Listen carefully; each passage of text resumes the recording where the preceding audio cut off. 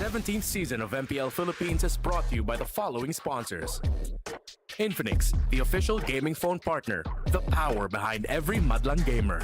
Smart, the simply reliable connectivity partner of the MPL. Our partner in esports, Clear Men. And our strategic partners, TT Racing, Ferry, and SIP.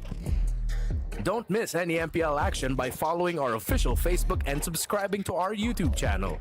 Follow MPL PH on TikTok for more content. Experience the lakas ng Pinas of MPL PH Season 17 live at Victoria Sports Tower. Grab your tickets now via the official MPL PH website. MPL Philippines is monitored and supervised by the Games and Amusement Board.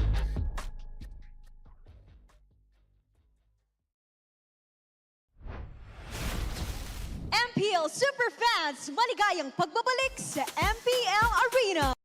This is your very own Odin. At ako naman si Denise. Handa na muling maki-get out dahil ngayong araw ay Superfan Saturday. Oh, kala nyo tapos na kaming maki-araw with sex bombs? No.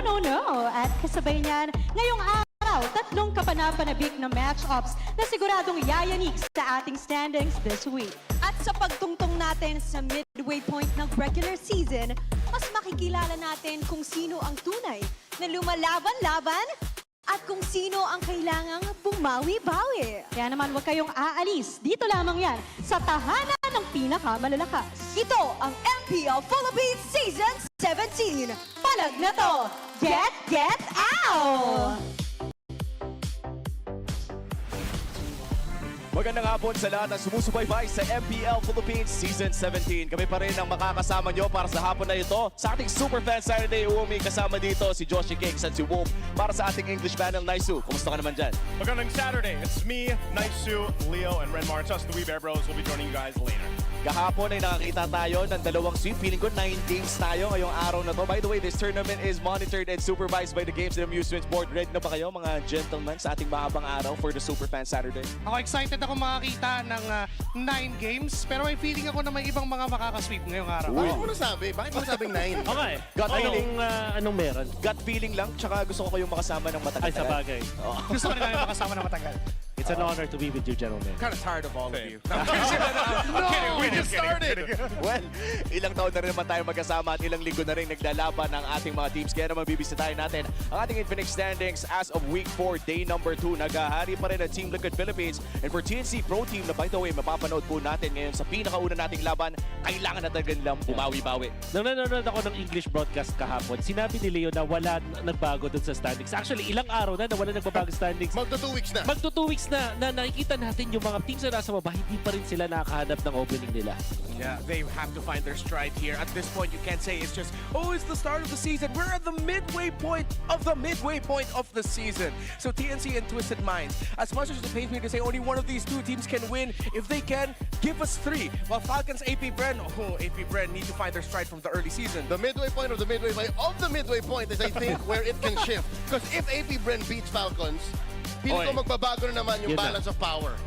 We have seen before where teams suddenly take off, like in the second half of the season. So maybe this is going to be the start of that here in the Superfan Saturday for one of these teams. And talk about Omega, no? Kailangan din talaga nila mahanap ang kanilang identity o kaya ang kanilang playstyle, ang winning playstyle up against the defending world champions, Aurora Gaming, na hindi rin naging sobrang ganda ng first few weeks para sa MPL Philippines, pero nandun pa rin naman sila sa bandang okay pa ang kanilang sitwasyon sa ating liga. Nandun sa puntong struggling, pero nandun pa sa kaya pa talagang itaas yung kanilang lakas. And for our first series, TNC versus Twisted Minds, parehas tong dalawang teams na to na nagiging shaky yung mga start, tapos bandang dulo nagbabago, may tendency for a comeback, pero kinukulang pa rin eh. Well, for shaky starts and shaky seas, ang isa sa mga matatanggap at nating kapitan ng Twisted Minds na si Lanzo, na ang ating Admiral ay talagang nagbibigay daan sa Twisted Minds na magkaroon ng kahit papano na stable na seas. Yeah, for the Admiral in Lansu, one of my favorite qualities of him is he's literally like that little soldier meme that's protecting you while you sleep. He's that guy for Twisted Minds. If you need someone to front, he'll be there. If you need someone to set, he'll be there. Because Kaloy, usually his picks for the roams are more of those setup styles that just come out of nowhere, set up, and then it's Lansu having to stand stand in front. This man would be willing to flicker Ionic Edge just to make sure that his team gets the edge. Pinaka-explosive na Ionic Edge. That's true. And looking at the stats as well, nag-a-agree yan. Number 1 sa damage taken per death. Ito yung literal na bubuhatin niya ang mundo para sa kanyang team. Kahit mamatay siya, ay okay lang. Pero, the stat defines that he will take so much more damage before he dies. I think That's that's true. what people need to understand. The higher the number, the longer it takes bago mamatay si Lansu. Parang maalala ko tong stat line niya na to. Parang last season. This season actually gumagamit siya ng mga heroes sa pang-setup eh. So yung parang nag-flicker tapos nagugulat na lang. But he's still topping the charts when it comes to damage taken per death. Which means na hindi lang siya yung matindi pero nag-work around yung buong Twisted dito sa ganito klase playstyle. Nakakabilib talaga ang pinapakita ni Lansu sa loob ng Land of Dawn. Kasama ang Twisted Minds, of course, still finding their way towards their winning playstyle. And for Lansu in general, hindi lamang sa loob ng Land of Dawn ang binibida niya, kundi ang buhay na rin outside and even before MPL. Kaya naman para malaman ang mga additional na informasyon, punta tayo sa video na to. Yung dati, kasi wala akong pera nun eh. Tinatamad akong mag-aral. Sumama ako sa kuya ko dyan sa Divisoria. Nagtrabaho kami and wala, nag-ipon lang ako nun. Wala, umiyak ako nun first day kasi ganito pala kahirap yung buhay na kaya maaga akong namulat. And umuwi ako nun. Nagpahinga muna ako nun eh. Sabay, yun, nag-ML ako. Sabay, nawalan ako ng pera. Ang pangit na ng cellphone ko. Eh, wala nang pera si mama. Ako, pumasok ako sa construction nun. Yung nagde-deliver kami ng semento and mga hollow blocks. Kada araw na nagde-deliver kami 4,000 na hollow blocks. Minamano-mano lang namin. And ayun, nag-ipon lang ako ng 20K. Ano ata yun, 4 months o 3 months. Yun, nag-ipon lang ako. Sabay, bumili ako ng cellphone, panlaro. Tumigil ako sa trabaho and tinuloy ko yung pag-ML ko. And yun lang. Lansu! Nagpapalakpakan dito yung mga teammates mo. We are here with Lansu, the ex-billionaire of Twisted Minds. Anong nararamdaman mo na panood mo yung video mo? Wala, masaya kasi kinaya ko yun. Nakaka-proud yung old self mo, di ba? Na sa murang edad ay nakaya mo lahat ng mga pinagdaanan mo. Sabi mo dun sa video, wala kang pera nun. Ibig sabihin, marami ka ng pera ngayon. Madaming bayarin eh. Madami ding bayarin at nagpapalakpakan yung mga teammates mo. Alam nila na marami ka atang panlibre sa kanila. Pero Lansu, anong binaon mo from the experiences that you had at a very young age? Ang binaon ko? Wala eh. Natatawa talaga ako kasi kinaya ko talaga yun. Okay. Ano talaga ako? So parang pag binabalikan mo yon, nakakaalala ka lang ng mga hardships mo. And now nandito ka ngayon sa MPL.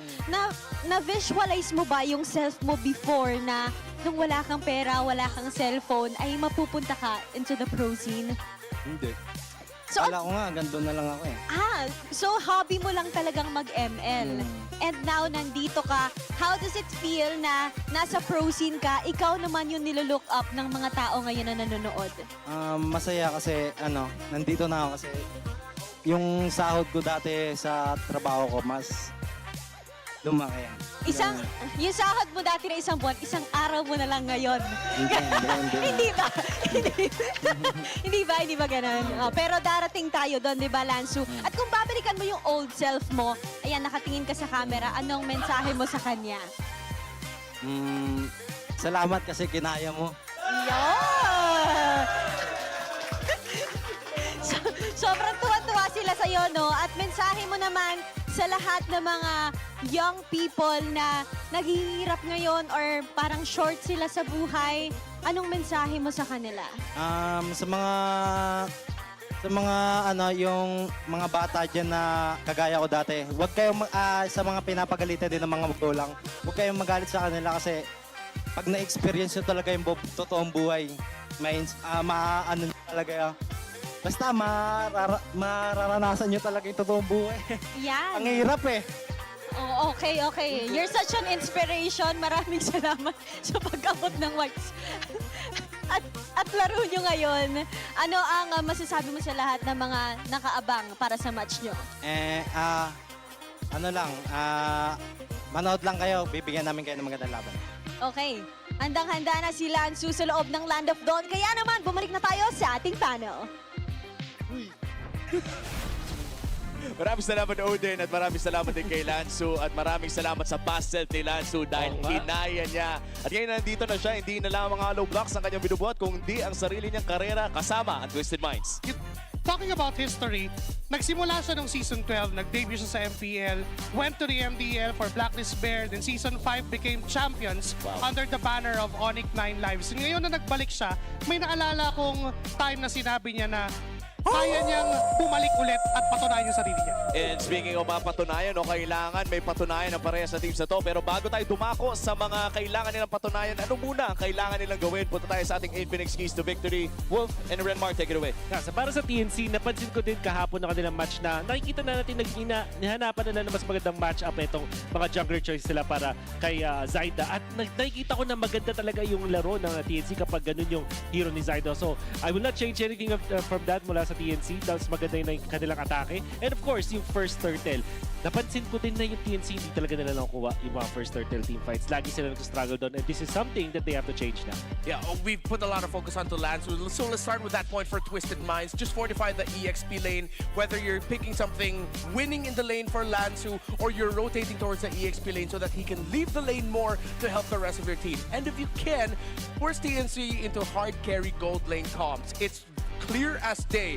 We haven't seen the Benny QD that we have been familiar with for the longest time of his career. So if you can force him into a playstyle that we haven't seen him perform with this season, well, that's going to be a good start for TNC. Oh yeah, looking back at yung mga I would say recent performances for TNC Pro Team, nakakamiss na nga makita yung tinatawag nilang dating Benny Cutie. Pero bago natin puntahan yan, ay i-ready muna natin ang ating sarili na i-level up ang ating mga game at pati na rin ang grades. The best students don't just study hard, they study smart. That's right.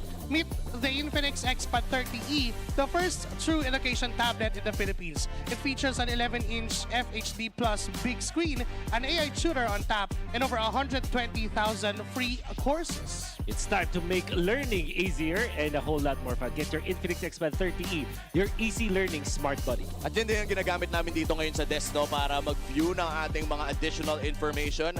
Spoiler alert, di naman kita sa camera ko anong laman yan. Pero nakakatuwa sa ating mga sponsors ay talagang gamit na gamit natin. Pati na rin yung mga maiinom at nauupuan natin. But looking back dito sa match na to, nakaupo ang Twisted Minds at ang TNC Pro Team sa medyo may ibaba ng ating liga.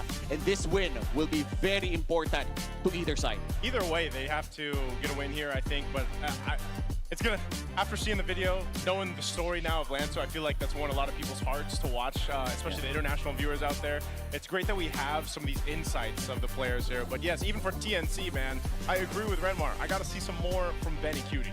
TNC, I think, is lacking that central icon. If we started off this discussion by admiring the Admiral, sino naman yun para sa TNC? Because I think since they brought Lancey back into the rotation, hindi ba nagbago rin yung synergy nila, yung chemistry nila? Ano nang direksyon ng TNC ngayon? I think it's shake your ground for the Phoenix Army. Yeah, I have to agree here. With Lancey coming back in, it has to be Lancey. He has to be the guy in the center of the map, considering also that he's up against Sean, who has been very dependable for Twisted Minds. Yeah, a lot of pressure para dito kay Lancey ever since their great playoffs run last season. Ngayon naman ay hinahanap natin muli yung ganitong klaseng performance. Magsisimula na ang ating pinakaunang laban. I-welcome na natin ang TNC Twisted players. Pasok. To ensure the integrity of the game, please welcome our marshals, Chico, Miko, JD, and Joshua G. Their backs against the wall and ready to rise once more. Phoenix Army, mag-ingat para sa inyong TNC Pro Team!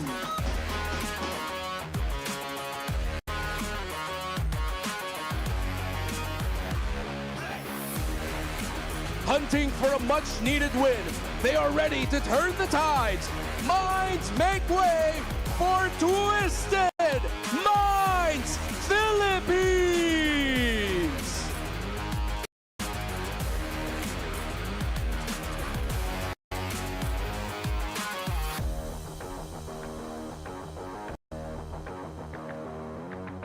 And our head referee, as always, is the Chop Master, Sent.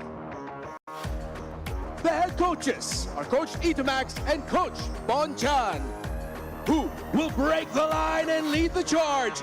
Ito na ang unang laban sa inyong Super Fan Saturday!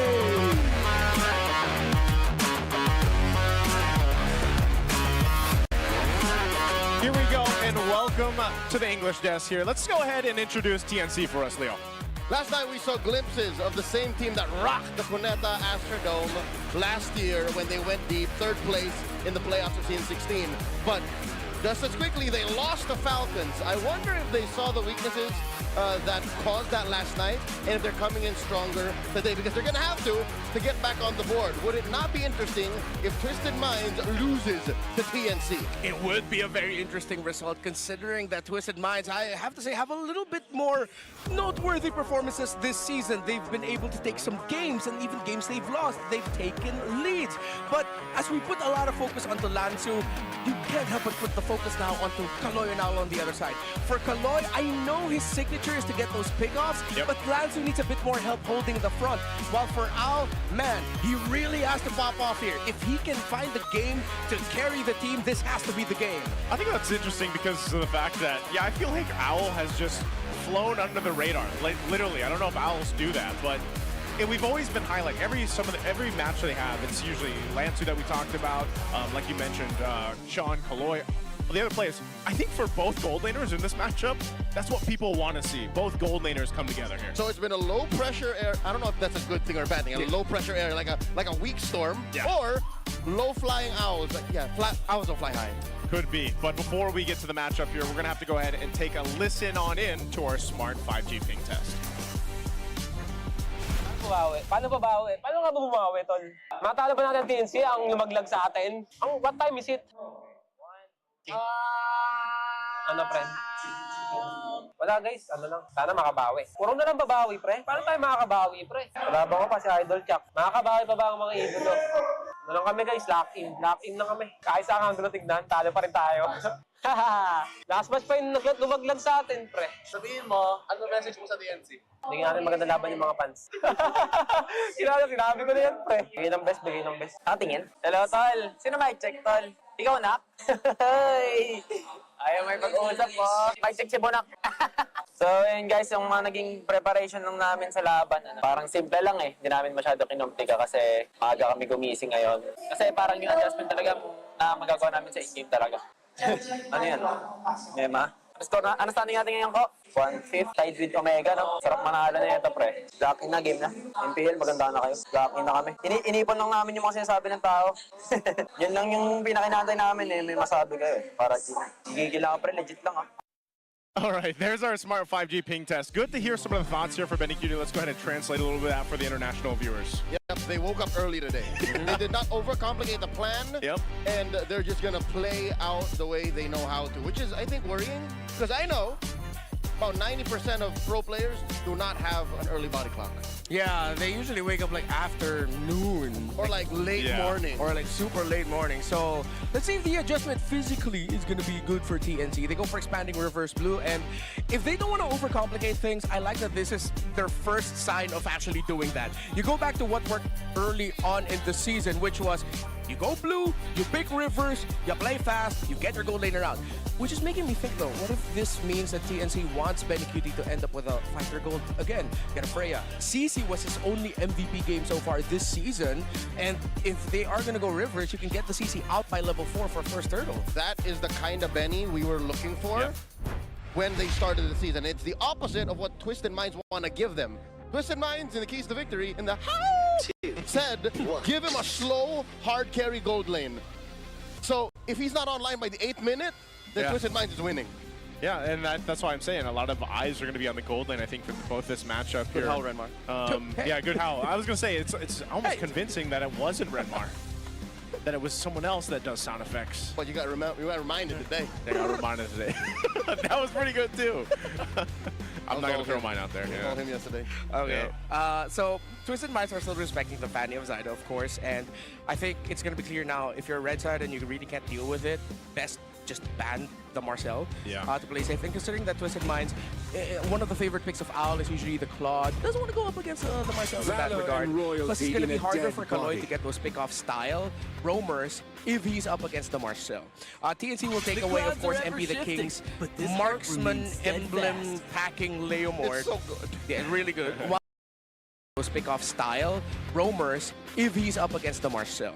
TNC will take away, of course, MP the King's marksman emblem packing Leomord. It's so good. Yeah, really good. While they reduce the impact of 3-Mar, who was stellar yesterday in the Sora, we have to give him that.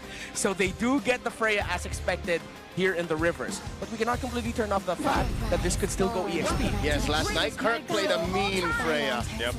Oh, look how quick the answer this is, though, on the red side here. We got the Jushin, the Harley. Still one of those picks. It's a go-to pick, especially once that Leomord is kind of targeted banned out here. Still a threat. Still a great threat in most of these compositions that we're seeing. Twisted will go with that. Now, the answer for TNC, they've already got the Freya, like Renmar mentioned. It could be Flex. That could be a possibility here. But I would almost just like to see this go in the hands of Benny Cutie for this matchup. Yeah, but TNC need to consider that the carry is still going to be open for Owl later. One thing we established yesterday is that when you're up against a team with Freya, you want to pick up the carry for yourselves. So Chaknu will get... Actually, TNC got 2 signature picks away from Twisted. Of course, the Kaloy's Khalid and Lanzu's Uranus, which I still feel like with all of the picks that Lanzu has played, Uranus is still his most iconic. Are we not turning off the fact that the Freya is still a flex? It is still a flex. Freya, yeah. Even the Uranus is still a flex. Exactly. That's the only reason why is because we've seen, you know, that once in a blue moon Uranus jungle in leagues all over the world in 2026 alone. So what if that happens? Isn't that kind of a waste of Zyda's mechanics? Fight for the technically, but you know, we have seen some players play the Uranus very differently, even when it's parked in the XP lane. You know, there's like the shades of Uranus now. I mean, at Kyle, this point, you know, does a mean Uranus jungle too. Yeah. So here's the answer right now to finalize that first phase for Twisted. They go with the Hilda. This Hilda, too, I feel like just hasn't been able to get picked up as much as we thought it would, especially in the beginning of the season. But now this also, I feel like Hilda alone provides a lot of that potential space for MP to do what he needs to do on this Harley and also scout out. So if this is the Uranus jungle that we're thinking here, then you know, at least you have a Hilda to go ahead and kind of keep track of where things are going. You have to keep track of the Uranus, and it's also might be risky for Kaloy to play how Hilda wants to play, which is just constantly diving on the jungler. One pick that TNC, or excuse me, Twisted Minds might want to ban out here is the Kimmy. Kimmy in the mid here for TNC would be great, especially if they put the Freya in the gold. That means you already have another source of basic attack, and Kimmy is your marksman, the traditional marksman idea here. Very smart ban there on the carry. They got away with it, I'll tell you now. Yeah. I think the fact that Twisted Minds did not go carry 1, 2, or carry 3 on red means TNC's like, whoo! Yeah, it's like the easiest ban of their life just to take it out here. For Lanzu, because of the damage profile of TNC, you might actually be able to get away later maybe with an Alice or a Glue, but if they just want to keep diving and just go for like full impact, if they get like a aggressive setter fighter, that would be okay too. But the thing is, it's hard to pick your EXP at red 4 because you're not completely sure where this Uranus is going. Yeah. But I think Twisted Minds are leaning on the idea that it's most likely going to be a assassin type hero for Zyda because that's why they picked the Hilda. I think to them, they're thinking, no way in hell Zyda's going to be playing this Uranus. Playing the Uranus, yeah. That's why the flex is incredible because it could still happen for TNC depending how they play it. But that's the most powerful kind of flex. Yeah, it's you never see it coming. Yeah, that's true. And it's a big way to go ahead and play out this draft. Now, the answer is going to be the Claude. It's kind of what I was expecting because of those targeted bans for his gold lane. Moskov and Carry already went out, so you most likely just see Al pick up a Claude. He does that, and so you know that he's going to need time to go ahead and build up. We've seen this so much with Claudes right now, that struggle. He's going to play solo to the ground. He's going to have to, man. He's going to be under the radar. Yeah, Benny's going to bully him, dude. So shake him up for his lunch money. Yep. See if it is going to be the Kimmy. I wouldn't want them to consider Eve right now because there's a Claude. Oh, what? Okay. Sure. Okay, Eve. But there's a Claude, there's a Harley, there's a Juicin. Your EXP doesn't really have a lot of crowd control. The Khalid really only has a Raging Sandstorm and he's a little slow when he kneels to the ground. So, but as expected, Twisted Minds read it perfectly. Zyda still ends up with an assassin. Yeah, he gets his assassin, and they're going to get their R-Lot here for Twisted. pretty rounded lineups, I'd say, on both sides, but this could end up working for TNC here. Real quick, let you guys go ahead and scan that QR code right now. The super fans out there, scan the QR, get a chance to win 1,000 MLBB Diamonds by predicting the match winner.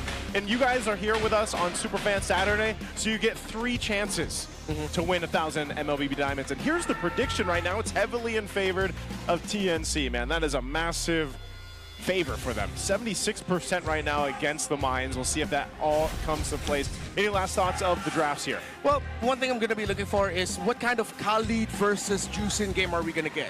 One where it's maybe a little bit more leaning towards Khalid, or Juicin once again proving to a lot of Khalid players as to why if you were up against me, you'd rather not go up against me. Which is why I'm partial to Twisted Minds lineup. Sure, Owl will suffer, Owl will struggle, but if you understand that going in, you can plan for it.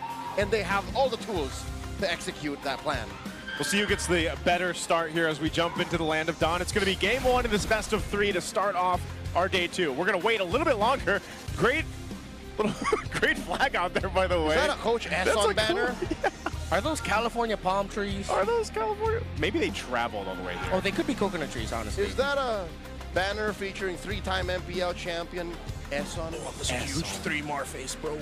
That's actually probably the one of the biggest ones we've seen. Look at that glorious mullet. Yeah.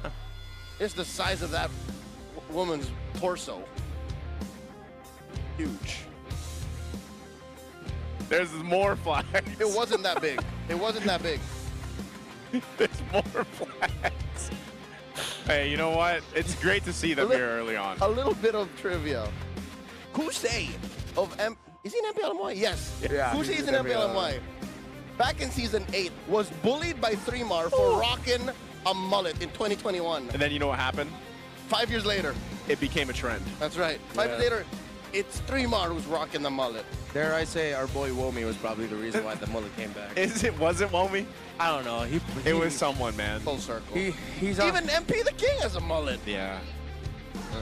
Time is a flat circle, folks. Mullet mania. Yeah. Looking at the stage right now, if I'm not mistaken, it was on the side of TNC Pro Team that called for the initial pause, but it looks like right now they're more active, our marshals, in helping the Twisted Minds side. Yeah. Okay, here we go. Yeah, please they just give us the call to jump on in. So here we go. Let's go. Let's go ahead and get it started.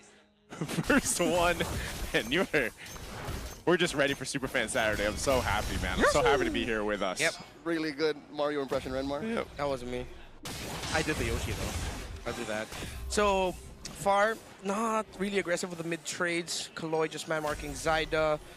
Emblems Aspire, Wilderness Blessing. It's the Brave Smite on the Uranus. All right.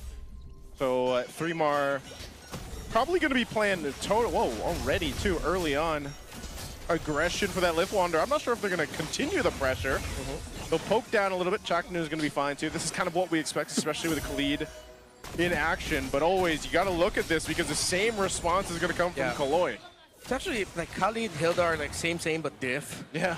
They deal an absurd amount of damage for early roamers, fast rotations, and they good survive sustain. a huge amount of damage and then join the fight again. Yeah. They both heal in a different way. It's like I think Hilda's got to stand in grass and he's got to stand in sand. Yeah. So I wonder what that design was like when they decided to make those heroes. So far, TNC's been trying to disrupt MP the King's rotations, but it hasn't stopped him. He has a significant EXP gap, as Zyda still needs to get his first orange buff. Let's see if TNC will be able to make it for the first turtle, as Twisted Minds, all of the effort TNC put into trying to stop MP the King, actually somewhat delayed Zyda because he was forced to join in and see if he can poke down. Yep, and that kind of follows through with bullying Owl, because they all follow through down here. Oh no! Speaking Owl of, gets a 2-man dogpile on him. Chaknu and Benny get pushed out. Okay. And just like that, Twisted Minds are still putting their heads on a swivel. They want to make sure, okay, is it safe to still engage in the turtle? It is the rivers, and of course 3-mar decided to place himself a little bit deeper towards the side of Twisted Minds' jungle, and that is what stopped MP the King from continuing the turtle. Oh, is MP gonna fight? Chaknu and 3-mar asserting themselves. RWM by Lancey, swiping away. Zyda going at the turtle. Owl made it here, but look at Benny! Helping Zyda secure that turtle, and Benny's still wailing away. Already used that Valvey's Descent. Crimson Beacon by Sean backing off. 3-mar on Lansu. Lansu 1-3. 3 more flickers back. Shadow tail by Zaida, drawing first blood. Great fight there by TNC, and Zaida, good discipline to hold on to the shadow kill for as long as he could. Twisted Minds decided to collapse into the shrub to see if that would stop or deter TNC from continuing to fight, but it didn't because they still had the Hayabusa ultimate. Good luck typing that in chat. I was gonna say, just type Fruitin' in every time you hear that. Oh! How did that happen? These are the tools I'm talking about. Yep. If Twisted Minds choose to pick off, they can. Yeah, I think he tried to disrupt MP the King, but didn't expect that there'd be 3 members. If it was only 2, he might have been able to get away, but it also could have been a little bit of overzealousness. He didn't have the flicker, and he's up against a Harley that was left undisturbed. Yeah. Even if it's a Uranus, hypothetically, if it was just Kaloy and MP the King, and Lansu was stuck in lane trying to clear waves, it still would hurt 3mar a lot. Yeah, you'd be surprised at how much damage the Deadly Magic does this early on, especially against tankier heroes like Uranus. So good pickoff, and that's why MP is actually still up here, because he could potentially threaten 3mar. Oh, final flash puts him into the range of Deadly Magics, but it's not the right combo. I think they need to have Sean in the area too. Yeah. Who's gonna get this gold crab? Ooh, miraculous last hit there for Owl using AOT. So Yeah, that's the smooth. difference in the gold lane. Benny is on Owl, but Owl is eyes on the prize. I need to farm. He's got to. That's what every Claude that enters the game has to do. They really have to focus on getting to that Trinity as fast as possible, and then they can really shine for the team. But you have all the tools you need to go ahead and provide early pressure with this Harley, for example. Owl's getting his DHS now, so he is farming up. You see that too, the boots that he went. He's got to deal with that because of the Benny Cutie Freya. At this point, you'd want to be able to build one of your second item components, but he needs that defense. And considering the turtle spawns on his side, it's the right call because he needs to join this as well. He needs a little bit more damage output from him so that Twisted Minds has a chance to maybe get a punish, but getting the objective might be too hard. It's all in on the turtle. TNC are putting up a wall. Speaking of, there's the RWM. Zaida secures. They're holding on to the ults though. And they're going to continue. They're going to force the issue deep into the purple. Going in with a Rampage Sandstorm. Lansu on him. Flicker, final slash. No one home. Down goes 3mar. That's enough damage. Vengeance. Shadow kill on the 4. Unable to distribute it as Lansu catches all of it. And a big slam by Sean. Down goes Benny. Zaida gets taken down by Owl. It's a double. Chaknu taken by MP. 4 for 1. Not worth it for the turtle. That's the revisioning we were looking for last week, man. What a slam down through Sean. 4 assists now in the Jushin. Carry Twisted Minds in the last fight by carrying the entirety of TNC Pro team. That's why you have to watch out for this Jushin, especially when the Crimson Beacon is up and you're not careful. Zaida getting Lansu looked like it was a big win for them, but as they tried to continue the fight, Sean said, I still have a card up my sleeve, and it was the perfect time to let go of the Crimson Beacon. Zaida doesn't have a first full item yet, decides to rush for the Sky Piercer, does not have the Hunter Strike as his priority, because he's still getting kills, so he's trying to see if he can get stacks much quicker. I don't know if that's a wise plan to do now. Yeah, at this point you need a little bit more penetration as well, but there's not a lot of defense to deal with other than the Hilda, because even Lansu is going for Oracle second after building Fury Hammer, which I mean it's the typical build for Arlets anyway. So there, full build anti-Cuirass already for Kaloy. Whoop, 3mar checks in, spots the take on the orange, gets bullied out, catches that Deadly Magic. In comes Sean looking for that choke and flickers out. Okay, he flickers out. Sean also just Dear Lord! Blazing the web by Owl, trying to protect himself, waiting for his allies. In comes Zaida. Shadow kill! Trying to take him down! Zaida with a shutdown!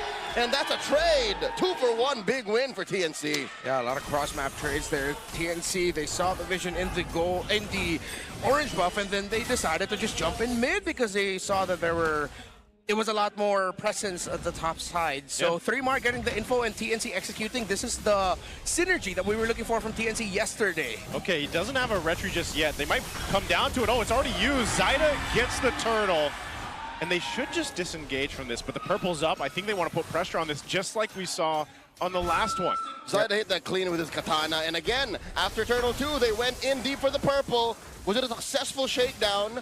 Yes, it is. Yep. I think TNC walk away with Grant that purple. Yeah, let's double check. Maybe we'll see MP. Yep, definitely stolen away. Yeah.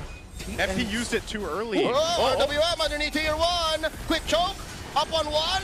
Valkyrie's just set in. Comes Benny. Swipe it away, and he catches the Deadly Magics. Looking for it. Crimson Beacon by Sean. Not enough damage. Benny's wailing away. Looking for that hit. And in comes Al.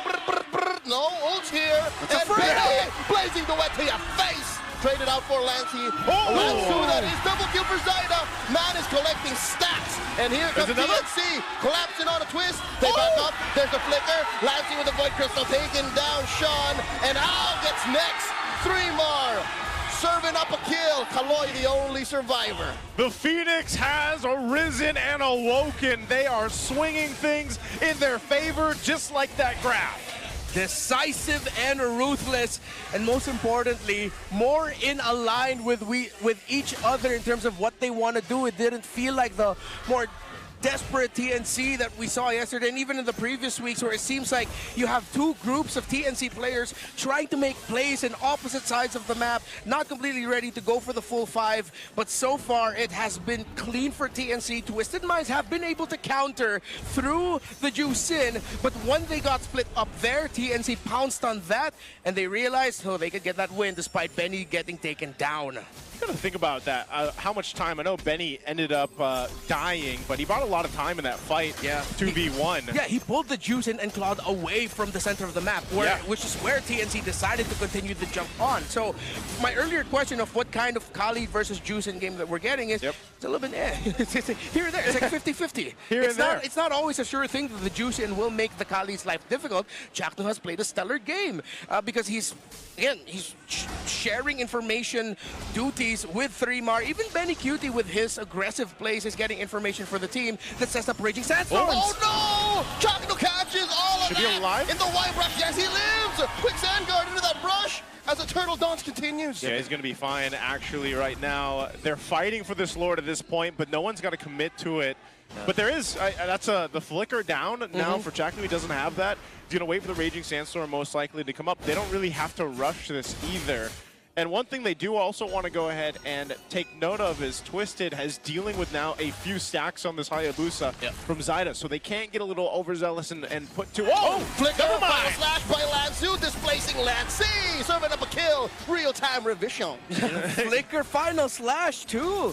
Little overzealous, go for it then. Yeah, they need it. It worked out well. 20 seconds on the clock. They're going for the turtle. Kaloy just sweeping these brushes. Benny Cutie on him. Lord here at a third of its health. Chakno and 3-mar checking range. Zyda holding on to that shadow and shadow kill.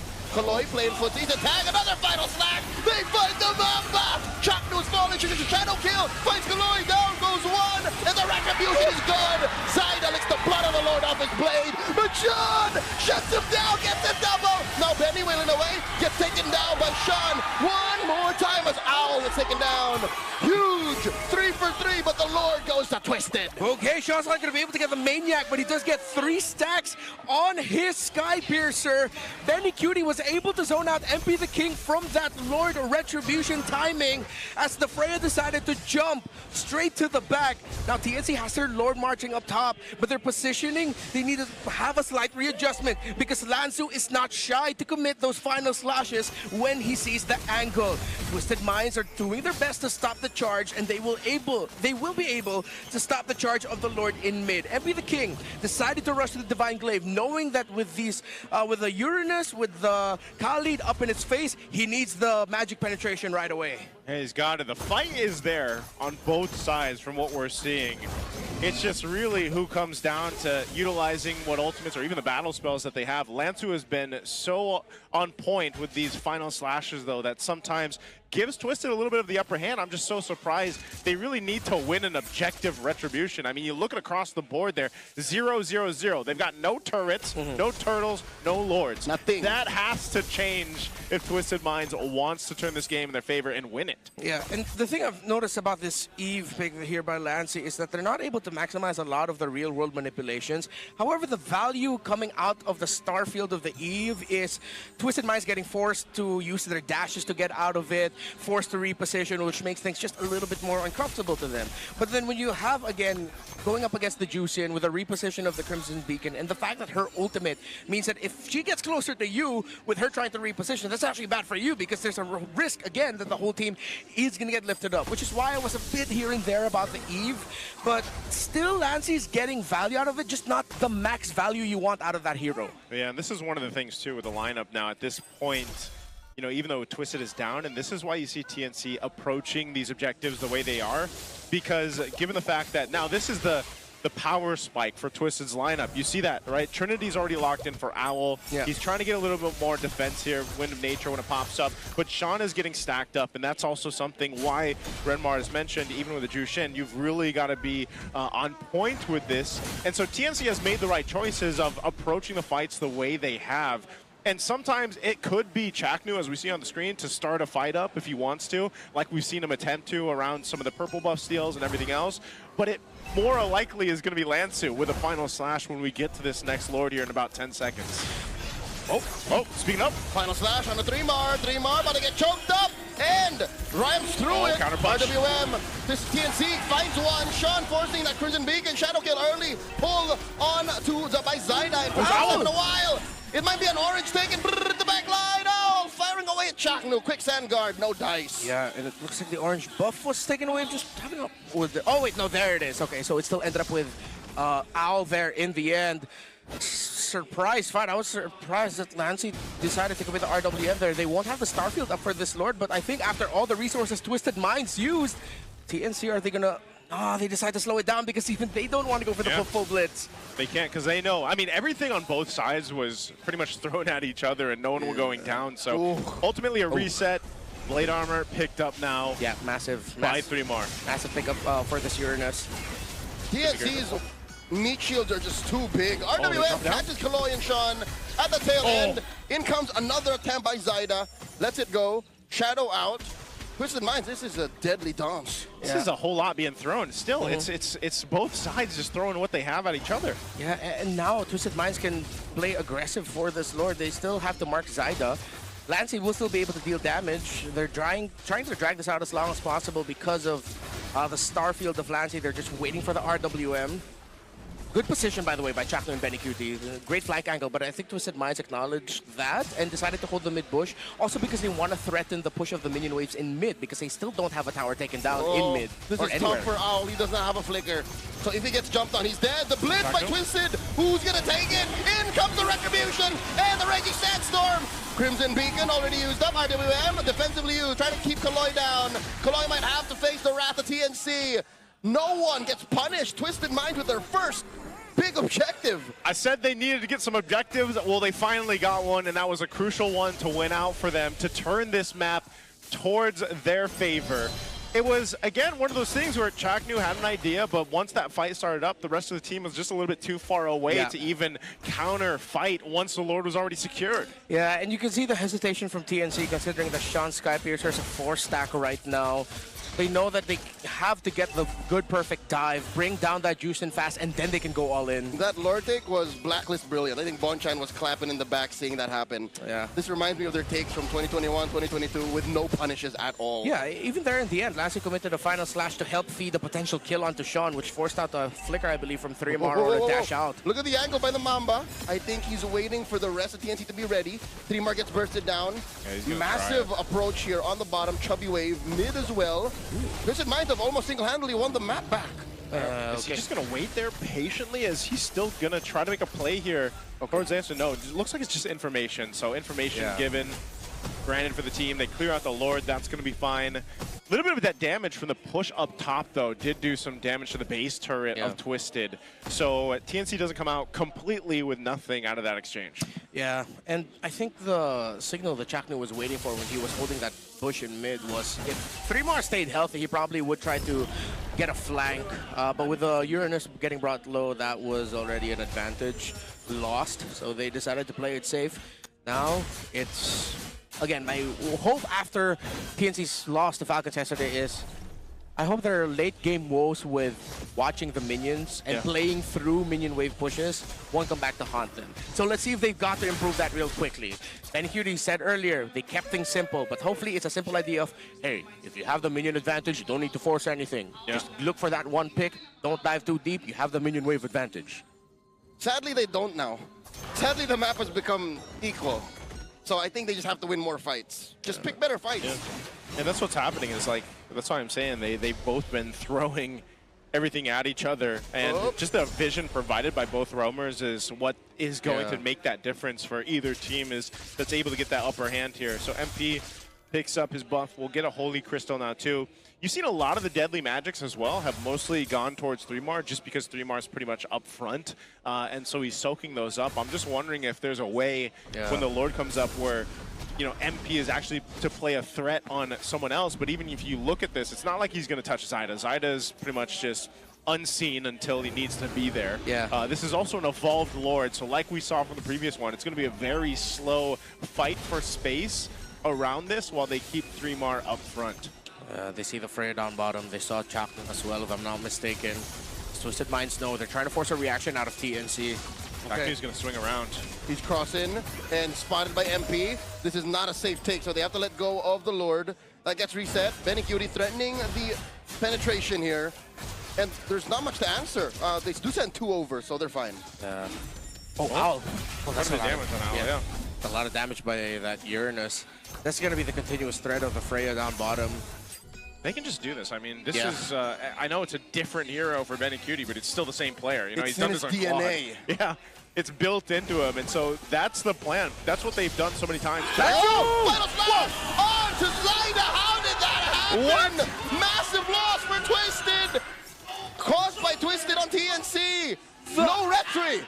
The Admiral stepping up for Twisted, but the map controlling Benny! Benny catches Owl! Owl with the answer, the Blazing to Wet and the Wind Champ!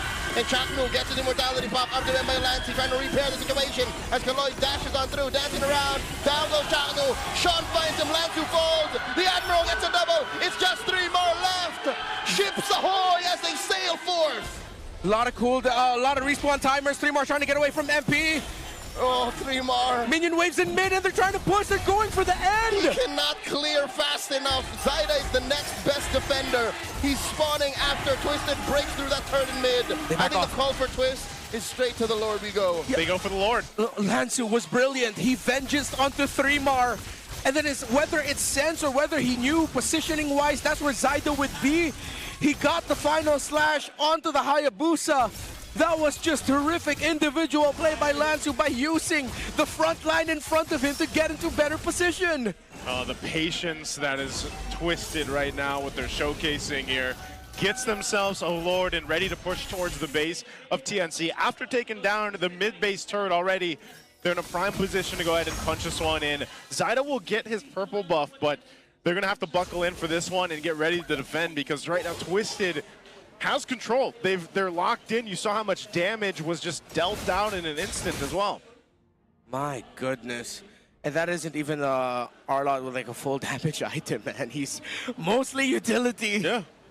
It's the that's what I was saying. It's most likely going to be started up by Lansu. He's a final slash machine. He is. He's been landing them throughout the game. They've been pivotal in getting Twisted control of this game at this point.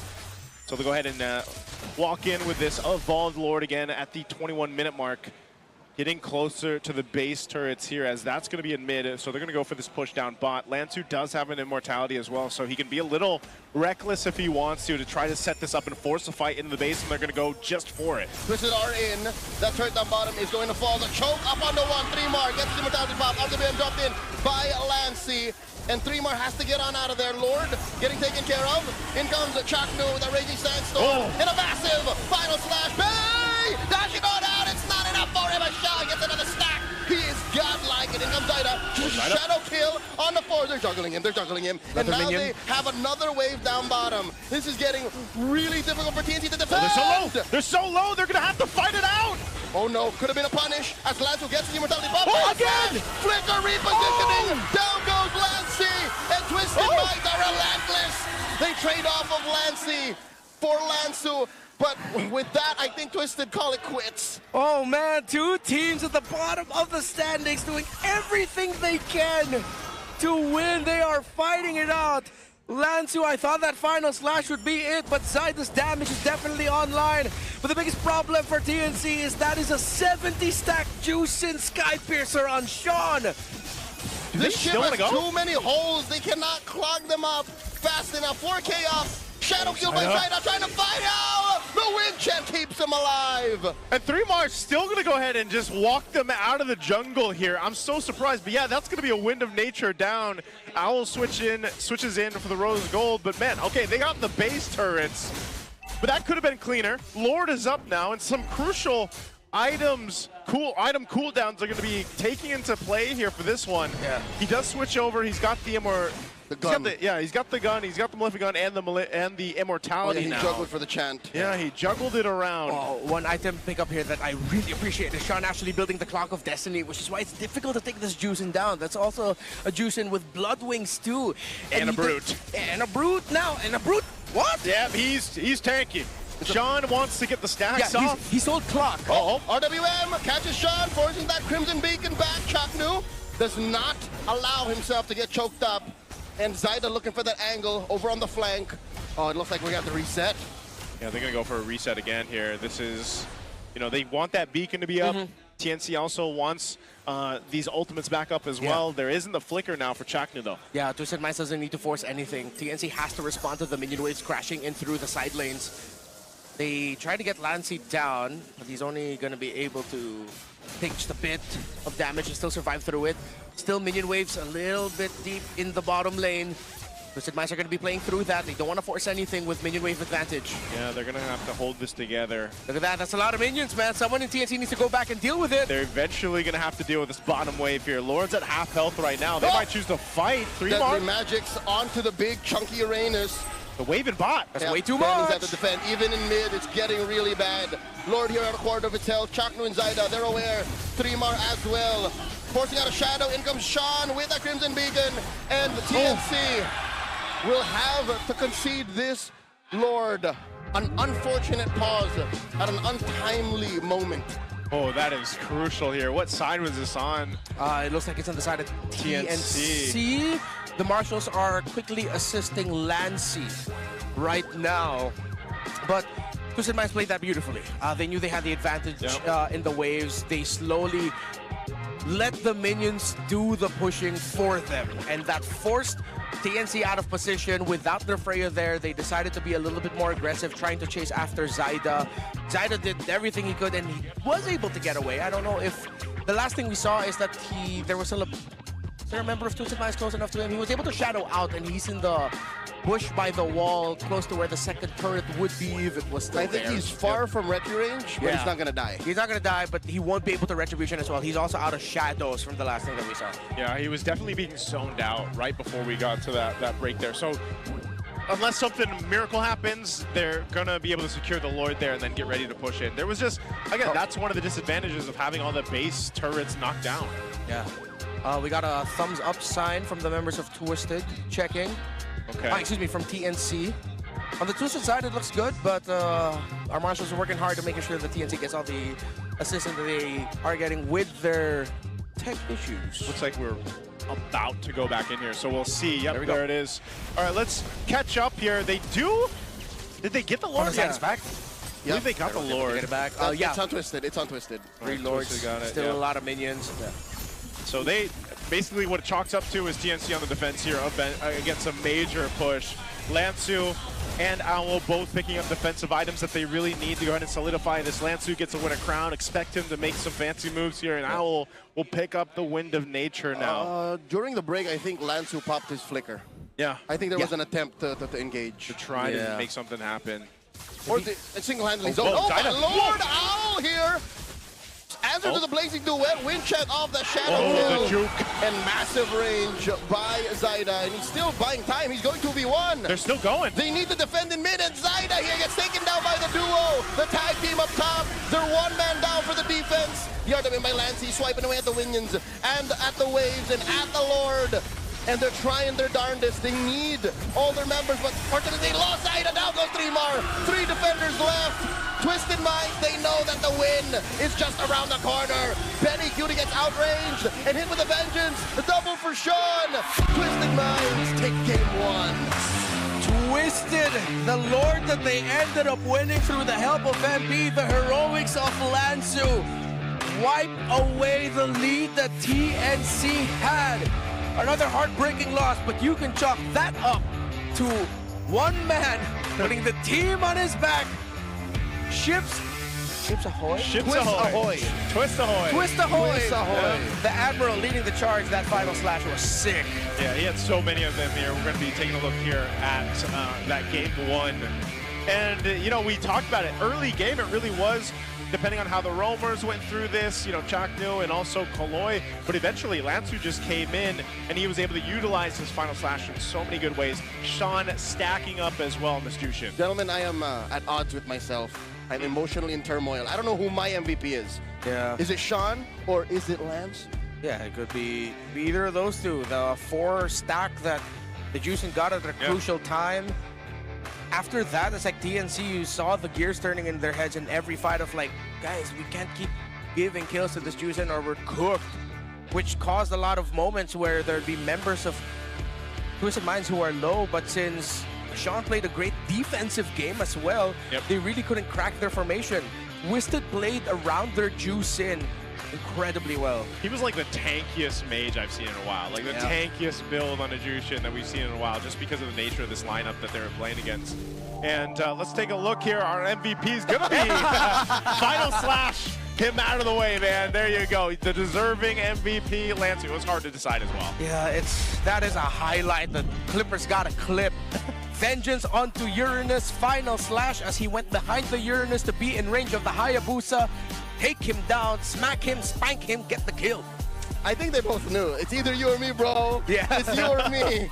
Which one of us is gonna bite? Do I get flared away or do you get final slashed off and team captain wins? It was such a good synergy between them as we look at the highlights here for this game. And again, for Lansu, you know, you don't see too many MVP performances for an Arlot right now currently. I feel like for certain teams, it's still one of those heroes that gets picked up in certain situations. Well, this one paired up really well. There seems to be 3 prolific Arlots in the league right now. It's Lansu, KelVJ, and Flap. Am I missing anyone? So far for MVP performances, I think that's it. There. Oh, whoa, massive final slash again. This might have been the one after they got. Oh wait, no. We have not seen that yet, but yeah, it was really game-changing when Sean started racking up kills. It was this one that changed TNC for the worse. After this, they weren't able to get any major objective. All 3 lords afterwards went to Twisted. Was this the one?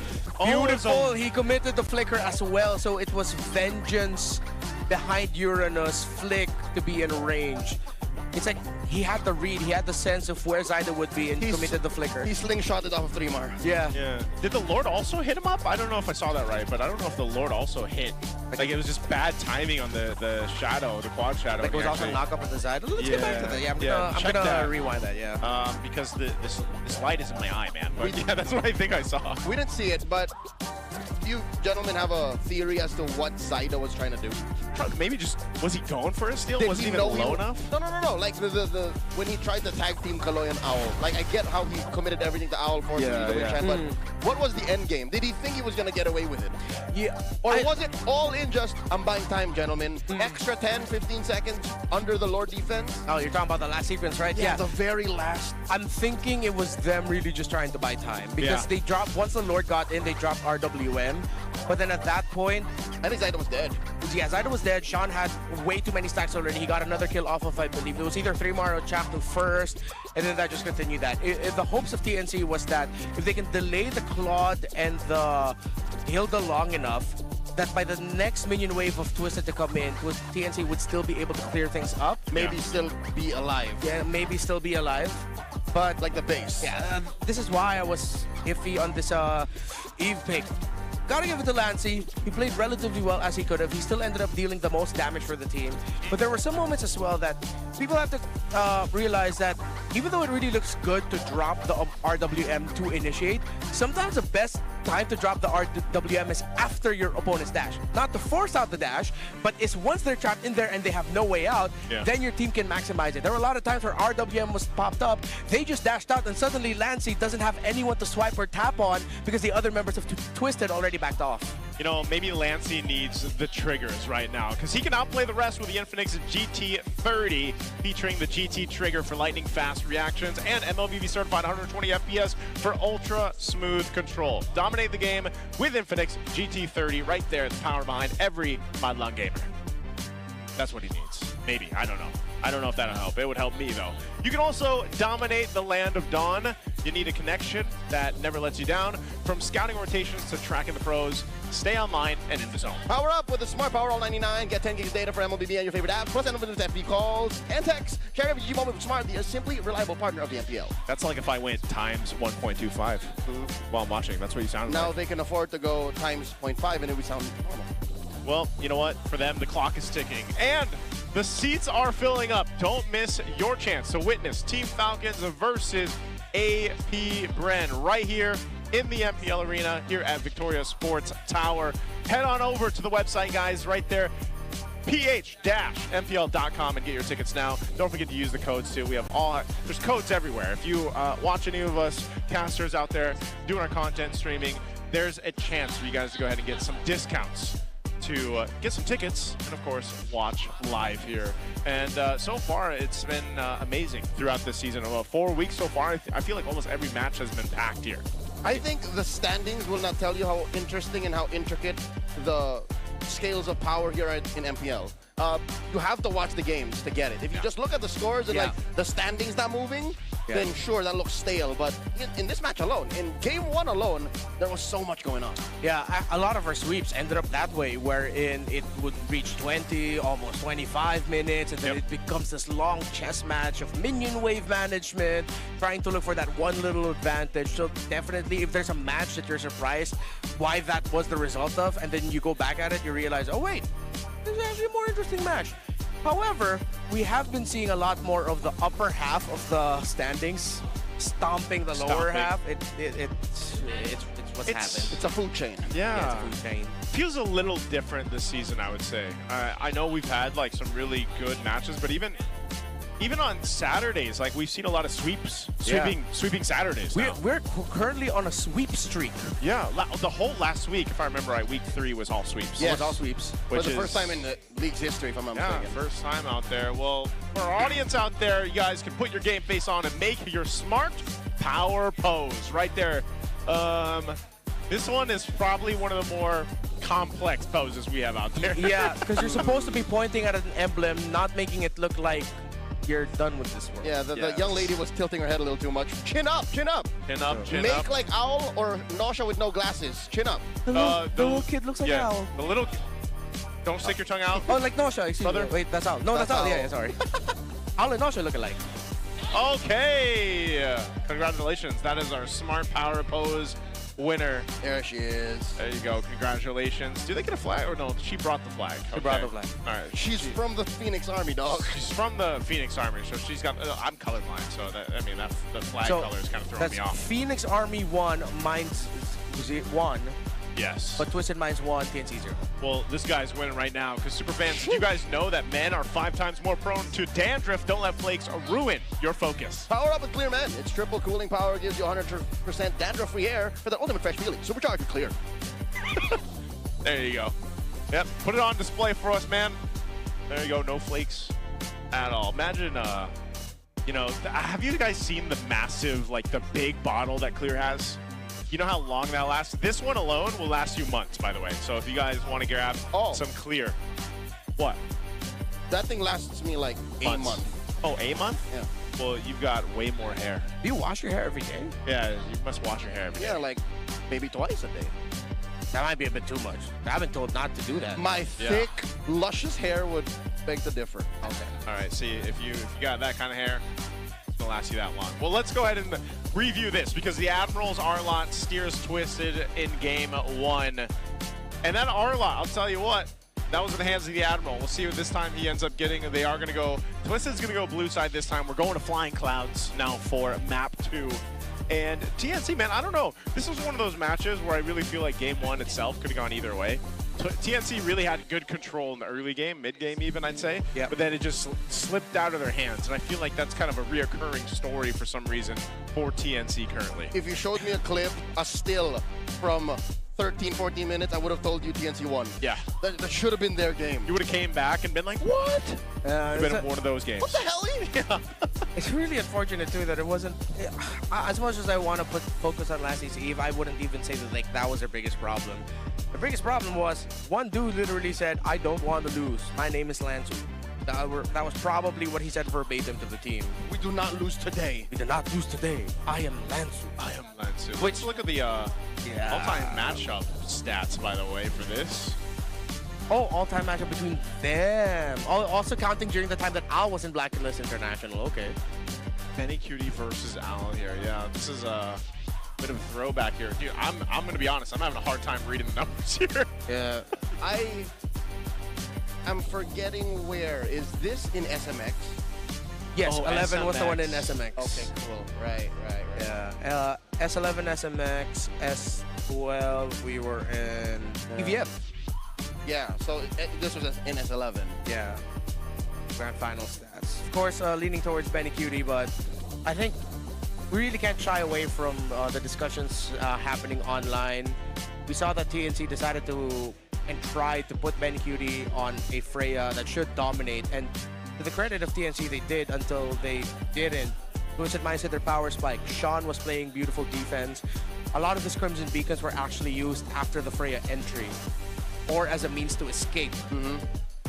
So it's really tough right now for your TNC of like, how do we set up Benny for success? There's been a lot of eyes on him, and rightfully so. Like the Freya was... The W word is getting thrown out. Okay, I'll say no. People are saying he's washed. It's a critical. I was like, the W word, like, W Benny? W Benny? No, people are saying he's washed, straight up. I'm not saying I agree with that. It's a critical gaze. Yeah, it's a critical like look into his performance, but it's at this point it's getting harder and harder to defend. I'm not saying I'm also saying, hey, Benny's washed. You're echoing what you see online. Yeah, it's more of like, where's Benny? That's my W word. Yeah. Where's Benny? Where's Benny? Not washed, but Benny, where? why? And you know what? The Freya was working, I would say, for a while there. It was.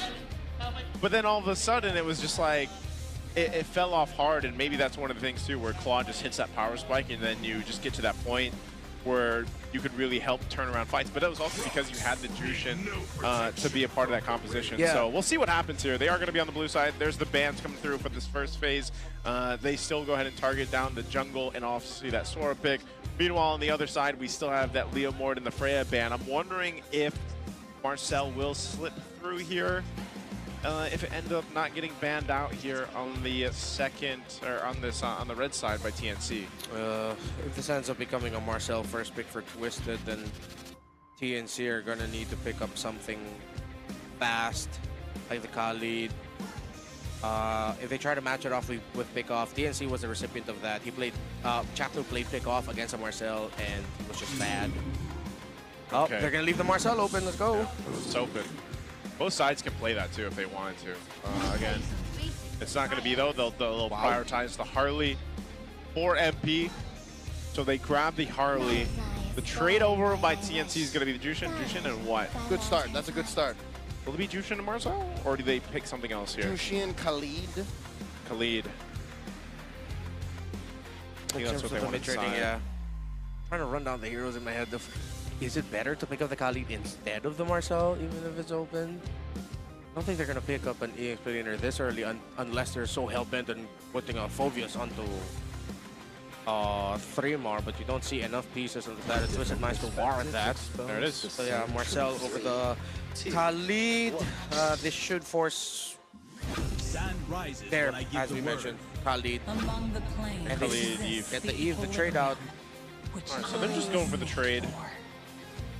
This time around, it's going to be over on the other side. You'll have the Eve there along with MP again. So this needs to be a lot of trigger discipline by Lansu for using his RWM. yeah, Ideally, he'd want to, of course, not get caught in the golden hour. But once that golden hour shows up and he is not under it, he pops the RWM right when the golden hour is about to go down. so that the members of TNC cannot capitalize on the golden hour. So you're pretty much using it defensively to make sure the rest of your team don't get dived on after getting set up by the Marcel. Yeah, Chaknu is one of the one of the players that did start to get those wins on the Marcel the earlier weeks here so far. So let's see what the game plan is going to be. Right now, the carry will get picked up, but they're not going to risk that being banned out like we saw in the previous draft. So Benny Cutie will get his hero. I like it. I would say that could potentially being way better than what he had with the Freya. Yeah, carry is a pick that you really can't go wrong with in this current metagame. I wonder if Twisted Minds are going to consider like packing just hella magic. I don't know, with the Marcel and Juice and they can't pick up the Harith. Might be too hard to Zaman Force under all of that. So I think TNC just need to lean in onto a harder EXP. You know what, maybe even consider picking up a... Because, okay, most likely Twisted Minds are going to want to ban the Suyo. Yeah. And some high-impact assassins. So if they want to, they could try maybe putting Zyda into something tanker. So they just really put everything on the carry. Play through Benny, play through the Juicin as well. A Fred? Yeah. But you first need to see... Yeah, because the carry's already gone, so you don't need to worry about that. You are just going to get dived down by the Eve Khalid in whatever mid goal. I still think Fred would be okay, honestly. You already have the Marcel. Put 3 more on something that can front. That's why Twisted Minds took away the Phobius. Yeah. The immortal one chose me. They'll take up the Suyo. Yeah, they banned the Suyo as expected. 3-Mar could still play the even the Lapu Lapu. Like if they go with the Fred, you could just get the Lapu Lapu. Get Lapu, yeah, if you wanted to. We'll see if they do pick up their jungler now, or they wait a bit to see what they're gonna put in the hands of Zyda here. And no more room for glue. Oh, Guinevere is still open if they want utility. Yep, so it's Fred or Gwyn. Yeah. I'm with it. Yeah. Alright, that's going to be Alice. They go with the XP option here. Alright, I'm still really leaning towards this is most likely going to be a utility fighter tank style jungle. Because really, you just want to play for carry.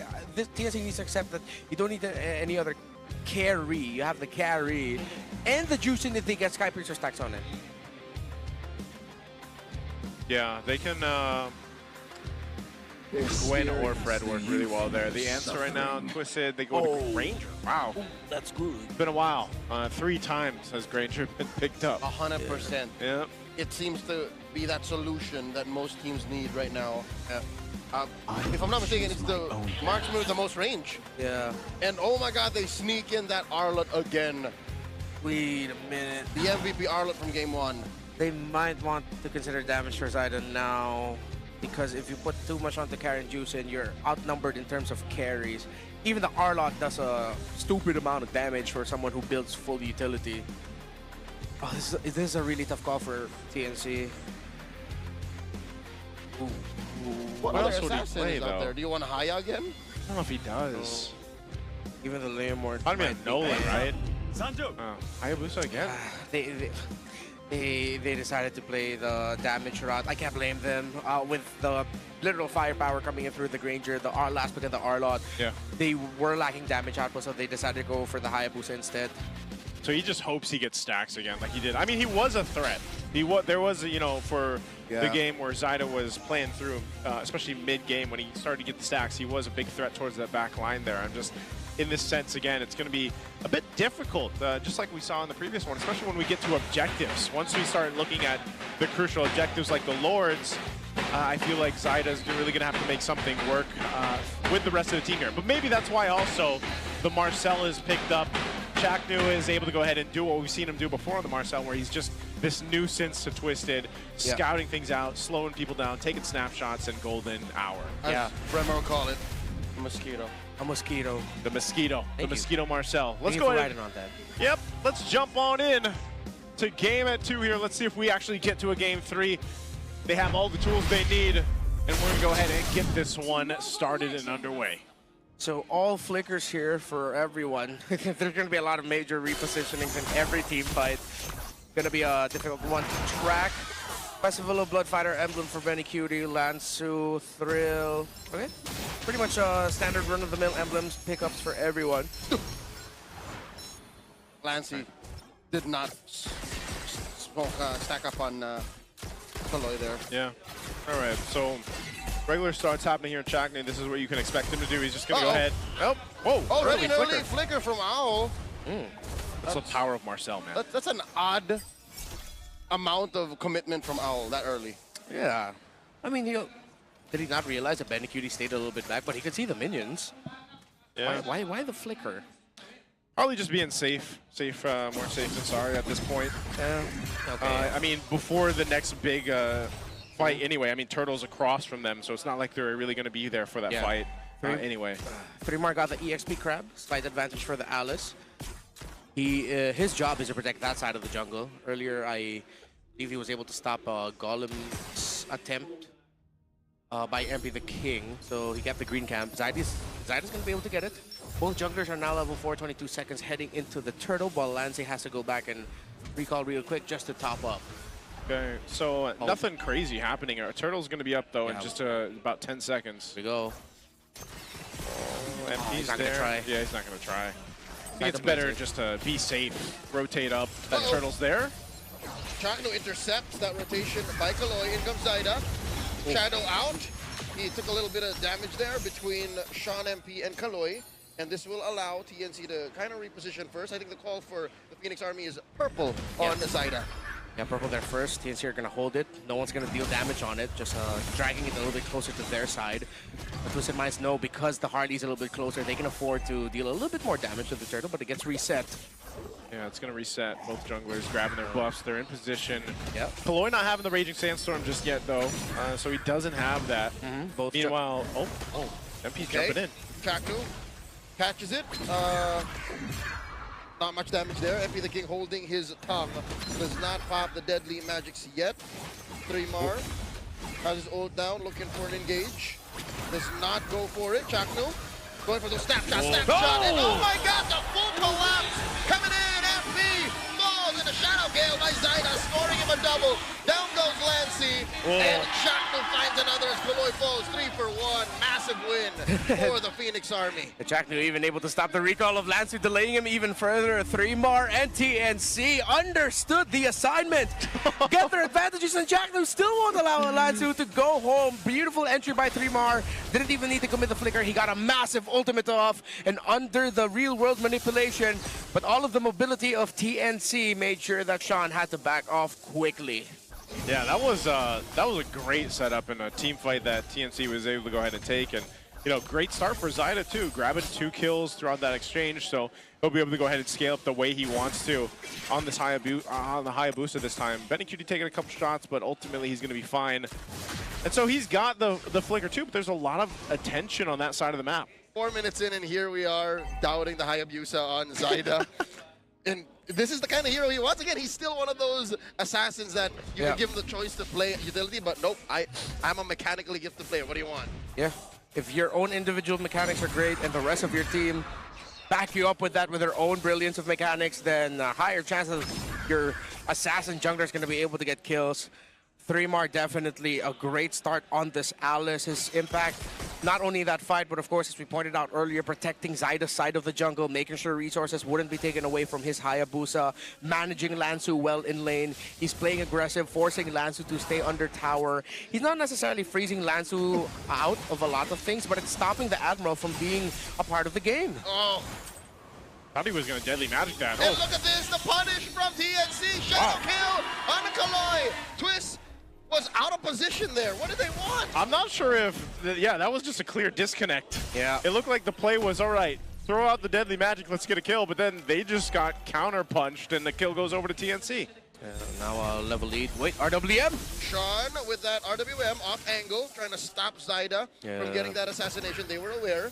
A couple of ult shots from Owl as well, but again, the fact that Owl isn't dying might be the only good news Twisted Mind has right now. Yeah. This is going to be Turtle 2 for TNC unless MP the King gets a miraculous play, but Twisted Minds go for a 3-2 split. Oh, Benicudi sensed that there could be something off with the placements right now of Twisted Minds, and he stays all the way back so that he doesn't get flanked. Free Turtle for TNC. Yeah, big objective picked up freely. Looks like they want to start something. Okay, Chakno with that golden hour stops a couple of members of Twisted Minds from retreating, but it's just a warning shot, even if they are ahead. I like this TNC. I like how cautious they are, even when they're ahead. It might as well be. Benny Cutie doing what he needs to do throughout this game. Skypiercer already locked in for Owl. Built that up pretty early, so we'll see if he's actually able to go ahead and get these stacks. Again, we don't see Granger picked up too much right now. Only 3 times so far up to this point in the season. But it's won every time. It has won every time. Oh, okay. Little thrown out there. Lancer used the final slash, but hold on.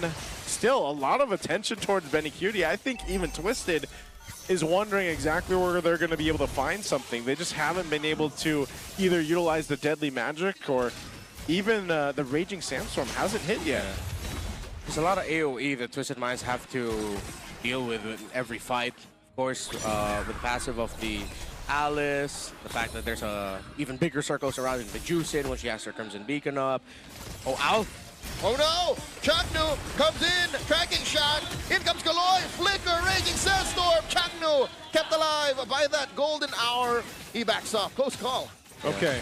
That's what I feel like this series has been a whole lot of close calls so far on both sides, but ultimately they'll fight into objectives. That seems to be the game plan here for now if nothing's sticking.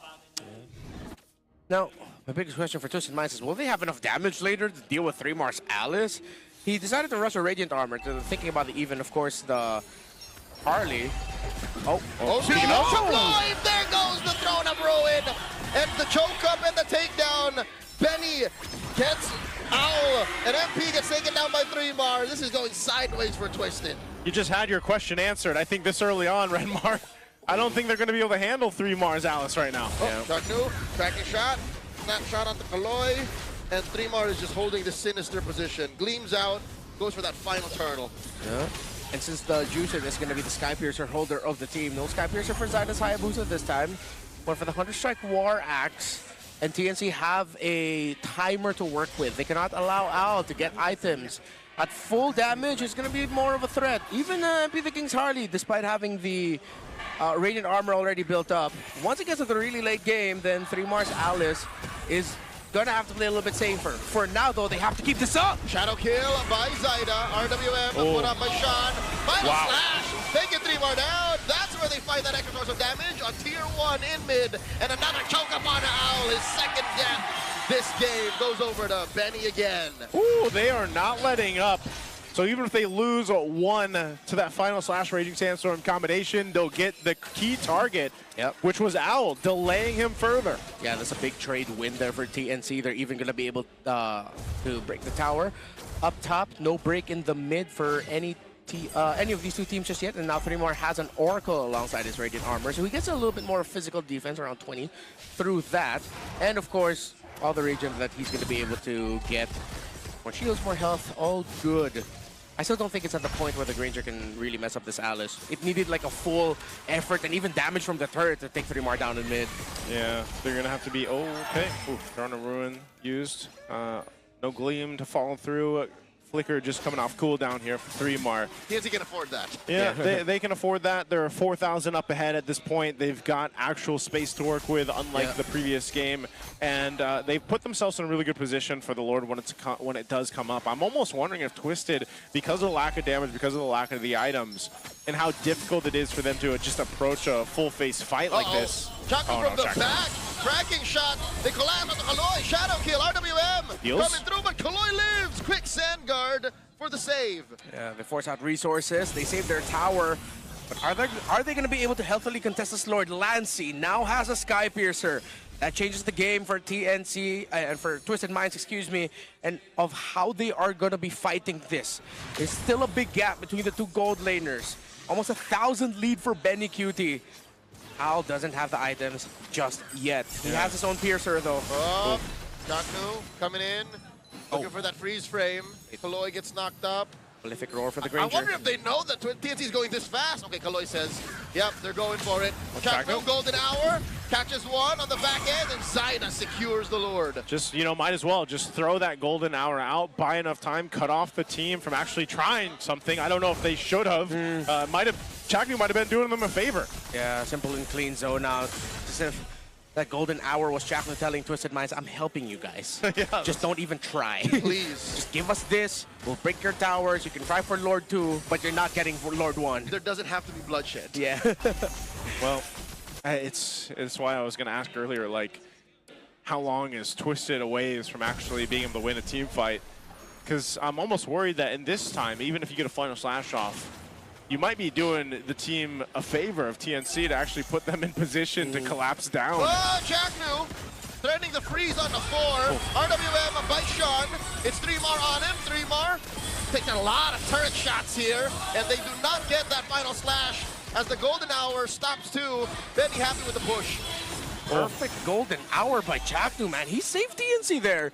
Could have been better. Could have been maybe a kill or 2 going into to Twisted Mind's hands, but he saved them. Oh no, I forgot there's another wave down bottom alongside a massive Lord. TNC scores another push down bot, popping a holy shield in mid. That's got to be like the worst target, too, for a Granger to try to shoot a Marcel when all you can do is shoot straight. Yeah. You know, so it's like... Stop! Yeah, stop moving! And now Marcel, that's all he does, right? He just moves across the map, and he's able to go ahead and set things up like that. So even with this Granger in question here, I think it's just going to be so much work for Owl to actually utilize. Even itemize, he's getting there. Still needs to go ahead and cover a lot of ground. You saw, even when 3mar jumps in on the Alice, like he's able to tank up so much damage, and that's why it's also just allowing the rest of the team of TNC to shine so much in these team fights. Oh, 3mar feigning that engage. Chaknu played footsie to Kaloy. Back off. All signs point to we're going to game number 3. TNC, if you flub this, this is going to hurt. Anti-Cuirass already for 3mar, and with that, even the impact of this Granger still will be delayed until level 15, until he's full stacks, items, everything. He does out, even with up to the Malefic Roar, it seems like there's not a lot of damage coming out of this Granger. I think he's going for, is it going to be a Sea Halberd? It looks like he's going for Sea Halberd, Might be a Sea Halberd, yeah. It's surprising because it just doesn't feel like there's damage anywhere else. Yeah, because the problem is, look, yeah, they already have 3 items of the Harley, but at this point of the game, you wish you had that much sooner. And Sean only has 2 items. He's only up to the Lantern. He needs Glaive. He needs Crystal, man. Oh, Chaknu running through 3. 3 more! And they answer back with a massive attempt on that throne. And he's still going up. The choke by Lancy. The reposition. MP the King already fallen. Golden hour. Chaknu running around like Quicksilver from X-Men Apocalypse. And they do fight Sean. Serving up the kill to Lancy. More stacks, baby. 2 for free. Yep, we're going to game 3. Yep, We're going to game 3. TNC, just, if you can't get it now, get the Lord, and then come back, and then end the game.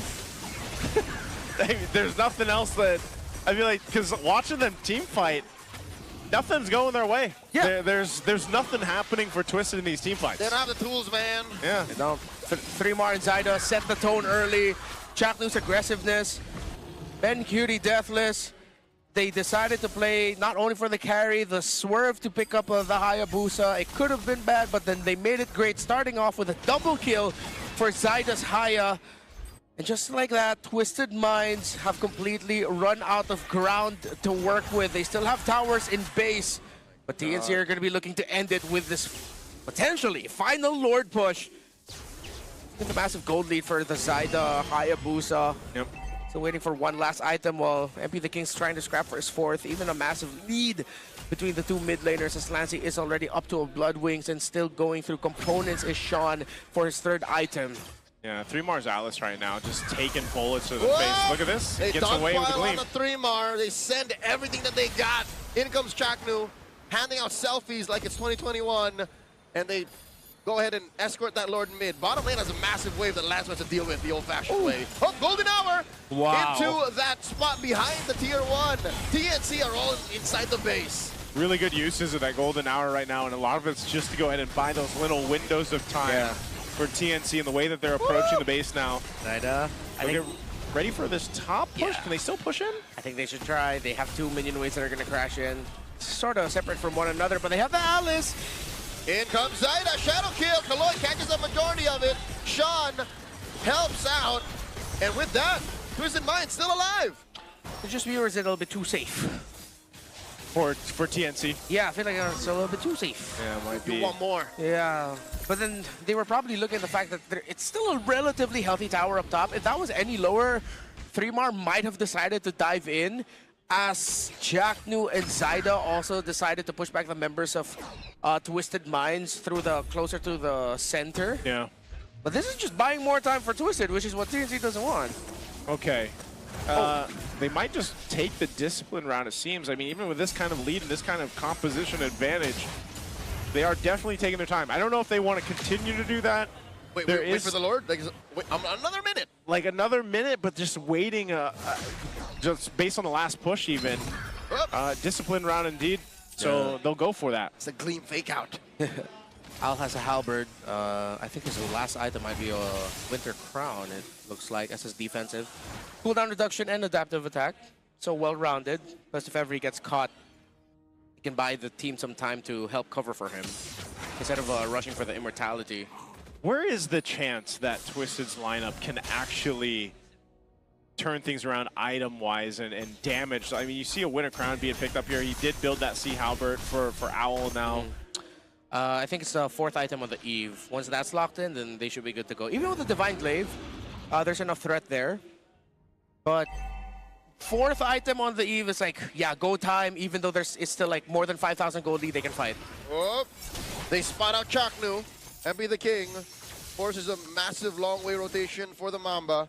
And this has turned into a Lord dance. Impressive how Twisted Minds are still making this quite competitive, despite being down almost 10 Gs. Yeah, there could be a potential here, just even in this Lord fight. If Whoa. MP? Okay. Oh, he smelt it. Yeah, he gets back. But yeah, this is going to be a Lord. So it was a good attempt. I mean, they were showing face on that side of the jungle, but ultimately won't take too much of the risk on themselves. So Lord goes over to TNC.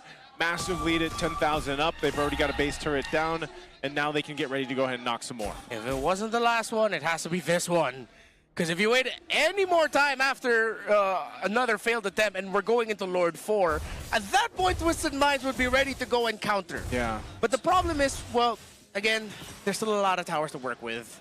So their goal right now, if you're Twisted, is let's just survive this. Yeah, just let's survive this. Get to the evolved Lord dance that we potentially have a better chance of winning. But even then, when that happens, I think if this extends, that's destiny. Twisted Minds might even be able to come back. Yeah, let's see what TNC can do again. We gotta end now, y'all. Yeah, massive lead. Lord making its way down to the base now. Chaknu spots Kaloy, counters that initiation. Be the King pushing away. No one home for that throw to ruin. But TNC have taken down all of the inhibitor turrets. And just like that, Twisted Minds clear out the waves and the Lord. All right, I would say, given the circumstances, that's a successful defense not to have the game end there with that kind of disparity. 11,000 for TNC. I mean, the tough part here right now for Twisted is, yes, they survive, and yes, they'll finally have time to get that 4th item, Sean, is that tower mid up, tower bot still up. The minion waves might be too difficult to handle in the objective fights. There could be a threat of a TNC split push. TNC can play this through so many ways. They don't even need to 5-stack for this next Lord. They can send one, even send Zyda off to try and peel away a member of Twisted Minds, who will most likely be MP the King or Lansu. Kaloy walks into a deadly brush that had Chaknu and Zyda in it. Fortunately, I think TNC were not willing to commit to that takedown. Yeah. You know, I might have overreacted a little bit with not being able to end it there. Because again, now thinking about it, there's still so much to deal with if you're Twisted. Okay, are we changing our tone? I'm still leaning towards... Because I agreed with you. No, not completely changing it. I'm starting to see the other side of the table now. That maybe it's okay. Yeah, then maybe. TNC, 12K up is still an inevitable win, even at, what is this, about 20-something minutes. I'm still on the other side of the table with my arms crossed, still, but just slightly nodding. I'm still surprised, I will say this, that Twisted was still in the game, because just how at a disadvantage the lineup was like 5-6 minutes ago. Yeah, the lack of tools, the fact that they're still breathing. Yes, the lack of itemization even. So, because ultimately what that has done is now they have to manage the split push that's potentially going to happen, just like we're seeing Zyda stay down there. Also, Lord's going to be down here on this bottom side of the map. So it's map management for Twisted, but also they're actually in a position to win a team fight. I think that's the biggest difference. Yeah. When you look at a team 5-6 minutes ago that was down so much, and now they pick up another power item, at least for MP. But TNC should still have this Lord here. So the 4th item was an Ice Queen wand. Bit more spell vamp, good slows. That's enough. That's enough. Yeah, that's enough. This is why I'm saying, like, you're going to see TNC, despite them having this lead. It doesn't really matter at this point. They still have to respect what Twisted's lineup can do. Yeah. So you'll see them manage the waves. Oh, they jump in 3 more, but it's only Kaloy. That's not worth it to Throne of Ruin. I think Twisted Minds are just timing out TNC. And they're forcing a response from 3mar, gleaming out, and there's a retribution by Zyda, having that Lord wear a TNC jersey for the fourth time in the game. And they get Lansu, and in comes all of them. Throne of Ruin, Golden Hour, Lansu caught inside of it, and TNC are gonna take out the Admiral, but he's still alive! He's alive! Lansu with a Crimson Beacon to the left of your screen, and Kaloy, quick send guard, catching a lot of those. The Shadow held, and MP takes down Lancy. Lansu falls to Beret. 3 defenders out, firing away, but he cannot stop the dangerous 3mar. And T and C are circling around the base. 2 defenders left for Twisted. Massive wave at the bottom, massive wave in mid. We're going all the way. The Phoenix Army lives. The sweep streak ends, and we're finally going to a Game 3 after how many weeks? It's been too damn long. Well, maybe I did overreact, gentlemen. In the end, it was a slow and steady, disciplined pace that ended up with TNC getting a really big win. That was a massive lead there in the end. That was the game they needed to happen here for TNC. Ultimately leading to a Game 3, but Twisted, for the majority of that game, were playing with their backs against the wall. They fought hard on the defenses. They bought plenty of time, but you saw, I mean, even in the last team fight, the disadvantage of the composition they had. I mean, 3mar alone, man, I don't know how much damage he took. We're going to have to see that later on. But this Alice was a menace to deal with for Twisted. Even with that Granger, like that was in the hands of Owl, locked in, loaded in terms of items, he was barely doing anything to 3mar's Alice. Yeah, 3mar really started off so well with Zyda. Their tempo, the early game wins that they got just led to 3mar being unstoppable. Yeah, he wasn't bulletproof, he wasn't deathless, but it committed a lot of resources for Twisted Minds to try and take this Alice down. You know how large that margin of error was for TNC? How large? I'll say it now. 3mar was a little sloppy on this Alice. Yeah. He missed a good bunch of Thrones of Ruins. He was playing with range. He was allowing himself to be the bait, but they got away with it. Maybe he just knew, like, you know, we're this far ahead. That's how good this draft was for TNC, and that's why Chaknu is our MVP again. He's the cameraman. He's the Marcel. He's the Marcel. He's taking snapshots of everyone. Okay, Chaknu, don't quit being a pro, all right? You can see the worry there on Eatback. He was looking at Chuck, like, dude, be careful where you're angling that camera, man. We don't want to show off anything in our prep. Deathless, he played this like a mosquito, and again, every time I say that, I mean that with the utmost respect. Because that's how you have to be when you're a Marcel, constantly running up to your opponents. He's like Quicksilver. Like Quicksilver. That's a better image in my head. You don't like the mosquito? It's kind of weird. You know, it's, you know, Quicksilver, yeah, Quicksilver can work. Yeah. X-Men Apocalypse. Hey, mosquitoes can survive nukes. Wait, no, those are cockroaches. Those are cockroaches. Those are cockroaches. Okay, would you rather say Marcel is a cockroach? Nope. Neither. Neither. I'm sticking with Mosquito, man. So yeah, well, he went 1-0-9. He has some really great golden hours, and I think that it's what affected a lot of the team fighting decisions of Twisted Minds. Even at the times where Chaknu didn't toss it out, you could see it was also at the back of their heads, which is why it made a lot of sense for them to pick it up when it was open red side. Why the Harley rush? I know Twisted Minds love this Harley pickup. Yeah. They center a lot of drafts around that, but the fact that you give up a Marcel, you picked up an Eve after seeing the Marcel and Jushin, and then the Alice comes in later, it's a recipe for disaster.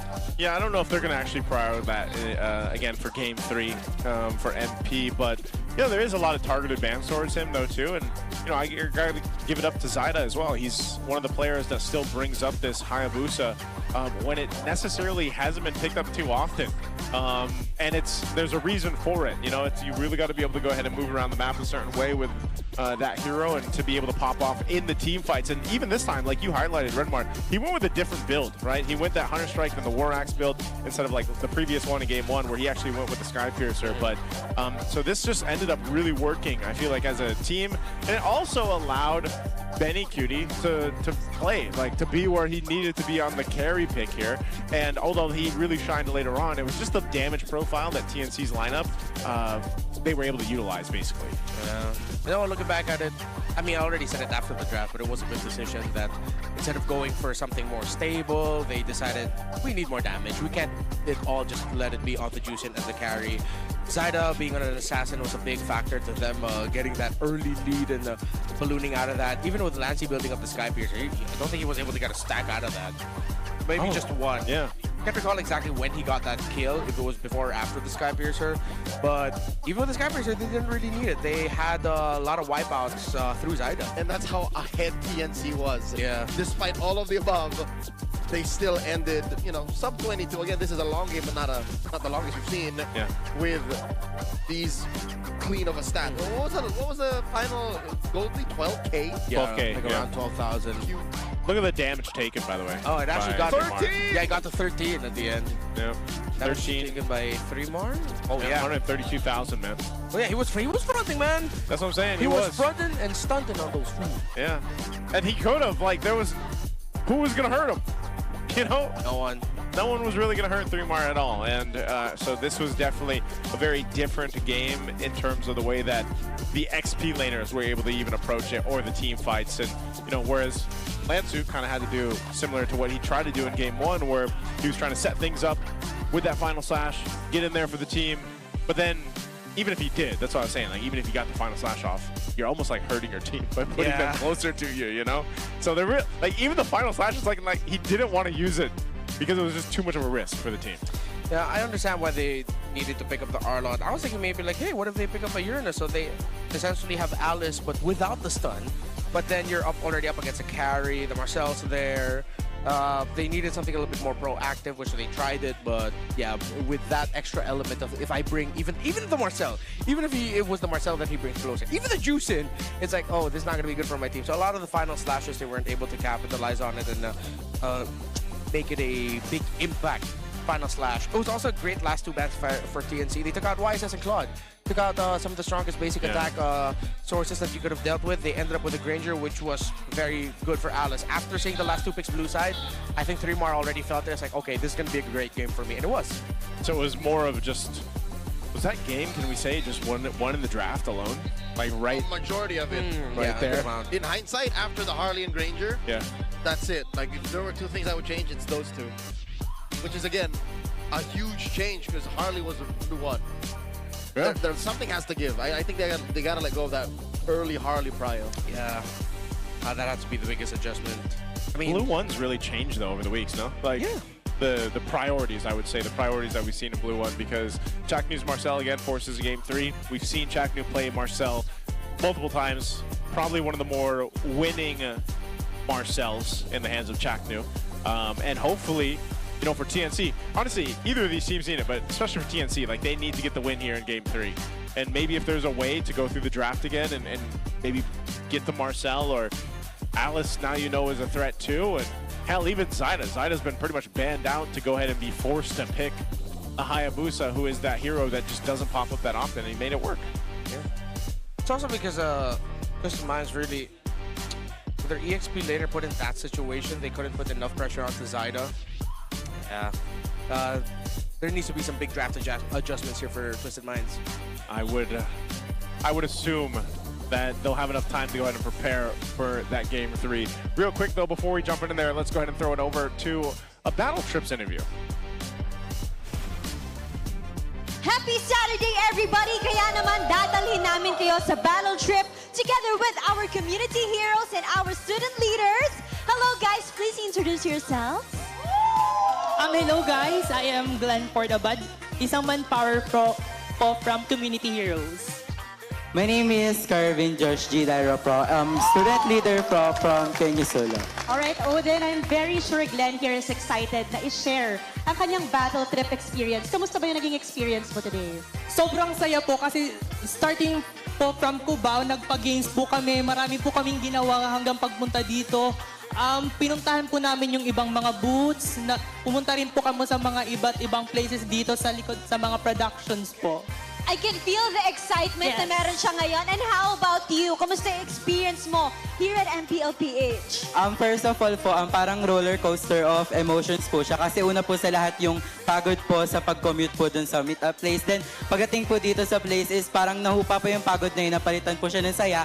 Kasi kami po ng mga student gamers po is sobrang na-enjoy po namin itong game po na ito, and especially po yung mga yung mga clash and everything nice. Wow! Talaga namang nararamdaman ko yung energy, yung saya na meron sila dito ngayon. And what is your core memory sa pagpunta dito? Kasi alam ko, bukod dun sa games, meron din kayong ginagawa before the broadcast. Siguro po yung yung sharing po with the director, kasi marami po kami natutunan sa kanya from his past experiences po, and with that po is parang mas na-inspire pa po kami na mas po namin or explore pa po namin yung mundo po ng esports. Wow! Ikaw naman, Glenn, ano yung core memory mo sa hinaba-haba ng In experience addition mo? po sa sinabi niya, lalo na po yung ang binigay sa amin yung experience, ano nga ba sa likod ng mga taong ito, yung nagpapatakbo ng MPL, mix pala sila ng iba't ibang grupo ng mga experiencedong mga empleyado na mag-produce ng big na play dito sa ating MPL Arena. Gusto ko yung may Yes. conviction siya, Yes. ha? Pero kung ikaw ay magiging part ng MPL, gusto mo ba sa production o talent? Gusto ko po talaga talent. I love, Nag-sign up ka ba? Oo nga.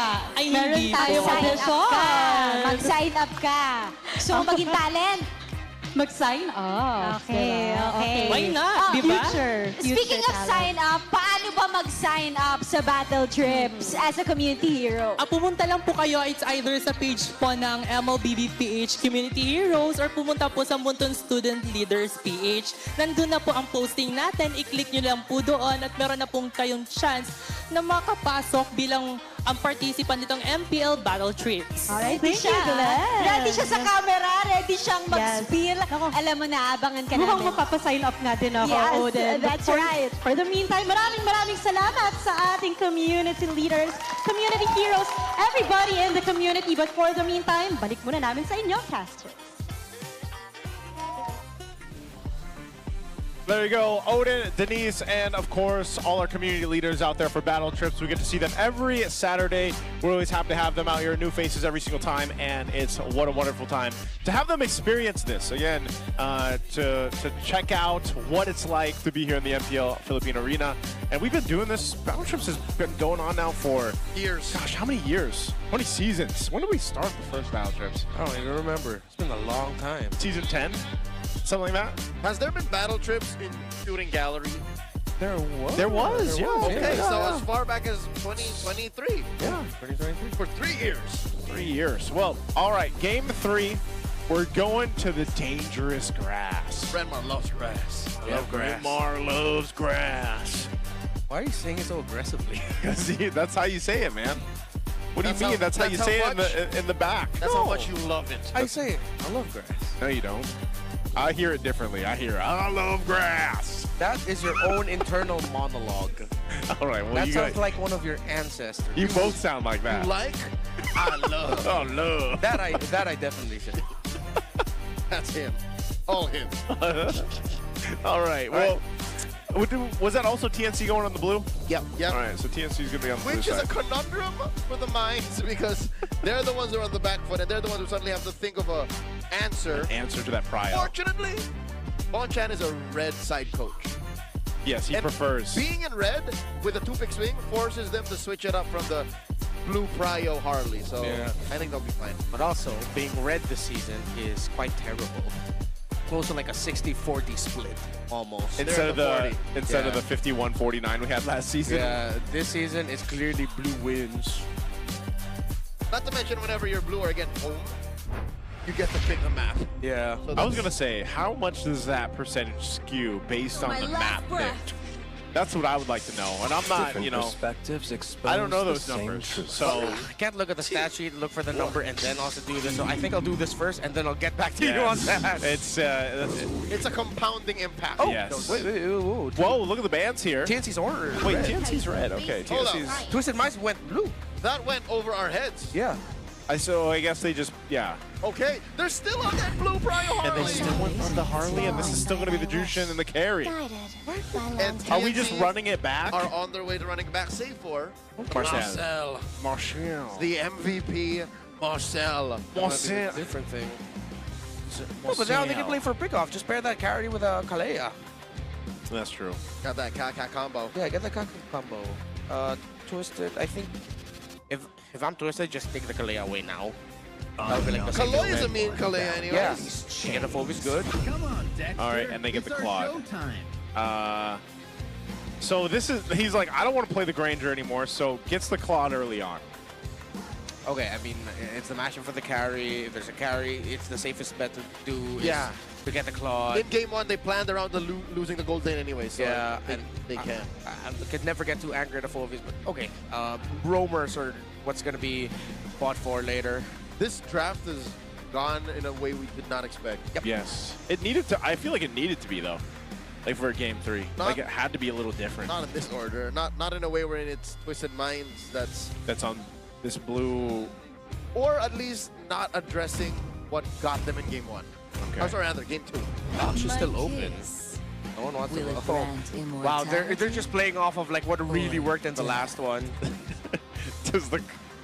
Is the Claude going to be better here against 3 Mars Alice? And then Twisted Mind, and the TNC just starts banning out mid laners that can kill that Alice. Yeah. Because that's the only place you can find the damage now. Because Harley's in mid, or rather, Harley's in the jungle, Claude's in gold. Like, where else do you find damage? You wouldn't want the Eve here, right? Like, I wouldn't want to pick up the Eve here again because you have a lot of dive front. Again, so far all the Eve games that we saw this game. There's one hero that could take down the Alice. Valentina. Is that a lot of their RWMs were forced down super quick.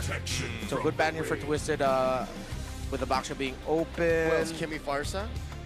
I was going to say, Kimmy Farsa. I'm still looking for one of these to pick up the, Sean and Kimmy Farsa Kag. Kag and more Farsa. I Kimmy. don't know if I'll go with this, but there is potential that Sean picks up a Gord. So they'll try the Gord Harley combo again. Since Sora has been banned out now. Yeah, so there's lesson learned. I'm going to put that there.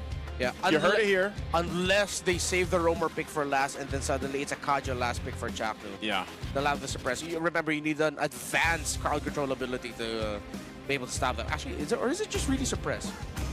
Because that doesn't stop it. It needs to be suppressed to stop the Mystic Gush, right? Yes. Yeah, okay. You need the suppress. There you go.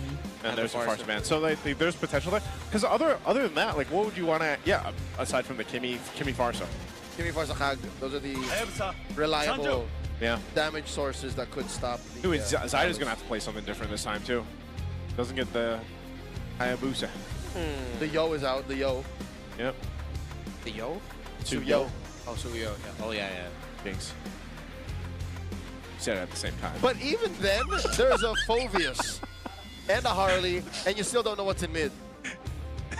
Yep. Well, there's the Yo. There's the Yo. Yo. Yo. Suyo gets picked up. Yeah, I think you gotta put suppress onto Chap. Either put him on a Franco or a Kaja. If it's the aforementioned Gord. Yeah. Will Twisted Minds once again do our boy a solid? Joseph, it's not. It's the Eve again. Which I don't get it. I mean, Teal's been itching for a real fight. and then you can collate it. So like, I'm just gonna say it. I like TNC's lineup a lot better here than this one. Yep, same. I think TNC, yeah. I think TNC has a more proactive and just decisively winning lineup. Yeah. Let's see early on how Lanzu's going to start. Because if Lanzu has a hot start, similar to 3-Mar in the last one with the Alice, and the Phobia starts off with like 2 kills and they get big wins, that could actually be the complete opposite other side of the table as what we saw from the last game. So to start it off with a storyline we started from the beginning, I'm looking at Lanzu. I'm looking at that Phobius. It seems that many times we watch Twisted play, it comes down to what Lanzu is able to do and make it work or not. And I think this is going to be a bunch of work cut out for Twisted to get this game 3 under control. You guys can let us know in the chat as well. who you think is going to win this. Don't forget, earlier on, we had that QR for you guys to predict this match to get a chance to win 1,000 MLBB Diamonds. That'll be later on today as well. Let's jump into the Land of Dawn. It's Game 3. Will TNC win this or Twisted Minds? Owl coming in with that Purify is clutch. Yes. Expect a lot of pressure on him, whether it be, of course, the Tsunami Slam, the choke by Lancy, a catch by Zyda, 3-mar in his face. It's going to be important. It's going to be key. TNC, of course, more aggressive on the mid-trade, playing through the Juice and Kalea. By the way, get your ticket for Onyx PH and Twisted Minds if you haven't yet. PH-MPL.com/tickets. Oh, Lancey taking a lot from MP. Lancey's down to 1/3 of his health, and he stays, pops that regen, helping Zyda secure the litho. Yeah, are they gonna get this Golem? This might be a heavy fight for Zyda. Has his Retribution. New, holding it down. MP the King has a Retribution. Still so close to the orange. Whoa! It's Kaloy coming in. Quick Sand Guard. Still keeping himself up top and ready. And that's it. Flicker by Chaknu coming in. Wow. Not a pressure on MP the King. MP got on Zyda. Twisted Minds with the counter engage, punishing TNC, and they're still going. Chaknu finds Kaloy. MP, he's gonna force down across the river here. MP with a hack. Space escape plus a takedown. All of that to try and delay the Harley actually helped the Harley. The Blade Surge missing from Zyda, and the fact that he uses Retribution so early on that Golem. I think the Golem reset at the worst possible time because I heard the Retri noise. I looked at the Golem expecting it to be gone. It's still there. But it was full health suddenly. Okay, then what an early start, by the way, to Game 3. Whole lot of pressure, but gets a couple kills to MP the King. So what we saw from him in the previous game most likely won't happen this time. A lot better start on the Harley. Now this Turtle's up. They'll fight for positioning. TNC is going to have to respond. 2-3 kills at 2 minutes. That's got to be a springboard that helps MP get his mojo back after what happened in Game 2. Still very close though, but after that, 200 gold lead for MP the King. Not that massive. Suyon still needs to go to the purple buff, but MP the King will get his purple buff as well to focus on that. Or we might end up seeing a big fight here as both roamers are trying to hit level 4. MP is a full level up. He has the Retribution superiority advantage. RWM by Sean. MP the King with the Retribution. Throne of Ruin. Chaploy! Catches 2! 3-mar. Helping Lancy get the choke up. That is the Quick Sand Guard still holding on to by Kaloy. Smashes away with a Scimitar as Chakma gets taken down. Down goes 3-mar as well. Zyda with a revenge kill onto Kaloy, and he's wailing away with that Sever. Dashing through with the surge. Let's go with the shutdown. Zyda with the shutdown gets a double, and he is going to get taken down here. No. Triple kill by Zyda. The Suyo!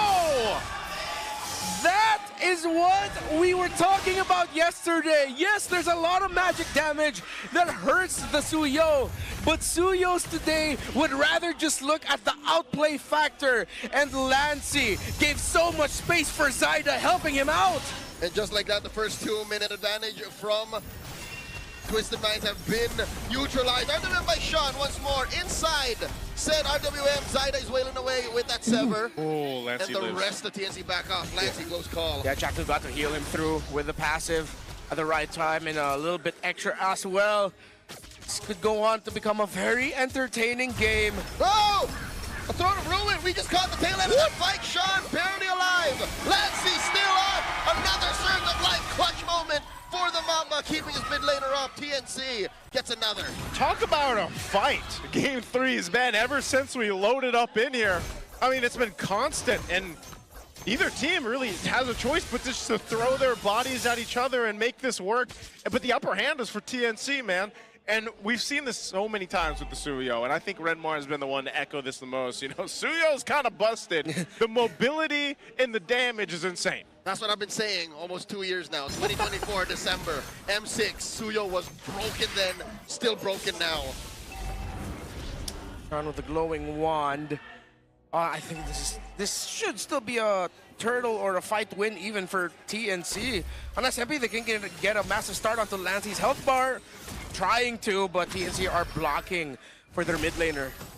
Okay, Turtles up. This is the fight. TNC in position to respond here. They are going to keep betting it down bottom.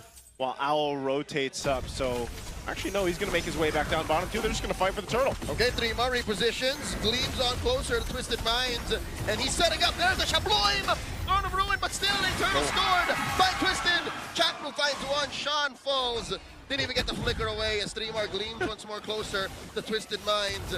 DNC are calling the shots. Yeah. If not the turtle win, then maybe the fight win. Still Twisted Minds got an important resource. Owl, good blazing to wet in the mid to clear, and he's gonna be going for the double lane. Lancey almost got caught out by the Deadly Magic earlier. Oh, also Kaloy did a good job of zoning outsider. Oh, here comes the rest of the Phoenix Army. Tsunami Slam on the Kaloy. Lancey gets another. Chaknu is locked in on this Kaleo right now too. This seems to be a response though. Deadly Magic thrown out. And Lancey will just Crimson Beacon away.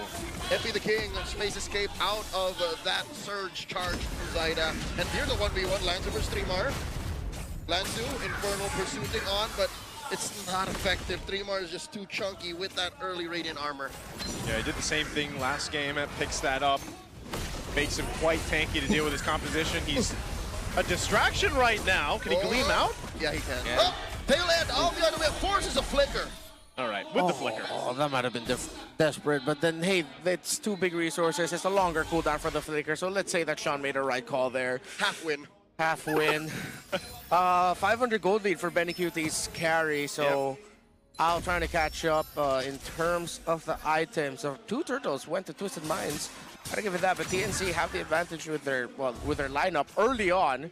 Once that Claude is locked in, let's see, maybe that's what they're waiting for. So a similar story as the last one, TNC are playing off of a timer. Yeah, they've got the timer here. TNC with a nice comfortable lead as well to go ahead and help that timer. Turtle's going to be up here, last one of the game. We'll see if they actually contest this one or take it in their favor. Owl up there on the top side, and P in position, and they're just going to fight for this space to work now. Turtle up, TNC in fighting position.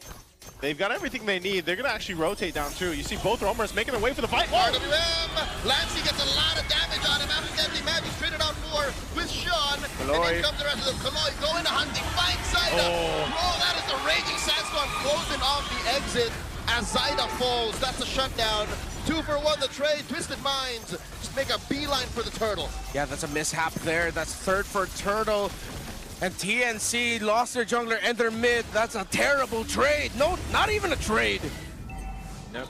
They didn't get anything good. They didn't get anything good out of any of that. So that lead they had, essentially pretty much gone. Now, they'll continue to have to deal with this in the best way possible. We've seen them go through playing around the Kalea, getting things set up with Chaknu, but you also got the shutdown. Zyda's been shut down now, so some of that gold going into the important hands over here for TWIS. And you can see that golden staff now, so 2 items locked in towards that Trinity for Owl as he takes down tier 1. Look at them put the pressure on Zyda now. Oh, Deadly Magic's on a Zyda! Didn't even stand a chance. They killed that boy. Oh, that big loss in the bottom lane. That is gonna haunt Zyda in TNC. Another death, and they're just trying to equalize. Sean with the real world manipulation. 3 more right on his face. The rest of TNC trying to make their entrance into the Starfield and looking for it. No one home with a Kaloy. Throne of Ruin to nothing as Kaloy picks that guys underneath. Tsunami Slam. Chaknu flickers back. Defensively, 3 more gleams on out. That's Twisted. And Sean gets that final hit. Wow, Chaknu actually survived that Deadly Magic. I thought he'd actually die there, but able to go ahead and stay alive, but it was 3 more that goes down, but they'll also lose their mid turret and this buff here going to the hands of MP. The advantage they had in terms of their lineup, in terms of their resources, their gold wiped out. They lose tower in mid. Twisted Minds have made the right aggressive calls after getting the big win in the bottom lane. They go up top. Kaloy has been man-marking Zyda. He's 0, 4, and 7. But a lot of those 7 assists came through him, coming off of weird angles, constantly marking the Suyo, leading to Zyda's second death up top, and Twisted Minds getting even more wins. Yeah, that's, I know we mentioned TNC's lineup coming into this game and saying that, it was pretty strong. Well, the way that TWIS has been playing, whoa, there's a setup again. Tsunami Slam onto Kaloy. Free pickoff, RWM, the answer. Suddenly Twisted back. Twisted snaps back. Down goes Chaknu. 3 more going to be up next. 3 down for free. It's all just for Kaloy. Huge trade for Twisted. As I was saying, and then TNC decides to fight And once you expend the Tsunami Slam, then you're forced to fight in the real-world manipulation of Sean, and you lose the rest of your firepower. That was not worth it. Yeah, a lot of your outs are dashes, which is very good for a Phoveus who is happy to chase heroes who love to dash away, who love to blink away. They put too much onto that Khalid that after that RWM, TNC were dead on the water. Literally, that happened in the river. Water, river, same thing right now. They're gonna have to go through this, The elements, man. Bodies of water. Bodies of water. Chastise Pauldron for Chaknu to try and help and Dominance Ice. Chloe went for the more offensive route, but of course the typical route for Khalid, which is Thunderbelt Chastise. Did they just trade purples? Yeah, they just traded purples. Lancy just built a Sky Piercer. Not the best time or situation to do so. It's now or never, man. I mean, he committed to the bit. Like, he bought one claw, and then another. Like, I gotta do it, gentlemen. Even the early lead that Benny Cutie had is wiped out. He is 900 down, almost 1,000 down compared to Al, who has the full Trinity. While Benny Cutie is still waiting for DHS. Catches a lot of damage. Close call. Yeah, able to survive through it. Lord marching. Oh man, Twisted Minds can build a big lead through this, or at least just pop Holy Shields. Yeah, the whole map is theirs. Yeah, After the sequence, no matter what happens. Streamar looking for it, does not commit the oath. Gleams Clearing out back the Lord. Oh no, Deathly Magic used again. Lancy will pop the beacon. They should be able to get a base turret here. Al's going to work on it. RWM drop down. Comes the 3-mar to answer the real world manipulation. Down goes the turret. Kaloi! There's the Throne of Ruin! They pay the price of Kaloi for the inhibitor. I think Twisted Minds are happy for that. They got the turret. TNC are also happy. They're not going to be able to lose. They don't lose any more turrets. They didn't lose any members, so they have to take this moment now to try and push out. The thing is, Twisted Minds are so good at this. An understated factor about them is that they take fights at the right time. Look, any other team maybe TNC would have found a chance to break towers on the sides because their minion waves are pushed. But no, Twisted Minds have the minion wave advantage. And even though TNC didn't lose any members and they could go out, they couldn't really go as deep as they wanted to in the map because Twisted Minds had minions pushing in. Look at the kills by MP the King. 2 of them have been on Zyda, and it's been an even split. He still hasn't been able to catch Benny Cutie yet, though. Yeah, Benny, it's this time of the game where Benny's got to be able to go ahead and utilize the carry. You know, I think he's having a difficult time actually getting into these fights, though, because a lot of it has been led by Chaknu starting up Tsunami Slams. And once that is done, and then the real-world manipulation is dropped, that's where it's a little more difficult for Benny to move around on. Does he have the Malefic gun yet? Not he yet. does yet, right? Yeah. We haven't seen either of these gold laners be part of anything. Yeah. Conceal? Chaknu, what's going on? All right. Plan. What was the plan? It's Lords. I don't know if TNC was just trying to make a move. They were freestyling. Yeah. No conceal, though. That's actually something they really could have used around this Lord fight. Who conceals then Crip Walks? An improv initiation. All right. Cynthia. Twisted knows this too. Oh, Kaloi. Oh, if Zyda steals this, crazy. Zyda's got to be able to steal this. Chaknu coming in. RWM. MP the King secures. There's a retribution. Massive Throne of Ruin. Taking down Kaloi. Zyda very low. Sean keeping at bay. Lancy gets taken down. Lancy! In the pit. Lancy with the Infernal Pursuit after Infernal Pursuit. And they trade out gold laners. Oh, gets taken down by MP. 4 for 2. And it's just Zyda left. The Admiral leading the charge, Twisted, after a massive win down bottom. Now look to win in Game 3. The minds in the arena knows it's endable. Zyda defending the inevitable. Twisted Minds at the base with a Lord in tow. 6,000 gold up. Twisted Minds take the series 2-1. What a massive miscalculation, capitalized on by the Minds. You saw the tides shift instantly. After that loss in bot, Twisted took control. Twisted took the series. Twisted Minds are going to feel good about that one. They went back with the Harley, but this time a bit different with the XP lane. Lansu again coming through as the Admiral. And just as a team to make things happen. And again, questionable on some of the decisions there from TNC. I don't know what happened in that last team fight. TNC are teasing us in week 4. 2 matches in a row, we saw glimpses of what made them such an entertaining and threatening team in Season 16. But they just cannot close it out. Yeah. Zyda also was stuck in immortal form. He didn't decide to dash in until he saw members of Twisted were low. Yeah. It's as if they thought, okay, we might not be able to get this Lord, but let's just go for the punish and get the kills. But I don't think TNC expected that Phobius to survive as long as he did. He was the difference maker that led to Benny QT's late entry turning into nothing. That was such a key point because Benny was not a part of that fight when it broke out. Like, he just really also just couldn't be there. And again, even with the concealer not being used, it just was not a team fight for TNC. I want to see Lancer's build. Yeah. Because my phobias don't last that long. So I want to know. He's built diff. He's built diff right now. Twisted, hard-fought series. We got 3 games. It was an amazing one. We're going to be thrown over on stage to hear for a winning interview. And it's Twisted Minds securing that win in a maxed out series. Oh my goodness. Alam nyo, kinabahan din lahat ng mga nanonood sa inyo. Marami na ding supporters ng Twisted Minds in the MPL arena. And I wanna ask you, Lansu, dahil dun sa Game 1, sobrang ganda din nung Arlot pick mo. Nag-MVP ka doon with that performance.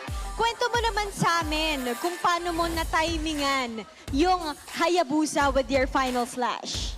Humaharap po kasi si Dreamer yun and nakita ko po may dash ako. And ang lapit po talaga ni Saida yun, kinumit ko na po. So, sino nag-call nun? Wala, ako. Okay. So, instinct mo na lang na kunin talaga siya doon kasi kailangan nyo na talaga ma-secure Kasi yun. nape-pressure na po kami kay Benny. Oh, okay. Lumilate game na, no? Parang nararamdaman nyo na yung damage. And Lansu, alam mo, sobrang sakto rin nung tawag namin sa'yo na Admire the Admiral. Yun talaga yung headline namin for today. And Lansu, kung may headline ka rin with that match.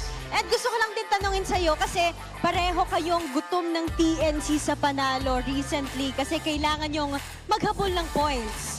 Ano sa tingin mo yung difference ng Twisted Minds versus TNC kaya kayo lumamang in this match? Siguro po yung tiwala namin sa isa't isa. Sabay yung samahan po namin, di kami nagtotoksikan talaga. Oh. I mean, reset lang talaga pag nagkamali. Oh, okay. Yes. Coming from Lansu, no, di sila nagtotoksika. Do you agree with this? Kamusta yung dynamics ng team so far, Sean? Nagsisinungaling po si Lansu, nagtotoksikan po talaga kami. Pero hindi kita kasi grabe yung chemistry nila. Ano ba yung naging challenge kanina though, nung Game 2? Siguro masyado kami naging passive nung Game 2. Well, kahit sabihin natin scalan yung labanan doon, sobrang passive talaga namin to the point na hindi namin lumaban till the end. Kaya nung Game 3, bawing-bawi kami. But 4 weeks in, Sean, if you're gonna rate the chemistry, the team from 1 to 10, ano yung i-rate mo at bakit? I'll rate our chemistry 9 po. Kasi grabe po talaga mga down-to-earth na tao, hindi po sila toxic. And Parang may gustong sabihin sa MP the King dito. Agree ba? Agree? meron po. Agree. Okay. Okay. Okay, alam na nila yon. Alam na Although nila sabi yun. ni Lansu, walang toxican in the Yes. game. Yes. Iba naman ata yung sinasabi ni Sean. Feel ko yun yung mga bonding nila, yung mga Yes. kulitan na nakita rin natin pre-match. And now, let us see who our MVP is. Our match MVP is... That is you, Lansu! Congratulations, Lansu! Ano ang gusto mong sabihin sa mga sumusuporta sa'yo? Nagpunta dito personally to watch you guys win this game. Salamat po sa mga sumusuporta and sana po wag kayong wag po kayong manawang sumuporta sa amin and thank you po. Hindi sila magsasawa, dalawa-dalawa na yung mic mo dyan. Again, congratulations to Lansu together with the rest of Twisted Minds. You may now take your victory walk. Great job from Twisted Minds. At nagsisimula pa lang tayo, Odin, for our Super Fan Saturday. Napakagandang bawi, especially nung Game 3 para sa Twisted Minds. And we're excited to know kung ano nga ba nangyari doon para manalo sila this match. There you have it. Thank you so much, Odin, Denise, and congratulations to Twisted Mind. I love that Lancio, as he was walking out, he still had the mics in his hands. He was fist bumping the crowd, the fans out there with the mics. I hope someone picked them off of him. Like, I don't want to take him home. It's his now. It's his now. Dual wield that. Yeah, well deserved. I mean, hey, crazy. We started it off putting a focus onto Lance, who gets match MVP, but of course the game MVP here was MP the King. A lot of the early scraps, it went good for TNC after they recovered from the early kills that MP the King got, but this Harley was locked in just when we start to knock on a specific early pick. Yep. It does well, so good job MP the King. It's called the caster effect. Yeah, it's the outplay factor. Is this Twisted Minds' response to a juice in getting picked up by the opponent? Is them prioritizing Harley, and with how MP the King would play this Harley against the juice in? You gotta consider, is there a hero in the pool right now that is as mobile and as easily online as a Harley? Yeah, no.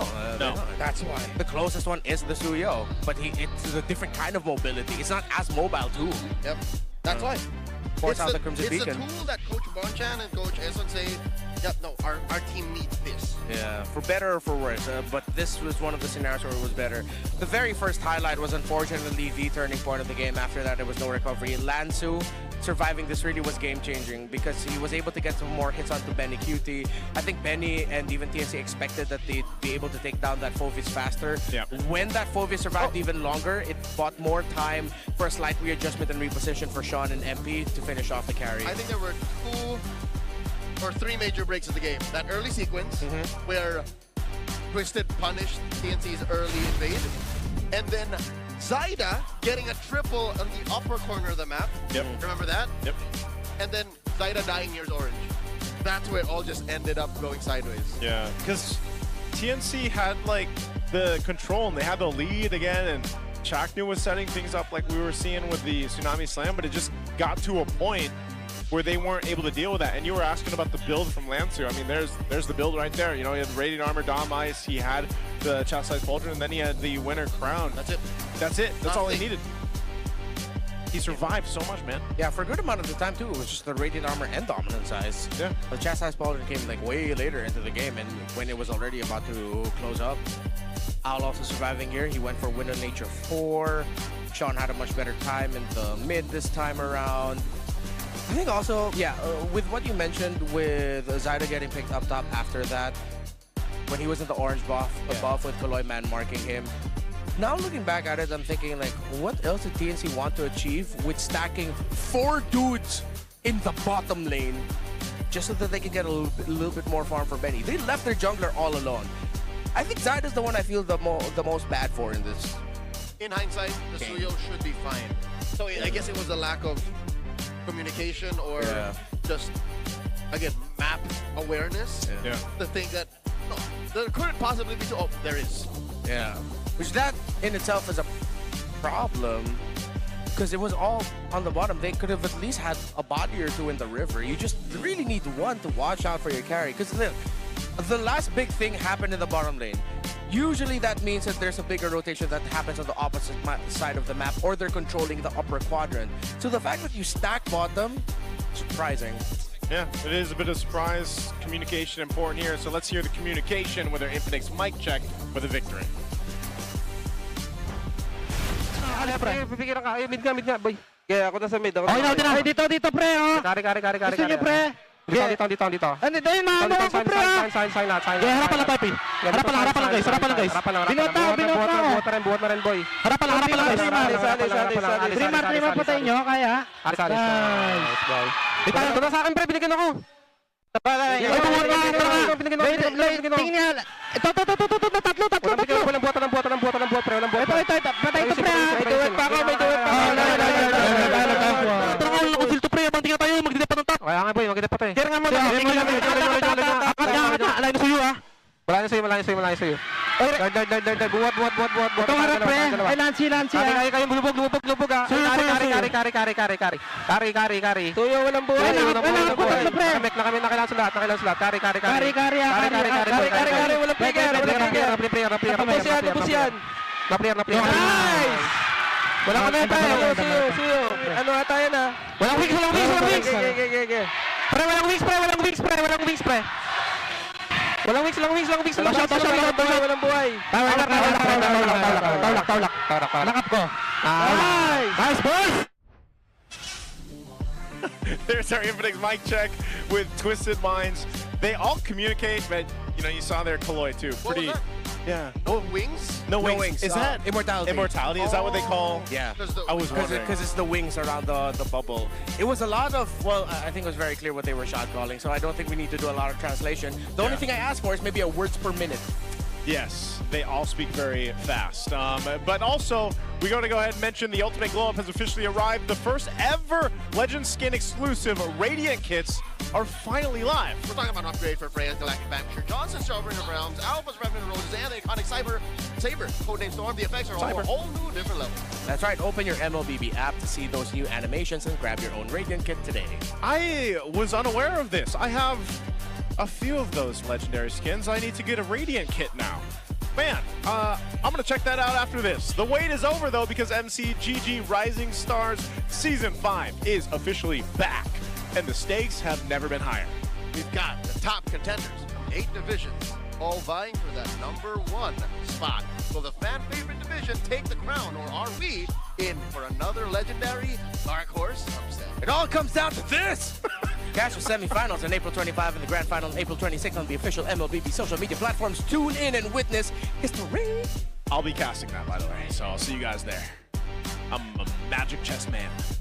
Yeah, I've been playing it on the treadmill, right? Yes, sir. Nice. Due to your suggestion, which was also suggested by our dear friend KB out there. Who is an Indonesian national athlete. National athlete. Yep. And an Indonesian national treasure.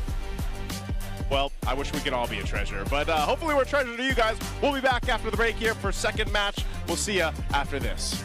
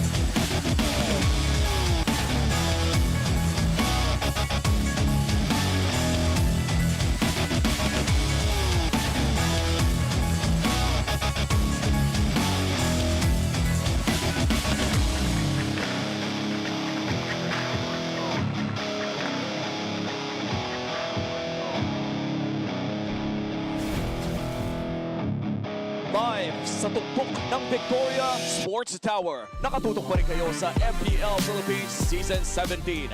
Narito na tayo sa pangalawang laban ng ating Superfan Saturday kung saan magtatapat ang Team Falcons and APBR. Magkikita ang dalawang generational junglers natin na si Kyle ng Team Falcons at pati na rin si James Max ng APBR. Mainit ang naging laban natin sa pinakaunang laban ng Superfan Saturday at mukhang magpapatuloy ang aksyon dito sa Victoria Sports Tower. Kami ang inyong makakasama para sa hapon na to. Womi pa rin, kasama si Joshi Cakes at si Wolf. At para sa ating English panel, Naisu, kumusta naman kayo dyan? We're doing great over here on the English. It's going to be us, the We Bear Bros. It's me, Naisu, Leo, Redmar will be joining you guys in a bit. At ano mo, pinag-usapan na natin kanina ang ating mga generational junglers. This time, it's Kyle.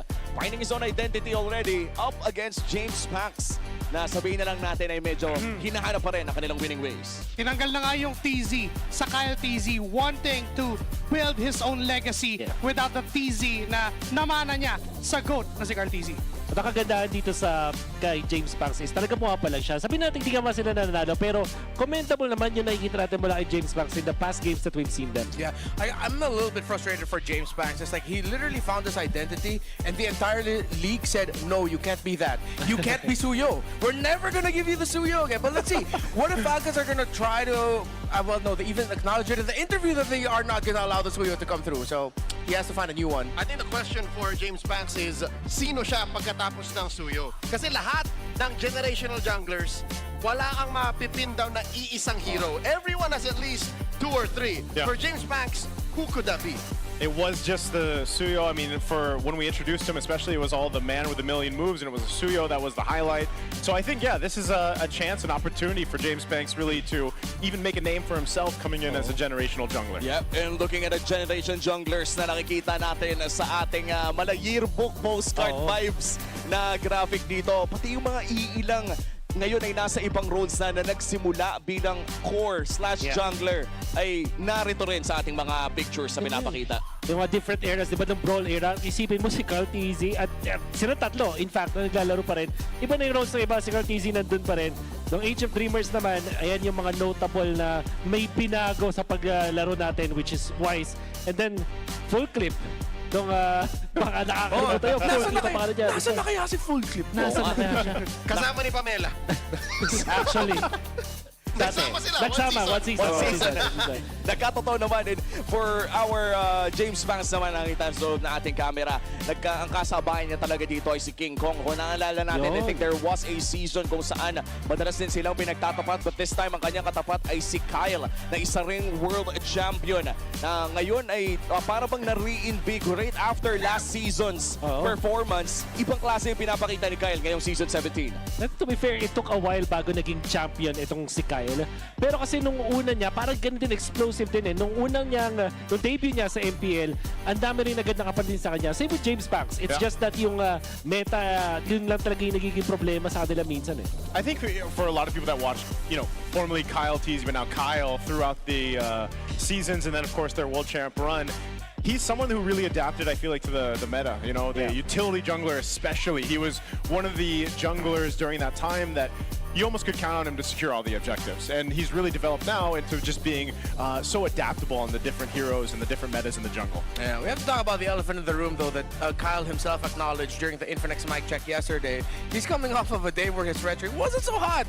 Yeah. He himself said it. And I just want to see him actually be able to hit those retributions, be more on point today so that the retri duel between him and Kyle, him and James Banks are really good. Well, medyo malamig nga ang APBR after that week 3 performance kung saan wala silang na-secure na panalo man lang. At ngayon pinag-uusapan na rin natin yung paraan kung paano manalo. Puntahan na natin ang ating Infinix keys to victory. Wolf and then Mark, take it away. We start with the Falcons. Nakita natin, by the way, di ma-mention dito sa keys to victory ang Suyo. Kailangan nila i-match ang assassin ng APBR with high uptime jungler choices. So, pwede silang mag-assassin din, pero feeling ko mas gana sa kanila mga tipo mga Baksha, maybe the Guinevere, this is the time na baka mas gana siya.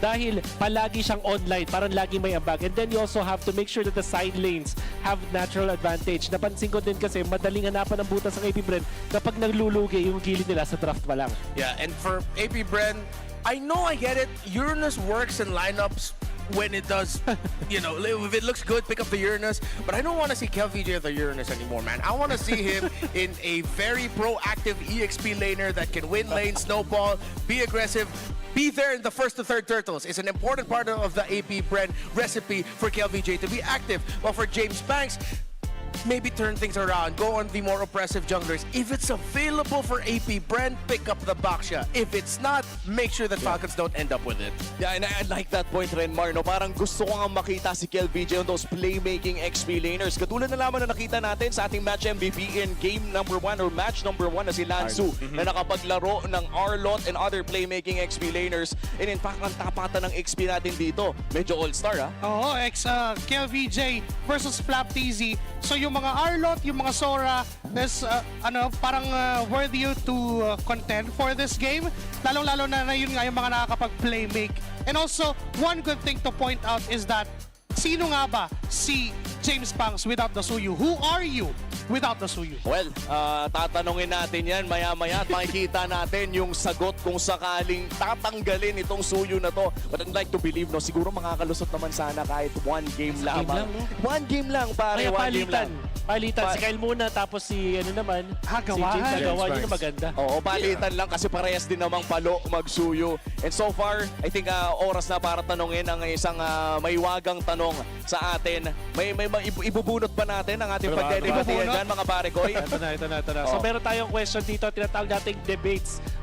Ano yan? Blank is the EOE. Kailangan nating ito. Ikaw na pumunod, Joshi. Baka malasin ako. Ako na muna. Sige, so we're gonna draw something. Isa lang yan. Kailangan nating depensahan yan. Yeah, so we're gonna draw something and we have to defend. Okay, so Womi's defending. Gold lane is the easiest role in MLBB. Gold lane is the easiest role in MLBB. Dalawang pick lang umiikot ang gold lane ngayon. It's either you go in for the early game marksman or slash fighter, or you go for the late game marksman like a carry and Claude. Literally, walang in-between doon. Kapag pumili ka ng in-between, you are playing a losing game. Ibig sabihin na hindi mo kailangan masyado mag-isip, kailangan mo lang galingan. You know, that's the best draw for him because he frequently gets MVPs with gold lane Freya. So he's really happy for getting that. Easy. Okay, Renmar, do you want to go? Sure, I'll go. This one, whatever this Who's is. this? Is this 2 in 1? Okay, what is this? Merong wrong answer dito Rome is the easiest role in That's the wrong answer. That's the MLBB. wrong answer. Because all you gotta do is get vision, don't die. Actually, Just get vision, stand in front, and then you scream at your jungler. This is where the other jungler is. Hey man, you're about to get invaded. That's your job. and that's why no one wants to play it. Clear mid, fast, and rotate. This guy got XP lane, defend that. Feeling ko madali yung EXP lane kasi in the early, just be there for turtle. Yeah. Mid-game, uutusan ka na roam more ng mid mo. Makinig ka lang. Late game, do the same. I disagree. Anong mas mahirap? Uranus XP? O Black Room? Last one. Mag-ati na kayo dyan. Ito na to. Last one, syempre, natitira mid lane. Mid lane is the easiest role in MLBB. You just have to play with your roam. Kailangan lang lagi kang nakasama kasi sa inyo nag-revolve yung early to mid game. If you fail to do so, mag-fail na rin yung early mid nyo. My question for Joshy Cakes, what if you're a mid lane and you're up against Sun Rome with Petrify? You pray. Based on You pray. experience. Based on experience, You pray. you crash out first and then you pray. Basta mabato mo skills mo dun sa Clash, okay na, sige na, take me. Well, para naman sa ating mga viewers at home, pwede nyo sagutin yan. Ano nga ba ang pinakamadaling role? Share nyo na sa comment section, share nyo na rin sa mga tropa nyo, at kung galit kayo sa mga sinabi namin dito, i-comment nyo na rin kasi nandyan sa mga comments natin. Maraming salamat sa ating mga viewers dito sa MPL Philippines sa sobrang passionate when it comes to talking about the games. Nakakagulat yung passion ng ating mga communities dito. I hope to find this in one of the official groups later on. Okay. I hope there's a thread, no? Yeah, there's a thread because the community is great and they're great for that. Well, malapit na nga natin makita kung ano nga ba ang pinakamadali at kung sinong mananalo sa laban na to. Maraming salamat sa ating English panel. Magsisimula na ang laban na to. I-welcome na natin ang players. To ensure the integrity of the game, please welcome our marshals, Miko, Dojin, JD, and Luis. Riding a 4-match win streak and hunting for number 5.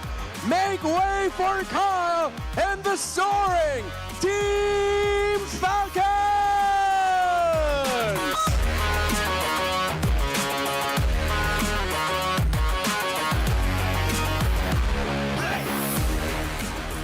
No more slip-ups! No more slides! It's the Hive! Peace magingay para kay James Banks at ang inyong APBR!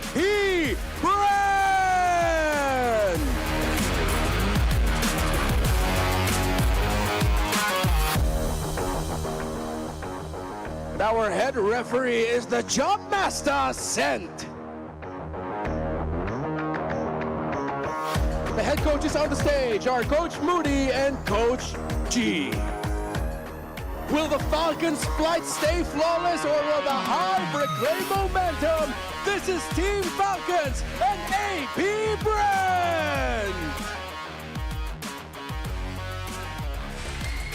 Alrighty, here we go. This is going to be a great matchup. Let's go ahead and walk through it. Team Falcons first. Remember you mentioned how yesterday Kyle's retribution wasn't on point, and we're talking about hard rolls.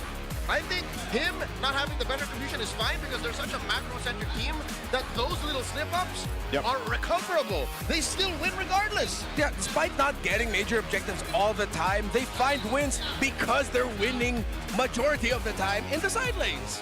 It's something about this lineup that Team Falcons has brought to this season, and maybe that missing puzzle piece to bring in for Haji that has made it work so well. And let's see if they keep up the flight, the soaring for Team Falcons. Let's see, across from them, it's Team AP Brent here. Take us through the lineup. Well, we've talked a lot about KelVJ and James Banks. I want to see Aqua show off his Unk knowledge yet again.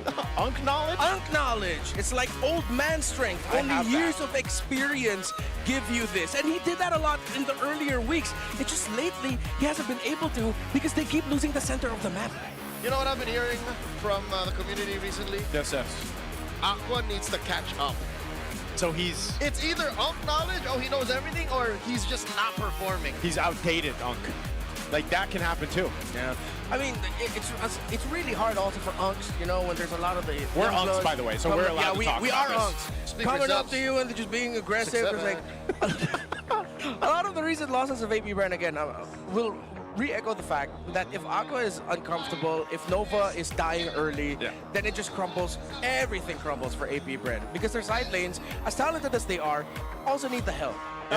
The EXP lane can only do so much to try and win lane. If you overstretch and you get ganked, you have failed at your job, which is why sometimes you need to call in your roamer and mid laner to help you out so that you can go out more. So if Nova can just be a little bit more stable in this one, and then if the coaches can also help him end up with a pick that's good, then that's going to be a good start. For the past few minutes, we've been talking about gameplay, we've been talking about performances, but what about the nagging problem of AP Brand that's been with us for about a month now? What's that? Since they got exposed. Their hero pool, it's not just James Banks, honestly. Yeah. A lot of the team only really perform when they have good heroes. Have they solved it? This is the best time to prove that they belong in the upper echelon of the league, to prove the GOAT right, that they are truly contenders in Scene 17. I hope Coach G and Coach Bob have figured that out. It's one of those questions of, you know, not just chemistry that they've showed through their performances, but also, the hero pool that they have, that they've been able to bring to the games. And I think that's why when it comes to the draft, a lot of teams have targeted those what do we call them before? The S tier and A tier heroes that that certain teams really rely on. And it has to be one of those things where I feel like AP Brent really to have a game in their favor. So, and it's against a team like Team Falcons, who their hero pool, their depth is just about as big as the rivers here, as we're going to be jumping into game one. The water, as I like to say, the elements on the expanding waters map. Expanding water. Expanding waters. All right. Fanny getting taken out, so still respecting the James Banks hero pool. AP Brent, thank you for listening to the advice. Ban out the Basha. Don't allow Falcons to end up with that. They also banned out the Juicin for Aqua. Actually, Juicin was the pick I was thinking of that Aqua could go for if it was open for them. So now, considering with the Baksha gone, the Suyu is still getting floated up in the air. Yep. I would not be really mad at KelVJ and AP Brent picking up focus in the red 1-2 later on. We get the active EXP laner that we look for when we talk about KelVJ. Especially if Falcons plays the Gambit. I'm thinking of, if they don't ban it here, what if they open the Suyo, pick it blue 1? Yeah, exactly. Blue 1? This would be great. Yes. We saw it work out earlier. Of course, there were a bunch of different factors as well that happened in the TNC versus Twisted Minds game. But if it's going to be the Suyo rush, it's like, whoa, what a throwback to what it used to be before, where it was always just like, hey, Suyo, first pick. Suyo, first pick. Suyo Alpha. There's still the, like nowadays, it's the Harley, I would say. Yeah. Some teams are doing that. Some teams. Suyo Harley. Yep, Suyo Harley. Leomord. Oh, Leomord. Well, I actually also wouldn't be that surprised if Falcons decide to do something like Twisted Minds does and actually pick up the hard. Oh, no, never mind, they banned it. So yeah, they're opening up the Suyo, so it's AP Brent's decision. Okay. Then, would you even rush the Suyo here? I mean, Falcons probably will because it's... They want to take it away from James. Unless Falcons say, pick up the Suyo, we'll deal with it. Yeah, so I'd rather not. It's just a cleaner approach to not and to steal it away. But what's the worst case scenario, right? You get Fovius, Valentina for AP Brent. I think that's Sora's good open. trade. Yep, Sora. Yeah. Because even if Valentina gets first pick by Falcons here, Fovius is great. If it's the Sora, Fovius is also could do an okay job against Sora at that time. You're not really winning, but it's, you know, you can hold enough for your team to like match up with you. Oh, okay. Well, one thing, AP Brent's gonna ban the Fovius instead. So this is, are we expecting the Suyo right now? Sure. Or Valen, why? It's such a good pick for you guys. Maybe there is a Arlo. method to the madness. Maybe they want to Arlot and they want to protect KLTJ's matchup. Sure.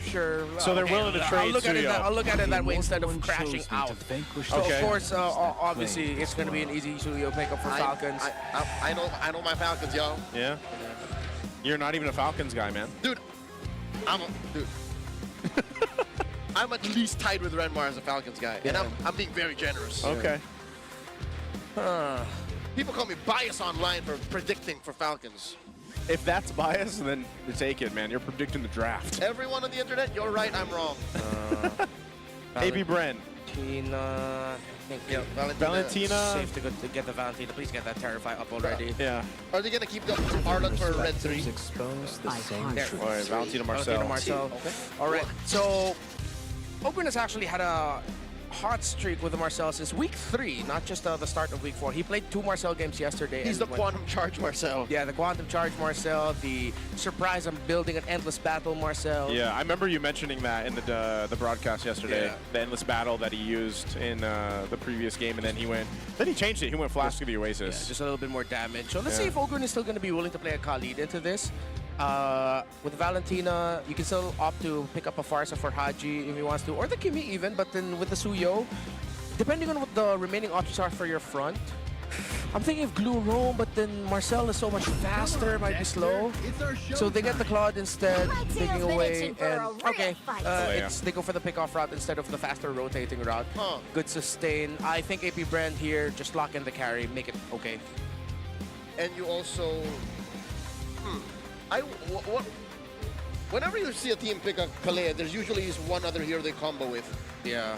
What is the combo for Ogwit's Kalea now? It has to be the mid burst. It has to be a Farsa later on, but it most likely will get banned out by AP Exactly. Brand. So like, unless they're okay with giving it because they have the Valentina anyway. The Valentina, yeah. If they want to get the Feathered Airstrike, it could be one of those scenarios where it's like they know the value of the Farsa for the Kalea, but they also want that Feathered Airstrike. So this is either Sora or Arlot now. Yeah, Sora, Arlot, or just lock in the carry because you're going to go into second phase. And they go Leomord. I think this is a little bit more evidence towards the problems we've had with AP Brand and their problems with their hero pool that they had to rush into Leomord right now. The Leomord in this sense too is this just more so of like, let's go ahead and match that pressure that we can have in the early game, because Leomord, even let's say even without the level 4, like he still is a threat, especially early on the fights that happen in the mid lane. If you get someone low enough, Leomord's still a threat. Obviously, once you get to level 4, you're able to go ahead and be pretty mobile yourself with the Phantom Steed, and you're still a bit of a threat. It also could pair up well, depending what the rest of the draft is for Team Falcons, with what ultimates are going to be available for Aqua to take and then play around with. And at least this time, because you have the Marcel on your side, you're not going to be stalled out by getting your Phantom Seed, because usually we see the Marcel on the opposite end of a Leomord, where even setting your ultimate in motion is stalled out, basically. Good read, actually, on this Alice ban. So when it comes to the very proactive EXP laners, there's only a few that can deal with the Alice. However, depending on the Alice not picking up for themselves, they could have picked up a Lapu at red 4, and if the Alice still ended up with Falcons, you at least win lane or make it really difficult for the Alice to be active. But then I think they just decided to play it safe and say, we'd rather not deal with the eventual mid to late game power spike, considering that their only source right now of continuous basic attack damage is a Leomord that has to be under the Alice's sphere of influence, and the Valentina's burst, which is also close to mid-range. So it's a very safe ban. Okay. Now, part of that, Harith being taken out. Yeah. That's a Shizo special. That's a Shizo special. He's he was one of the most winningest Hariths in the league and last season. Falcons should take out another Shizo special in the Moskov. Moskov, yeah. If they really just want to press hard onto making sure the Shizo doesn't end up with anything comfortable. Could he still play fighter in the gold lane? I mean, the Freya, they banned that out. What else is... Chi-Chi is the only one left. Yeah. Chi-Chi's the only one that I actually really like in terms of the fighters that you can put in the gold. Yeah, we don't see Lapu or Yu Zhong in the gold lane. Yeah. Other than Freya, of course, but Freya's banned out. Yeah. So if it is a CC gold, but then their Valentina's mid, they're all close range. If it's not a CC, if it's not a fighter, what gold? What other gold could we... Because, like, for example, we saw the Granger earlier. Yeah, it might just be the Granger. Because they already have the continuous basic attack coming up from the lane mode. Okay, they can just pick up a Moskov if they want to. For EXP, I'm still gonna subscribe something high impact for KL. The Arlot's still open. You don't have to worry about the Fulvius. Arlot or Lapu Lapu? Yeah, Arlot or Lapu. Any of those two is okay. And it's going to be the carry. Oh, right. Carry was open. Excuse me. Yeah, we prescribed that earlier. Yeah, wow. we mentioned the carry earlier. Yeah. So they can keep their playmakers pick for last. What is the combo still? I'm wondering, like, why would you Kalia so early? What are they bursting with? What if they... Again, ever since it got banned out randomly, I've had always this tinfoil moment for Selena. Yeah. Ever since it got randomly banned out. For Hodge. Yeah, for Haji. It is Haji after all. Isn't it only like Team Falcons that gets the Selena band down towards them? Yeah, the only time it happened, I think. I think the only time, yeah. I know it happened a couple early weeks here. I think it was Omega that banned it away. Something like that, yeah. Just burst. Anyone with burst. We could just see Farsa, honestly. Yeah, I was gonna say Farsa's there. Arlot. They steal away the Arlot. They get the Arlot. So does that mean KL only has the Lapu Lapu as a good choice? Or what about the big dragon, y'all? Yeah, Yu Zhong would be... Yu Zhong. Pretty alright, yeah. They really wanted to wait for it because they could have taken the Arlot in Red 4. Yeah. But they decided to go ahead and just see what Team Falcons was going to pick for the last two picks. Can he go Gila and go for something weirder in the EXP? But what's our Tagalog term for Gila? Baloo. Baloo. Can he just go Baloo? Baloo. Can he just go Baloo? The crowd is cheering for this pick, I think. Yeah, it's hovered for a Lapu Lapu, and yeah, it goes along with what we were thinking about. Yeah. So they still ended up with the picks that we prescribed earlier. It's just that they want a slightly different route. Wait, what? Zepin? So it's an XP Valentina. It's an XP Valentina. Uh-huh. Oh, wait. We have only really seen that against the Sora. Now, real quick, before you share your thoughts, We saw one last night. We did see one last night. Superfans, go ahead and scan that QR code. Let us know who you think is going to be the winner here for a chance to win 1,000 MLBB Diamonds. Let us know in the chat as well. What's going on here? James tried to play one last night as a Phobius cosplay. Yeah. Did not pay off. Now it's going to be an Arlot cosplay. Same question. Will it actually pay off? Look at that prediction right there, right now. That is very, very heavily favored for Team Falcons We've right seen now. worse. Yeah. We have seen worse. What's the worst we've seen? 95? 91-9. Yeah, 91-9. 91-9? That was yesterday, right? That was last night. Yeah. Was that last night? All right. Well, this is going to be a tough one, I feel like, for AP Bren specifically. But it was a swerve. It was a bit of a swerve there towards the end. It was. To see that picked up. Maybe that's why, again, everyone was really cheering for that when they saw that, yeah, those were the mid laners being hovered over. I thought they were going to switch it at the end, but they end up going with this.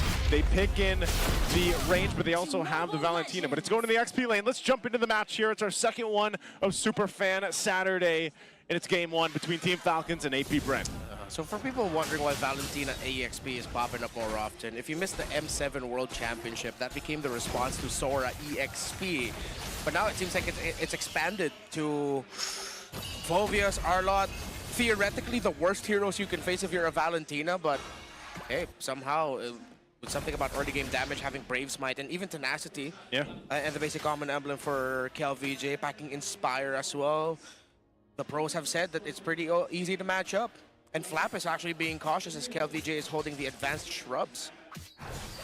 Gold Crab goes to Super Marco still. Okay. Super Marco grabs that. Super Micro. Super Micro. That indeed. And now, with this Marcel in the hands of Nova, which you said he has played the Marcel a couple times now, right? Nova and both Ogwin, I believe so. But for Nova specifically for this matchup, with this kind of lineup, where does the Marcel fit into all of this? Is just the plan, other than being the Mosquito and annoying that we kind of call this hero, is it just the golden hour setups to work with this kind of composition? It's pretty much that. As flexible as you can play him, he's also, funnily enough, one-dimensional. But the thing is, those dimensions also have their own little mini dimensions. You run up, stack up your own defense, you go faster, you get those little bit of moments of stun off, you get a big one with the golden hour. There's a lot of ways to play him, but he has, you know, like one very clear idea. Yeah. Okay, well, right now Nova's seeing 4 members of Team Falcons. This turtle is up for the taking. Kyle's going to start it up. James Panks is in position, and KLVJ holding on to his own Tsunami Slam. They see this. Yep, this is before Ogwin has his own. Yeah, this is, that's not fair. Oh! The flicker and the engage. Feather Dare strike answered by the Fury of the Phoenix. They're swiping away. Kyle still gets in there and takes it. Falcons take the turtle. Well, his retry definitely looks sharp today. James Banks, it wasn't like he was disturbed. I think it's a 1 second difference between the two retributions. That was just a good retry win for Kyle. Great initiation for APBR. I have to give them that with KLVJ getting the Tsunami Slam of Ogwin. But here comes Ogwin. And he's trending it, finds a Tsunami Slam. Serves up a kill to Kyle. There's something about that interaction, that animation with the Tsunami Slam and then the shot from a Suyo that just looks so clean. We've seen it so many times. With a queller? Like a charge queller? Yeah, the charge queller. It's because it's Sasuke? Yeah. Yeah, I know. There's something about it, right? I don't know. It's lore accurate. It is lore accurate. So they clap back. They find an answer right off of that. So at this point, pretty much even though across the board, a little bit of a lead though for Team Falcons. Yeah. But APBR's showing that they are willing to go ahead and start up these fights if they have to. Flap building the tough boots first. Realizes that with the control that with him acting as one of the main frontliners, that he needs to be able to have a little bit more time to be uncontrolled. That was a good call by Falcons to actually rush straight top side, because I feel like they already knew that James Banks would be going into this orange buff next, so they decided, okay, high chance, Nova's going to be floating around the area. He's already quite low, let's just go after him. So that was a good call by Falcons. Well, this patience here from Kyle. I didn't know if he was actually going to pull the go in there, but they decide not to. They disengage from that XP lane for now. While they wait for this turtle to come up, there's still a bit of ways to go on here, but KLVJ, he's going to be holding on to the Tsunami Slams, I feel like, for the majority of the game until eventually he decides to go ahead and switch to the feathered airstrikes at some point. If he can find Haji. Yeah, that's true. We usually see that, no? Like with Farsa's kind of just staying away. Yep. And that might be the case. In a mid-to-mid matchup, it's more likely that he will find the bead on him, the Valentina on the far side, but since it's XP to mid, like they're coming from different angles. Look at this. Big flicker by Ogwin. Misses the mark, finds a Tsunami Slam after by Fury of the Phoenix. Here comes the Phantom Steed. And in comes Flap through the back. Overshoots, flickers out. And James Banks slides off with Feather Dare Strike coming through. But Jimmy James scores a turtle. 1 for 1 now. APBR gets their own. Wow. What a fight. I mean, and also a whole bunch of gold going to the hands of Shizu off of that. Yeah, Super Marco decided to rotate mid and double lane, while Shizu... By the way, both marksmen decided to build for the Swift Crossbow first, and I think they're going to be going for the Corrosion Scythes later. For Super Marco, for Shizu, he just built it. Marco might be going the route where he'll build DHS second and then Corrosion Scythe later on. Kyle taking a page out of Jimmy James' book. Now, Ogwin looking for one, forcing a flicker out of Aqua. Ogwin very low. Ogwin gets taken down to a sliver of health. Has 1 HP, gets away with it. Marco coming through with an airstrike. Haji gets a kill on the Aqua. And Kyle ain't done. Kyle wants a little bit more. Haji flickers back. Kyle finds Nova. But Kiel finds Ogwin. And then Kiel gets killed. A double for Kyle. Yeah. Super Marco pushes Shizu back. stack and stack for Kyle after he picks up the Sky Piercer. 2 stacks. That was a really great duel between the two teams, but in the end, it's Falcons who wins it out. They break the tower up top. Kyle was just able to bob and weave a lot to survive and eventually get more kills, more stacks onto him. Chizo just ran out of teammates to play through because James Max was also in the bottom lane trying to make his own play. Well, the mid turret did go down, so at least APBR amongst all of that will get a little bit of an objective. You know, that turret could play a part into these objectives later on since they still maintain their own. Taking a look at the items real quick here too, you can already see first items coming into place, but I think the biggest one was, yes, the value that Kyle just got with the Sky Piercer as he's gonna go ahead and continue to build in. You got a glowing one too for Haji now. And some of these team fights, especially when we lead into this last turtle of the game in about 10 seconds, a lot of the team fights just haven't gone the way I feel like Team Falcons has hoped for because they're letting Ogwin go ahead and lead in. Yeah. And it's so anchored on him getting that Tsunami Slam. But there's also a really good interaction with having a Zetian across from you. APBR, once they see that Tsunami Slam go up, they Fury the Phoenix, and it buys them that little bit of window of opportunity to stop this initiation because of that little bit of a stun. And then again, they have a Marcel to go ahead and complement that if they want to. So. That's something that Team Falcons has had to watch out for in these team fights. Yeah, it's a big micro battle, really. It's still very close and gold, and APBR might be able to find an angle for an outplay. Turtle down to a fifth of its health. In comes Nova. Hits a Fury the Phoenix plus the golden hour combo. Delayed the Tsunami Slam, but Kyle had enough of a window to secure it. Coming in, Super Marco! Assisted by the feathered airstrike. Gets a kill on the Nova. Kyle ain't done. Get over here, Kel. Weller charged up. Misses a little bit of that kill, walks away. Blocked by Ogwin. Tsunami Slam onto James Banks to zone him out. That golden hour was perfect. They're wailing away at Jimmy James. He calls it Miguel, but it's too late. Kyle gets another stack. That's BMW. Better micro wins. And Falcons will lead the charge now with macro as well as they finally get to take down the tower in mid after APBR took theirs earlier. Well, they're still going to go put pressure on this side of the jungle, man. It just feels like Team Falcons was, they hit into high gear. They are soaring ever higher at this point. They're going to take a purple buff as well. And this is kind of what we see, especially with lineups built around having a Suyo. It's this momentum, it's this tempo that really changes. The graph is usually a really good representation of exactly how that happens throughout the game. Because you're thinking about this last 2 minutes or so, that last turtle that happened, and even with the Fury of the Phoenix trying to delay things out, again, it was a capitalized objective, then kills, and now ballooning to this lead. Yeah. So this isn't a Valentina cooldown reduction build. It went for the Chastise Pauldron first. Most likely the Oracle. No, it wouldn't. It's not going to be the Oracle. It's probably. What does he want to build? Athena's for Magic Burst? Just for Haji? James's Valentina XP last night was also very defensive. Oh, true. Flap here. Catches kill as he tries to enter. That's a very low. Marcellus Nova gets picked off for free. Fury of the Phoenix forced out of Aqua already. Falcons refuse to back down. They might go. Strike coming in, but the final slap from Flap. Using that flinger to reposition. Kill VJ taking a lot of damage. Oh my god, Falcons on the below. James Banks finds Haji, but Kyle finds James. Blazing the wet, fade away. Falcons wins the trade. Big money blade surge. Kyle got the block. It seems like James Banks now, 2 of his biggest missed opportunities come from him just getting crowd controlled. Earlier it was Ogwin, now it was Kyle.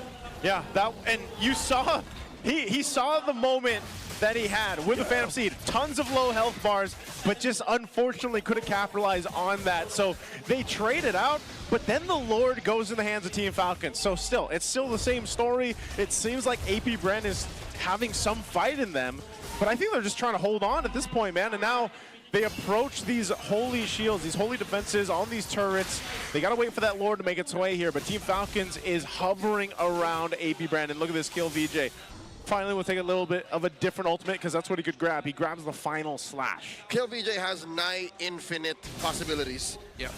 Final slash, Tsunami Slam, Feathered Airstrike. Like, he's literally drowning in choices, but sometimes APBR has to consider, like, how do we use this? How do we utilize what ultimate he takes? But not only that, but also just being able to capitalize. I mean, Shizu, you know, he's been farming up. He's getting to where he needs to be. I think he's not dying. He's not dying. That's true.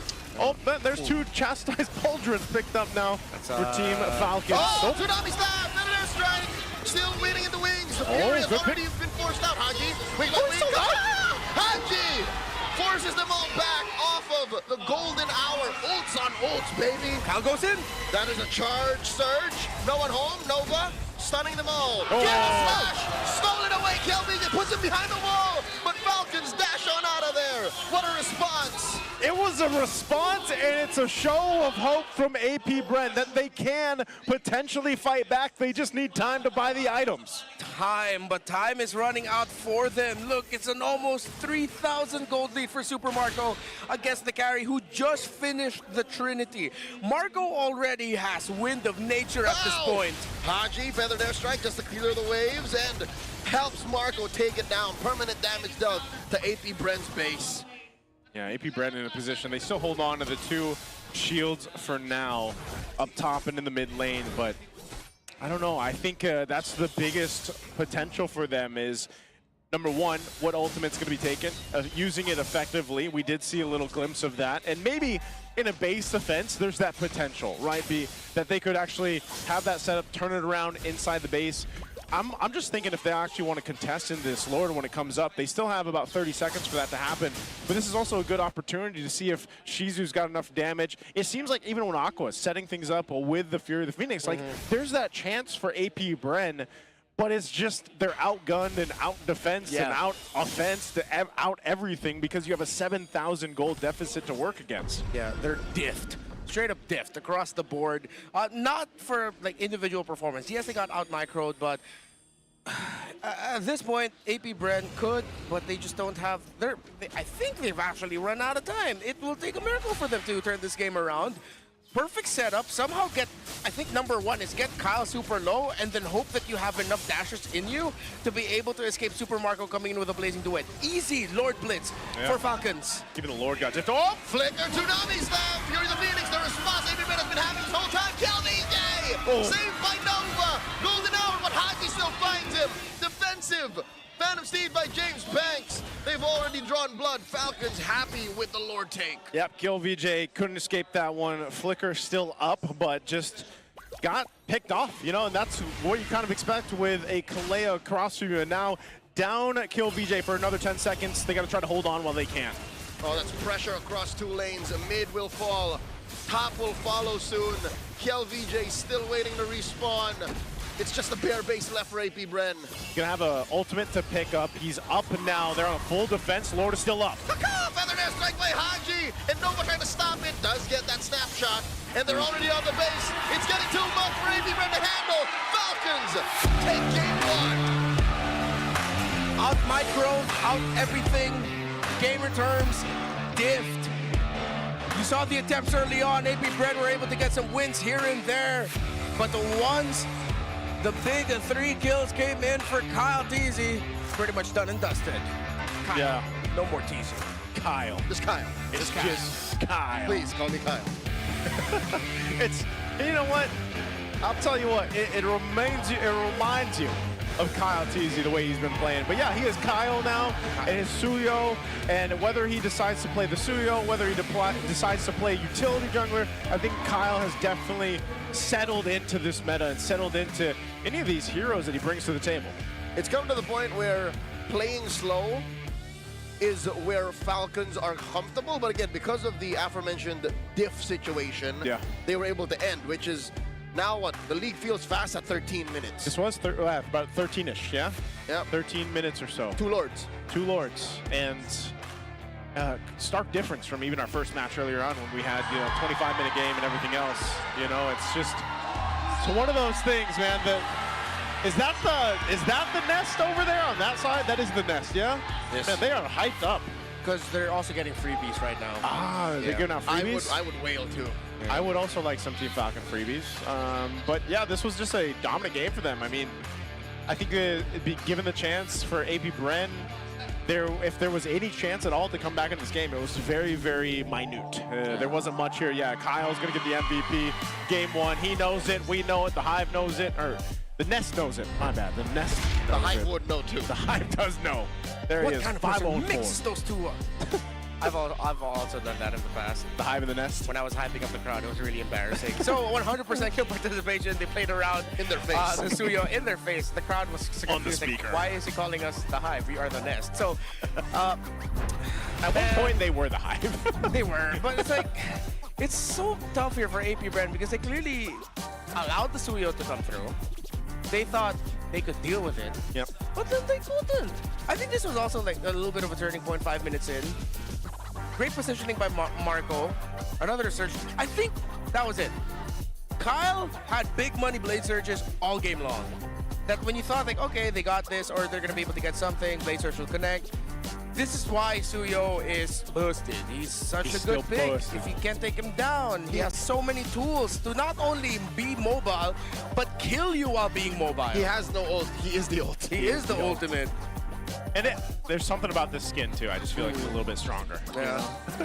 Dude, I just remembered. I was reminded today. Yeah. He only has 2 skins.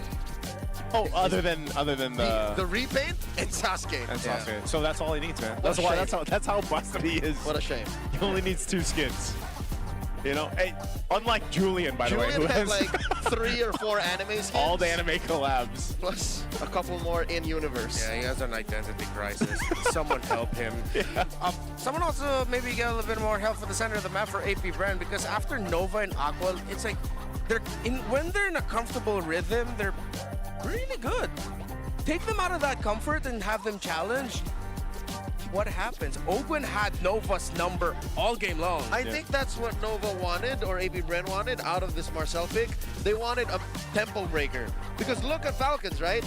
If Nova are able to check on all of them, they wouldn't be in the right positions to get this snowball win. But I think Falcons are always a step ahead. Yeah. Another contributing factor that I think should also be Haji. Making the most out of his feathered airstrikes. He would wait for the Fury of the Phoenix to pop off. He'll use the wings by wings to reposition, and then he'll pop the FAS. Haji is my second pick for MVP. If it Your wasn't second, for, yeah. If it wasn't Kyle for his crazy Suyo. Yeah, it's always and Haji is just this is one of his heroes. You know, the Farso he's played so many times, and I think because of the fact that you can really rely on Ogwen to be that guy to start things up. Haji just also has a really good trigger finger to not go ahead and utilize the feathered airstrike when he doesn't need to. A lot of his feathered airstrikes are efficient and valuable for even just hitting the right targets, keeping APBR in their tracks, basically. And they did that throughout the game. So it was really, anytime you see with Team Falcons, there's so many areas you can highlight, you know, and that's something about them because, again, this is a team that I feel like is one of those teams that highlights team synergy inside the game and outside the game, probably one of the best in the league right now. So I hope you guys take a little bit of a sip after that one because that was a fast game. Sip purified water. It's filtered through volcanic rocks for a crisp, clean taste that quenches like no other. Quench that thirst, take that sip, Redmar. There you go. Chug, chug it. Chug, there it is. Chug, all right, while he's doing that, chug, you'll see the Max 5D on the stage back there. That's clever engineering. Keeping those teams locked in, no distractions, just pure performance. Brought to you by TT Racing Philippines. We have your back. Was that good? He's okay. I'm good. It's great. Sip is amazing. Yeah, Sip is amazing. If you guys could see how many Sip bottles we go through on a Super Fan Saturday, you know we love them. Renmar gets all of those sound effects off. Yeah, I don't know either. Actually, I'm going to say it. I tried to interject one there. You did? Yeah. It was the... Yeah! Why did I miss it? That completely flew over my head. Yeah. It was, you know, he Phantom did... Steed? No. What? It was the brah. But you did the brah. And then I did yeah. Yeah. I wanted to join in, you know? It's fun. Yeah, it is fun. You know what else is fun? The Smart 5G ping test. I definitely want to go ahead and see what our players had to say before the match. Let's throw it over. Hello!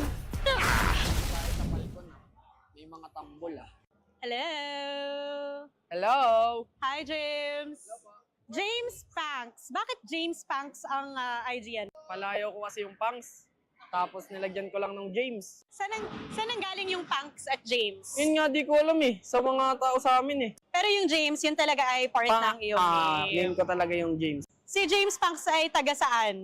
QC na eh. QC na. Dati, pinanganak ako sa Bulacan. Akagonay. Protein, nag-gym ka rin? Hindi. Ano lang, running. Nasa running era. Kulang yun Kasi, ba't kasi sinabi mo sa akin? Wala natanong Dami na nanonood, kuya. Balita ko, kabado ka daw ah. Aray ko. Aray ka! Ba't ka kinakabahan? De, minsan may ako, naiipit yung pants ko sa tiyan. Kasi, hirap daw lang huminga. Naiipit pala masyado. Napapasarap ka ng kain bago mag-match. Sakto lang. Eh baka naman sumasakit na yung tiyan mo, kailangan mo mag-CR? De, masyadong mahigpit yung pagkakatali ko. Okay. Masikip masyado. Guys, di ako kabado. Masikip lang yung pants niya. Masikip lang yung pants ko. Sumasama ka pa mag-gym kay Flap? De, umaga sila eh. Ako, panggabi ako. Si Flap o yung weights? Si Flap. Healthy ka, boy! Kung makakarating ka ng Coachella, ano ipapasearch mo kay Justin Bieber? APBR versus Onyx Game 7. M5. Throwback na lang, throwback. Kung babalikan mo yung Game 7 yun na yun, ano sasabihin mo sa dating Kyle? Sana bumalik na ulit yung prime ng Petri ko. And there you go. That is our Smart 5G ping test. It's great to hear. Great insights. Coachella. That was. He said he'd like to see the match of M5. Yep, in the Rizal Memorial Coliseum. No, I at remember about that. 1 a.m. Yeah, that was about 1 a.m. 1 a.m. It was raining. We were screaming our lungs off. We were dancing. We did a lot of things that night. Yeah, Game 7, I just took off. Like, there's no analysis for that, so I just... Yeah. I definitely enjoyed that one. It's a bit of a throwback, but before that, again, we are going to have a bit of an interview. Let's go ahead and see who we're talking to out there. MPL Arena! Kasing taas ng lipad ng Team Falcons ang kanilang mga community leaders' energy! Wow, welcome again, guys. Lagi natin kayo nakikita dito. Introduce yourself. Hello po! Ako po si Dio, ng Head Community Leader for Team Falcons! Hello. Green Falcons, mag-ingay! Hello, Dion, and welcome to the MPL Arena. Share mo naman sa mga viewers natin, paano kami makaka-reach out sa community nyo? So guys, meron tayong community group na Falcons Nest, ang official community group for Team Falcons. Nakikita nyo guys yung QR code dyan. Pwede po kayo mag-join. Andyan din po ang QR code namin para sa group chat. So doon po kami namimigay ng mga libreng tickets, libreng secret. So surprise guys, mamimigay kami ng mga kung ano-anong pwedeng ipamigay para sa inyo. Napakarami nakabang para sa kanila. Okay, parang meron tayong mga kasama dito na sobrang taas ng energy. Dion, kakausapin ko rin itong mga nasa likod mo, ha? Nagtago. Rex, dahil malakas ang energy mo, lagi na lang kasi natin tinatanong yung mga players kung anong lamang nila sa isa't isa. Ano naman ba ang lamang ng Team Falcons sa ibang mga community leaders? Nandito ako para kay Haji. Charot lang. Haji, ipagluluto kita mamaya. Yun ang lamang nila. May tagaluto May sila. tagaluto pag sila, nanalo. kaya nakaka-pressure naman yun para kala Haji.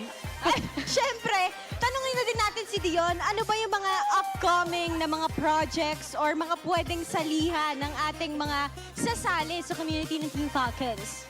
So guys, sa community group po namin, naghahanap po kami ng mga players for Fansik Laban.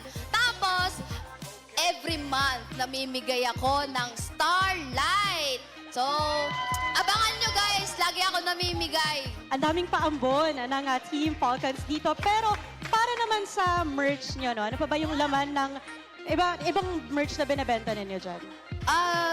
Sa merch po namin, meron po tayong hoodie, meron po tayong t-shirts, stickers, at kung ano-ano pa. So, abangan nyo sa week 6. Baka pwede naman dyan. Oo nga. Alam mo, Dion, ano ba yung requirement para makapasok? Kailangan ba talunin ka sa breakdance?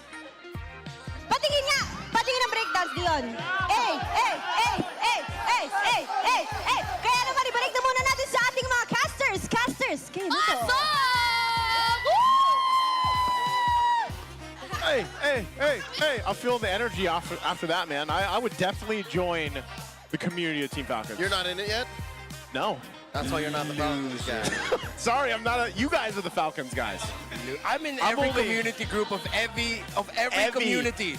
I'm only in one community, and you know what community that is? The defunct one. I'm a Raider till I die. And they're not even in the When league was the anymore. last time they posted in that group? I'm the last Raider now. The last Raider. Okay, let's jump into this. Flying Clouds, by the way, AP Brent. So, does this say what side they're going? I'm always confused It by did. this. It just flashes for a bit. Oh. I'm hoping they're blue. Okay, so it just shows up for a second. I mean, sometimes I wish I had my own monitor. For the love that is all black and yellow, I hope that they're blue. That's a lot of colors. We share, Joseph. Yes, we do. AP Bren, Flying Clouds after the Expanding Rivers. I think more than just the clouds that they're going to need is a different game plan for the draft here. Specifically, again, is this a problem with the hero pool that AP Bren has? Because I feel like, they had some pretty good ideas with the last game, but the execution just wasn't there. Then they fell so far behind very quickly against Team Falcons. I mean, the Valentina EXP lane is high concept, but I don't want to dog on that too much. I think for me, it's why ban the Phobius as one of your first bans on the red side when you could have picked it up for yourself in red 1-2. You're not going to first pick that. You already know the Suyo was coming out. Do you think they're going for Prio this time around, like Prio, Suyo? Because when we had the panel earlier with the Tagalog casters, they did mention maybe this is one of those cases, since we highlighted the junglers coming into this matchup, you just trade it out, right? Game 1 went over to Kyle. Game 2, you give it to James Panks. I'm also not a fan of this. I They am are a on daughter the of blue side Northern and Vale. can I pick swear to Baksha protect as it till first my pick. last It's breath. first pickable. And Suyo. And Suyo, so it's why They should have just left it all open. Yeah. Are they gonna try to bait Falcons into thinking, oh, do we ban Suyo or not? And then they end up giving it, and then James Panks finally ends up with his comfort hero. But I would have rather they opened up both, because both are very good options. Okay. Juice is still going to be open. Valen Sora. If Sora's open, you go Valen first. I think I am not the only one bound by They might be these almost chains. better off just taking Valentina first pick. See, this makes a little bit more sense to actually ban on Phobius if you're in the blue side and you're picking the Suyo first. Or do they just hate Phobius? I think a lot of people hate Phobius, man. Maybe it's because they're so Arlot reliant that having the Phobius open is just such a punish. Yeah. Plus, even if they pick Valen first and then Volvius shows up, it's a good response. So, you know what? Okay. Stop focusing on the Phobius too much. Just look at the other mid lane picks. The Valen's open. Suyo, of course, still open. They should go back at the other first pickables. Twisted Minds is really the only team that first picks the Harley. Yep. Majority of the time, it is Valentina. And then Liquid is the one that first picks Claude. Yeah. I think AP Brain can afford to go first pick Claude too. My tail's been itching I don't for really a see real Shizo as a fight. Claude specialist. For me, Liquid first picking Claude is great. Yeah, I feel like that's more of a It's Teddy. Like, let's just it's steady Teddy. Like, okay, Shizo, let's say was one of his comforts. Okay, but I don't see him as that guy with the Claude. There was a That's time. Teddy. There was a time. Was it last season when it was that first pick Harris for Shizu? Yeah. Oh, let's take a look at this too. Coach Oh, on it's a coach. Tagalog. It's yeah. Leo, can you read this, man? It's like I got my my fervor back, my fire back, because that's what I saw in them. I just don't know about the coaches, and it's because of the coaches or it's because of Haji. While Kyle says, for James Banks, good luck to Good us. Let's see who's the better Suyo, but It's banned. Falcons bans it out. They open up the first pick, Marcel. All right, Kyle. So you're not gonna let him get a chance. You got your chance in game 1. If I was the coach of AP Bren, I'd be whispering in the mic the moment I saw that Suyo ban boring. I thought you guys wanted to trade it out. How come you guys don't want us to play the Suyo? But they still end up with the Marcel and as expected Valentina. But here comes an early pickup Harley, so that they don't have to fight for the high damage dealing, high impact junglers right away. You know what would be great to deal with that Harley? Who's that? What's that? Or at least, fast rotations of Baksha would have been fantastic. Unfortunate that's banned out. So yeah, that's what I'm wondering. What else does James like? Is he just gonna go Liam Ward again? Like, is this just potentially because now he's up against a Harley? If you're talking about just like straight up counters, Hayabusa. It was mentioned in Benting's video like a week back. Yeah. I'm born with talent. Guinevere, would you? They go utility. Yeah, that's Jungle Gwyn. On a macro level, sure. Yeah. That's a lot of mobile heroes so that you're gonna have to catch. I think they're also thinking about the Super Marco gold laner, trying to force him into a Payback. Purify one, and then they pick up the Farsa. Okay, they're forcing him into Purify to reduce his chances of being able to get out, because it might be a difficult decision for Super Marco to pick the Flicker here.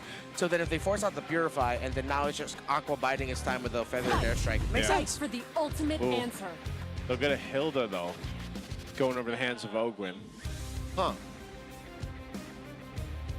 Vision. I didn't expect that. Yeah, I me didn't neither, expect I didn't expect the Hilda. either. Is Falcons on this train of thought where, yeah, we don't trust that Guinevere. We don't know if that's a jungler. Because after what happened in game one, It's like yeah. 98% sure that that's a jungler, no? Yeah, there's already Marcel that's not going EXP. Huh, they're probably, I mean, you don't always need to pick up the Hilda if it's an assassin type. As a full interaction Yeah, thing. sometimes it's just good to have someone who can be annoying and have vision. I think that's their take on dealing with it. Instead of picking up something like a Khalid, so they just go for the Hilda to mash a Marcel. It's less like a man-to-man defense thing. It's more of like a dog pile kind of thing. Yeah. Because you have a Valentina and a Harley. You're so good in the early. With all of the bursts right now for AP Bren, if AP Bren don't ban out something like a Glue or a Uranus, then Flap's gonna have a good time. Unless he, I don't think he's gonna Valentina XP. But Glue Phobius. My kiss. Not Phobius, excuse me. Will it grant their Alice is banned out, so immortality? Glue Uranus will be alright. Uranus is fine here, honestly.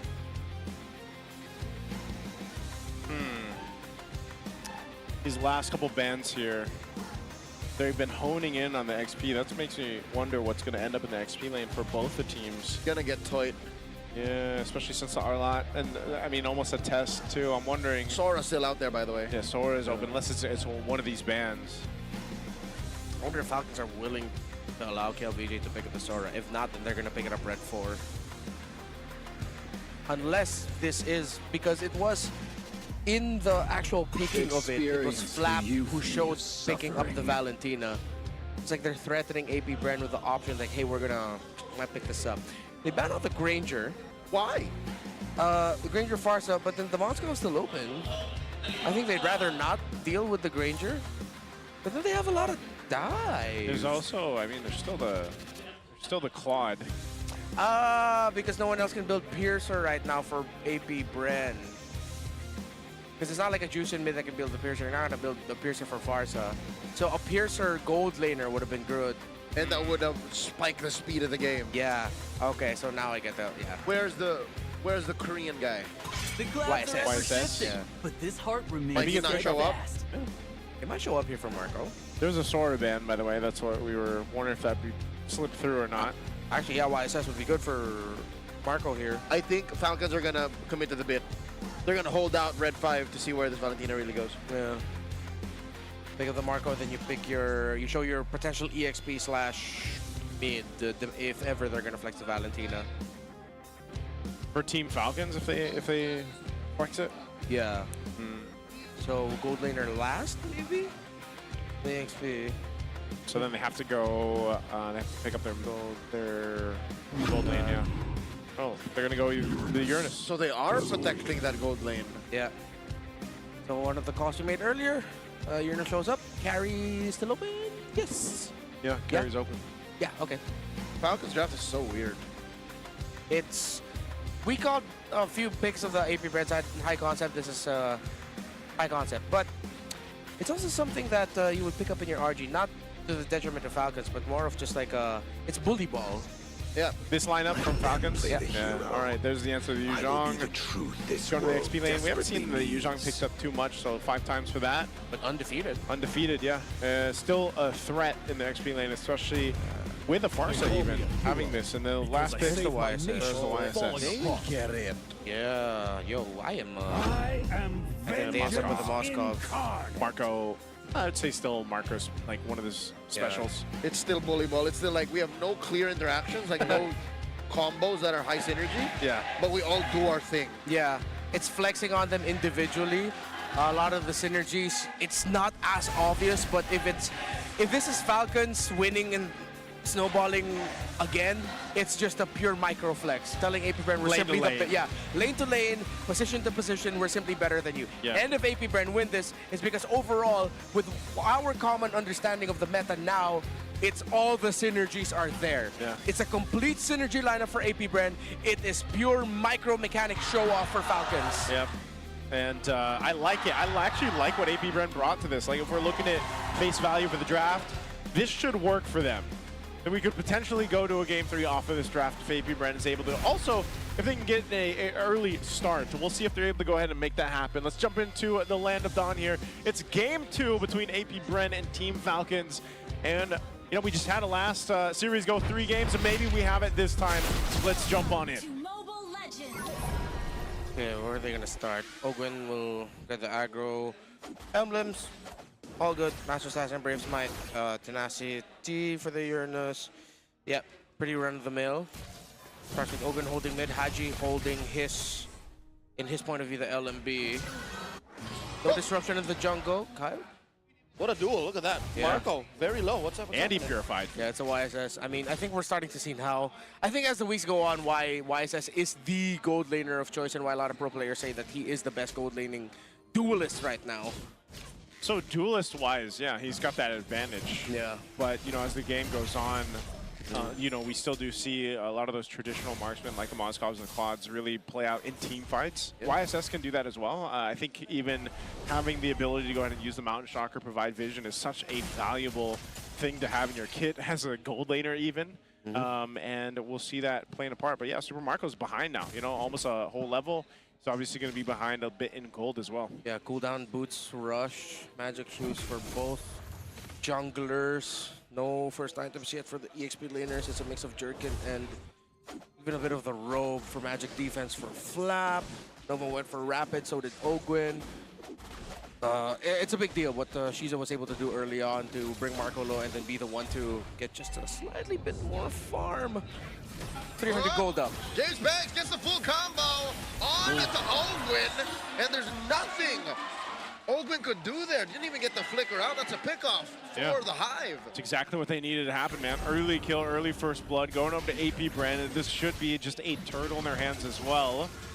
Oh, flicker out, but Kyle not going to go and capitalize that kill. Using the deadly magic.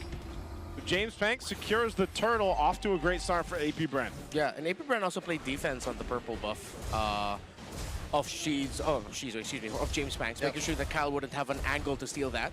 While Flap gets a lot of progress on the turret as KLVJ was rotating outside of the EXP lane.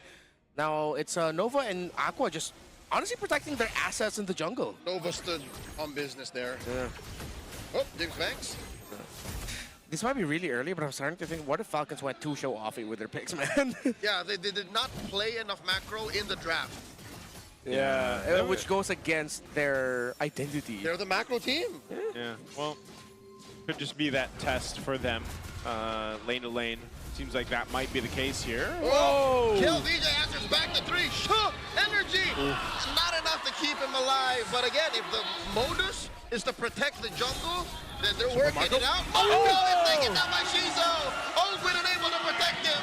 Not even getting a revenge kill. And here comes the backup. Aqua and Nova coming up. And there's a golden hour.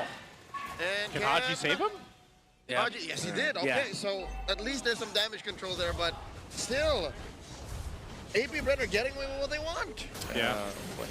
KLVJ going down, giving a lot of go. Wait, James Banks? Jimmy James gets dogpiled here, and Ogwen finally gets one on him. What were they going for? That was an error. Easy old full blast for Kyle. Yeah. APBRN, let's see if they've made enough progress to actually recover from that. But now we're seeing again the value of the Uranus pickup. Yuzhong can do nothing to him, man.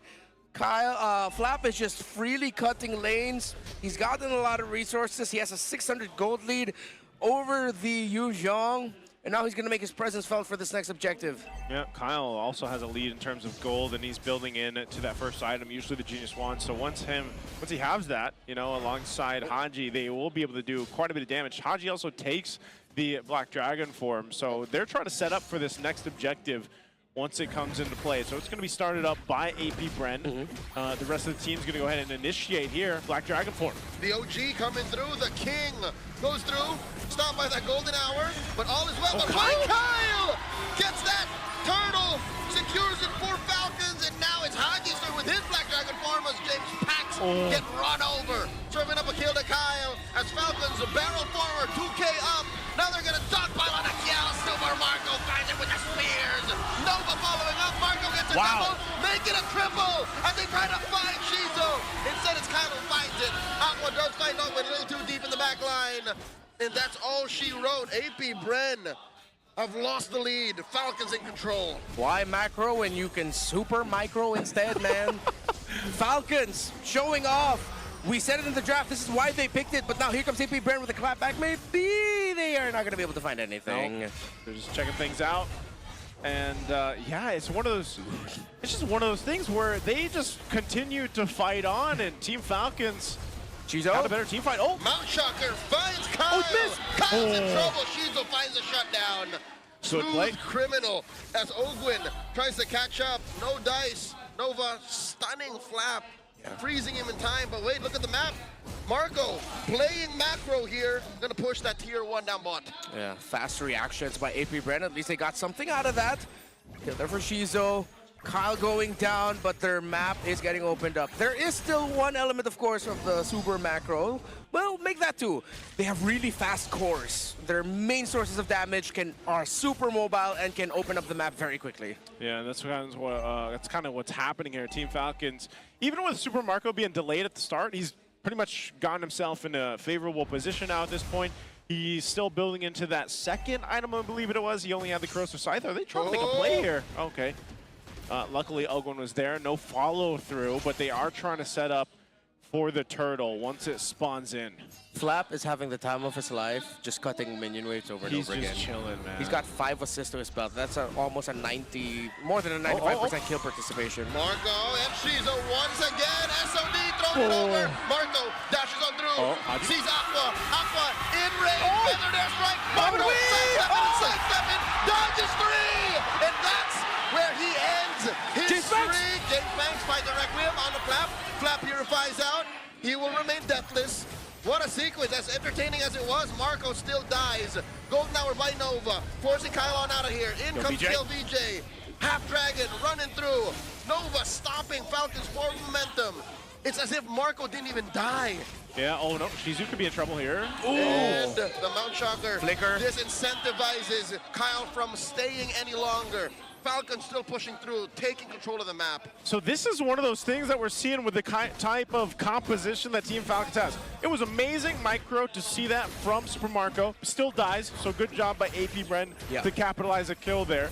But they need more moments to find these pickoffs or find these wins across the map here. We're taking a look at the replay again. Fancy footwork, Super Marco, but unfortunately couldn't buy enough time for the team to catch up because they were also cut off by James Panks earlier on, trying to rotate down to Super Marco. Yeah, I got that big knockup onto Flap. And there was a little moment of brilliance as well by Nova. He got the deadly magic from Kyle, and his golden hour was forced out because he knew that if he popped the golden hour here, then Kyle wouldn't be close enough, to actually deal damage to him to take him out. So even AP Bren are having their fair little moments of brilliance. Yeah, and they're really playing into it. Shizu pushing up on that top side. SOD. He's gonna land it! Shizu, coast to coast, turtle boat, able to save it for just a little longer, but Flap puts Shizu in a batty bag as one full down from AP Bren. Falcon still going in, Aqua with a better air strike, taking down one, Open is falling, make that 3 for Falcons as they take down VJ. Aqua's the only one left. Massive win for the Falcons. The irony of it all, if I'm not mistaken, it was the Mountain Shocker that Haji stole earlier from Shizo. He held on to that, and it's what helped set up Super Marco with that SOD. Shizo tried to outplay and tried to read that as well, but he just could not sidestep the SOD. Yeah, great job holding on to that holy defense up that top turret, though. But man, just like in the previous game, AP Bren has just hit a wall in this game where now you have a lead of 5,000. Lord is up. Team Falcons has control of this side of the map. Are they going to make an attempt to try to stall this out or even steal this? It looks like they're pushed away by Flap himself as Ogwin holds down this bottom side as well. So that is a Lord secured for Team Falcons. Oh, look at that. Huge items everywhere for Falcons after that Lord. Yep. 2 lightning truncheons. I believe that was just a boatload of items, guys. Yeah, all on point here. Christmas in April. Yeah. This is one of the tough things about this lineup that APBR has. SOD. You know, SOD thrown. Okay. Not again, not twice. Yeah, the grass was just a little bit too long. He's gonna clear out this tier 2. Oh, whoa. Black Dragon form by KLVJ. They just want to force them off. Here? They don't want to fight, right? It's a deterrent rotation. Yeah. Flap dashes off, and there's the Mount Shocker. Shizo has to go back. APBR's a little too proactive with this defense. Yeah, Oh, find Ogwin. Not without reason. They actually got Ogwin. A pickoff is a pickoff. APBR, good on ya. Yeah, they committed a lot. Petrify from they're gonna get KLVJ. another? Full combo on a Kyle. Kyle gets taken down. Aqua shuts him down. And in comes Flap, but there's not enough damage from Falcons. They are down 2 members. APBR finding their licks. Team Falcons, I don't know if they... what was that? Bit of overheat. A lot of the crowd control that they have. Yeah, this is the meta power of having the 4 heroes outside of the YSS with all the crowd control that they have. It ended up popping the shield anyway. But Falcons needs to watch out and respect. 1 pick off and it could go completely sideways. 4,000 at this point. Yep. Items already up to a Malefic Roar. This is very doable still for APBR. They can take 1 big fight. If they lose that, that's pretty much it. If they win that, it's a complete turnaround. Yeah, it's one of those setups that can happen here between KillVJ and James Panks. Both of them have potential. And that's a Winter Crown, early Winter Crown. He only got the completed concentrated energy, I believe. So yeah. James Panks, that's what I was saying. He could be one of the guys. It's either him or KillVJ that starts things up, pops the spatial migration into their Requiem, and then Winter Crowns to buy enough time to allow Shizu and Aqua to go ahead and make things work. There's actually quite a bit of tools in the overall composition toolkit for APBR to make work in terms of team fights. And even the Marcel alone can help turn these things around and stop Team Falcons in their tracks. Again, that's a lot to fall into place. They've still got some ground to cover. They're down 4,000 gold, but they're definitely getting there to get back into this game. Oh, Falcons really need to start respecting the pick-off capabilities that APBR have. But those moments happen without that much of a heavy Super Marco presence. So what if the difference maker right now really is just the presence of the Moskov? So APBR just need to make sure they need to man mark. The thing is, it's difficult to tell KLVJ to just, hey, yo, pop up Dragon, look for Super Marco. Yeah. Because if you dive in, you're going to get knocked back and then you're going to get blasted really quickly. So if he can find a time where he'll save the Dragon for when the members of Falcons have used majority of their resources, when they're going for that little chase, when it's APBR's turn to go a little bit deep, and then they pop the Dragon Petrify. Yeah. Time is not on their side, though. It's not like Falcon's going to take it lying down. Always! Oh. Full combo! Catches 1! And that is Open walking away. Marco still wailing away. Kyle takes down Nova. A little too deep did that Marcel go, and now the Falcons have their eyes on Kiel. The king has fallen. It's a double kill for Kyle. A setup was started by APBR, but a great response. And not only that, but Flap zoning out multiple members of APBR. And now they'll march down to take down the tier 2 turret in the mid, and potentially this base turret as well. Conceal, coming through. Oh, that's it. Open finds Shizo. Just 2 defenders left. Aqua and James Panks. James Panks taken down here, and it's just the Unk left. They don't have a wave. Yeah. They can actually get out, and it's Flying Clouds, so they need to be back to go for this Lord. Open borrowed the keys to the clouds and got out of there. He borrowed Brent's Cloud. That's wild. And Flap is just going to continue zoning out. This Uranus has been very low-key, but his map presence is... He was the macro guy, actually. It wasn't the Moskov, it was the Uranus in the end playing macro. I have to say, though, APBR, even though they got that jump onto, I believe it was Ogwin, they shouldn't have continued that take. They should have just acknowledged, okay, we got a knock up here, but let's just back off. Yeah. They didn't have the right positioning. They didn't have the complete man mark on the Super Marco Moskov, and then just left a lot of space for Falcons to free hit. Not the right target to commit onto, not the Hilda in the bush. Yeah, this, of all targets, you know, might have been one of those desperate moves, but Now they've got to deal with this. A push from Team Falcon. Oh. SOD. Whoop. Marco finds Shizo! And Shizo here does not survive. Ogwen finds him one more time. It's Super Marco with these SODs time and time again. He's the guy seen right now by a lot of gold laners as the best in the league.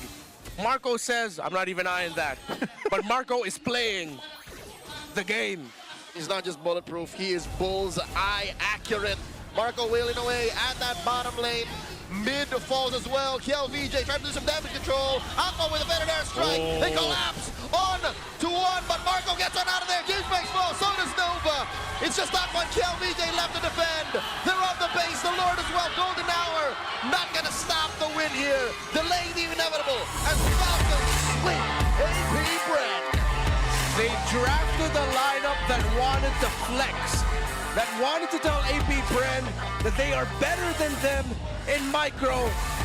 AP Brand danced a few dances, but Falcons led the tango. They get the sweep. Man, oh man, Team Falcons soaring higher continuously every single week. It looks like they just come into the week, there's improvement there, and I don't know, I would, even if I was TLPH, I'd be keeping an eye on them exactly how this is playing out, because Team Falcons just look like they can bring even a lineup like this. Again, we said it in the draft, guys. We said this is a kind of a weird draft, and it's going to be a micro game. And it was. And there was a sprinkle of macro in there, whether that was Flap on the Uranus, whether that was, man, just Super Marco. It's always a treat to see him on the Moskov. He's one of the few players that still makes Moskov look like he's actually big meta, you know, but you don't see him pop up too much. But when he's played like this, I mean, how many key Spear Destruction, Spear of Marcos did we see land in this game? Spear of Marcos. I think I got 3 or 4 crucial ones. This is definitely There's one of them. I mean, this was just, it was great, man. And not only that, but even when he's in a little bit of a risky situation, when he follows through with them, it's his micro. Again, why so many people highlighted Super Marco even seasons ago. What makes him such a dominant player in the gold lane? It's that chance and that ability to be able to make those minute decisions, those micro decisions, and just duke it out with multiple people if he has to. Phenomenal game there. Great job for Super Marco. Let's go ahead and throw it over on stage to hear for our winning interview. Ladies and gentlemen, Team Falcons takes this match with a sweep. Congratulations, boys! Another win para madagdag sa streak nila. Yes, they did it very, very swiftly, and they did that flawlessly, Odin. And let's take the moment para kausapin ang ating Game 1 MVP. Congratulations to this win, Kyle! Salamat po. Alright, Kyle, nakaharap mo yung isa sa pinakamabangis na Suyu players sa MPL. Ganong kalaki ng part ng strategy nyo na hindi nakuha ni James Panks yung hero dito? Simula kahapon pa po, pinagpuyatan po namin talaga sila eh. Pinagplanuhan po talaga namin ng mabuti yung AP Brand kasi respeto pa rin po sa kanila kasi malakas pa rin po sila. Respeto, no? Kasi again, respect gets respect. But kilala ka dito bilang generational junglers ng MPL. Bago yun, naging prodigy ka rin katulad ni James here. So nakikita mo ba yung sarili mo sa kanya in some kind of way? Siguro po, nakikita ko po sa kanya. Konti. Konti. Ano yung similarities na to? Malakas po siya mag-assassin. Kasi nung rookie ko po, doon po ako nakilala sa pag-assassin. Assassin. Oo, yes. nasubaybayan natin talaga si Kyle na nagsimula siya at a very young age. At syempre, ito rin naman isang kakausapin natin. Started at a very young age here at MPL PH. Flap, nagbinata ka na dito. Pinapakita mo lagi yung muscles mo sa amin, ah. Hello po. Such a flex, Flap TZ. At Flap na lang pala ngayon. O, Yes. diba? Sa sobrang tagal ka namin nakasama, yun na din ang pagkakilala namin sa'yo, Flap. Ngayon na nadagdagan na naman ang win nyo sa streak. Ano ba yung pinagkaiba nyo before sa mindset nyo ngayon? Oo. Yung pinagkaiba siguro namin ngayon, lahat kami gigil. Paano ang klase ng gigil ba? Siyempre, nakikita natin, gigil na gigil kayo sa mga pagsayaw nyo. Ano ba yung gigil? Ano ba yung drive na meron ngayon yung Team Falcons? Gusto nyo ba mag-champion? Gusto nyo bang panalo lahat itong regular season? Lahat po kami, same ng wavelength. Yung utak namin magkakaparehas at ayun, magkaka-vibes kami and yun lang talaga yung nasa puso at isipan namin na mag-champion talaga. They're one. They Yes, think as of one. course. They go to the gym as one. They are one. Oo, Odin. at kung i-rate mo naman, Flap, yung performance ng buong team nyo starting season 17, syempre, midway na tayo na regular season. From 1 to 10, anong score mo sa Team Falcons? Oo, performance nyo as a whole. Siguro yung performance namin, mararate ko siya 6 kasi di pa kami kontento eh. 6 Ako, pa di lang ako yun? kontento. Okay, paano ka ba makukontento? Pag nag-champion siguro. Okay, pag nag-champion. They want that championship in the bag. And with this interview, let's see who our MVP is. And that is you, Kyle! Congratulations, Kyle! Game 1 MVP and MVP of this match. Anong gusto mong sabihin sa mga sumusuporta sa inyo? Sa lahat po ng supporter ng Team Falcons, thank you po sa pag-support nyo. At sa family ko, sa girlfriend ko, sa mga kaibigan ko, shoutout sa inyo.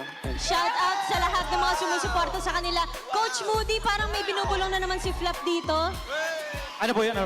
Gusto ko daw nilang sumampol kasi nakailang panalo kayo. Yes. Nangako ka nung nakaraan, nakakanta ka pag nanalo ulit yung Team Falcons. Nag-promise din ako sa kanila basta 5 straight kakanta ako sa kanila. Oh. Sa merit lang. Okay. Kabisado ko na ang halik ng iyong labi. Kabisado ko na ang oras ng iyong uwi. Di na kailangan pa na ikaw ay magsalita. Ginilawan mo. Sobrang lamig, Coach Moody. Napakalamig. Sobrang lamig. And with that, let's give a hand to Team Falcons! You may now take your walk of victory. Wow, nakakaantig ng dibdib yung kinanta ni Coach Moody doon.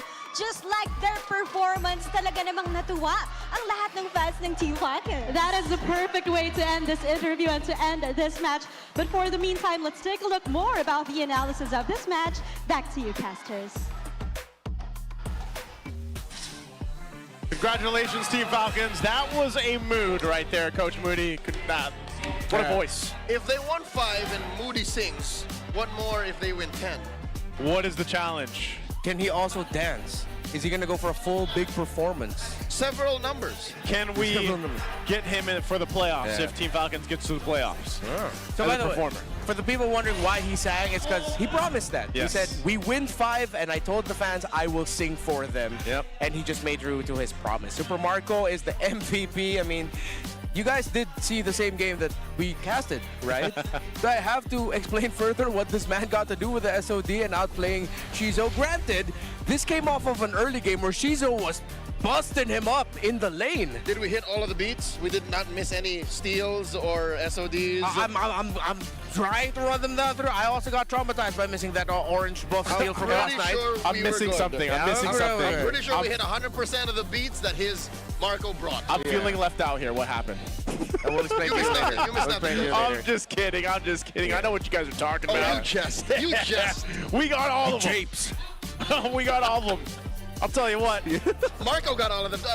He missed maybe 1 or 2. Yeah, no, he missed the second one after that. Yeah. This was really cool, the interaction between him and Haji. That Haji was just like, okay, let me put up the mountain shocker that I stole from the YSS earlier, and we'll use that to take down the YSS because we popped the SOD and it hit. No, that's flexing. massive. That's flexing. That's flexing because that means Falcons has enough leeway or a space on the map to be able to do a 2-step process of I will steal Mount Shocker, you will SOD, we will collapse. Yeah.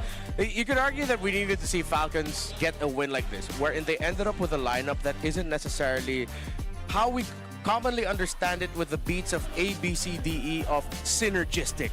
They needed to show off that they can win with a lineup that looks a little bit too greedy, a little bit everywhere. Yep. But if it's each 5 players doing everything right, it looks like it's complete synergy because it's a micro flex. It's showing off to the opponent we're simply better than you. And they got that with this. It's micro flex or macro improv. Yeah, if it was macro improv, I mean, Uranus being able to cut early on, it was usually a 4-1 split of Uranus minding his own business. It's like, oh, Marco's coming here, okay, let me walk all the way to the other side of the map, clear this minion wave slowly. It was both the most comfortable and most boring game of Flaps Season 17 so far. So what does that mean? Did we just get our answer what lane is the easiest? Is it XP lane? Because if it's XP lane Uranus. I was right. If it's XP lane Uranus specifically. Dude, it's like, it's not just Uranus. Clear. Okay, think about this. What other heroes are in XP lane that have almost single-handedly won championships? Esmeralda. Phoveus. Yeah. Hey, Phoveus is a little bit harder though, but I get like Esme Uranus as you could think of, as people would say they're kind of boring to play in the EXP lane. That's why you need to cut lanes as Uranus, like XP, because like that's the most excitement you're gonna have. Yeah. Like, oh man, are they coming for me? Yeah. You know? I don't want to press on the gas way too hard here, but clearly we said it in the draft and then we said it in game. APBR have a fantastic lineup. They were able to get some pickoffs here and there. They were able to make it work when it could. Shizo, I feel like this is the most I've popped for Shizo all season long. Because even in their biggest wins, it was usually KLVJ, it was James Banks. Yeah. This was Shizo showing off like, oh, he can make this YSS work. We saw his micro mechanics as well. But then the fact that their lineup that has just fantastic synergy got slowly picked apart by a lineup that is very microcentric, bro. That's nuts. If the game ended in the laning phase, Shizo would have won. Yes. Yeah, he had a great start, and you could see how good the YSS Gold can be. Yeah. Just they couldn't make all the parts work correctly. So let's hear exactly how this sounded with the Infinix mic check for Team Falcons. Ulti na, nag-ulti. Labo, tara. Nag-ulti na green, pre. Kuha ka. Nice one, green, pre. Green. Wala dragon, dragon, pwede rin, ha? Tara nga. Dragon ako, following ka, dragon. Flight skill na, dragon. Slow ka. Pre, tara nga. Go niya lang. Dito. Dying dragon, ha? Baka, ano na ako. Tangkay niya lang. Tangkay ko. Dahil sa ipit to. Yeah. Ipit to. Tangkay ko. Tangkay ko na. Pre, ha? Tangkay man. Go. Ay, green nga parang. Wala to, pre, ha? Penga, Mark. Pagkapakita. Bago tayo umayak ng Lord Pro, lahat ng bush natin, secure muna natin. Yung TP bush, i-check nyo.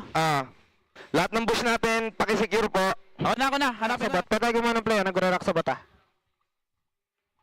Gaylord ko kaila. Gaylord mo. Balaway. Kay Boya dito, Boya ako. Parsa ako. Boya ka. Marcel, mamatay ako. Wait ka na. Go. Walang parsa dyan. Walang flicker yan. Ulti na rin. Paray. Walang ulti queen. Harapan niya. Marcel, walang flicker. Marcel. Dasin ako. Marcel, boy, dying. Basic. Mic check. And there you go, that's the Infinix mic check. Is that right? Oh, that one play that we were gushing about, the whole steal that Mount Shocker, coast to coast, they reacted nothing. They were stone cold nothing. It's like, go. They were just cold about it. It's like, okay, we're going to do this. We did the thing. Yeah, I think so. They're so used to the way that they play together. Like, even with the stuff that Super Marco does, that Marco's usually just locked in, just like chilling. Yeah. Like, he doesn't even say, like, I'm going to come through with this SOD. Yeah. Like, they just know, and that's why I'm saying this is a team that is the epitome of team synergy in the game, outside of the game. So that wraps up match 2. We still have match 3 for you guys. We are going to be going to a bit of a side report before we head on to match 3 later.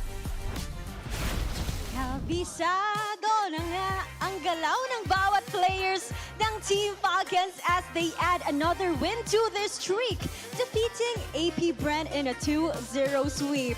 And right now, this is your very own Odin reporting on the side to tell you what is happening in MSL Thailand Season 1. Nag-umpisa na nga ang Season 1 ng MSL Thailand ngayon at napanood natin ang laban sa pagitan ng Bacon Time and Full Sense. The Filipino XP laner Dominic led his team and started it well with the series with all guns blazing. Pero ang squad ni Spider Miles ay may kakaibang plano at nakuha nila ang reverse sweep. Nagpakitang gilas ang jungler ng Bacon Time gamit ang Suyu noong Game 2. Samantalang nag-ala bulletproof naman ang gold laner nila noong Game 3 and they successfully got that win.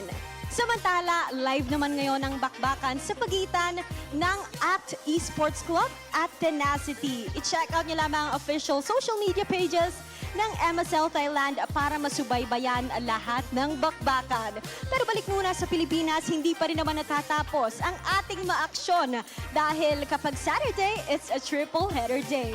Meron pang isang match na nakabang sa atin ngayong araw and that's between Smart Omega and Aurora Gaming PH. Huwag kayong aalis dahil magbabalik ang MPL Philippines Season 17.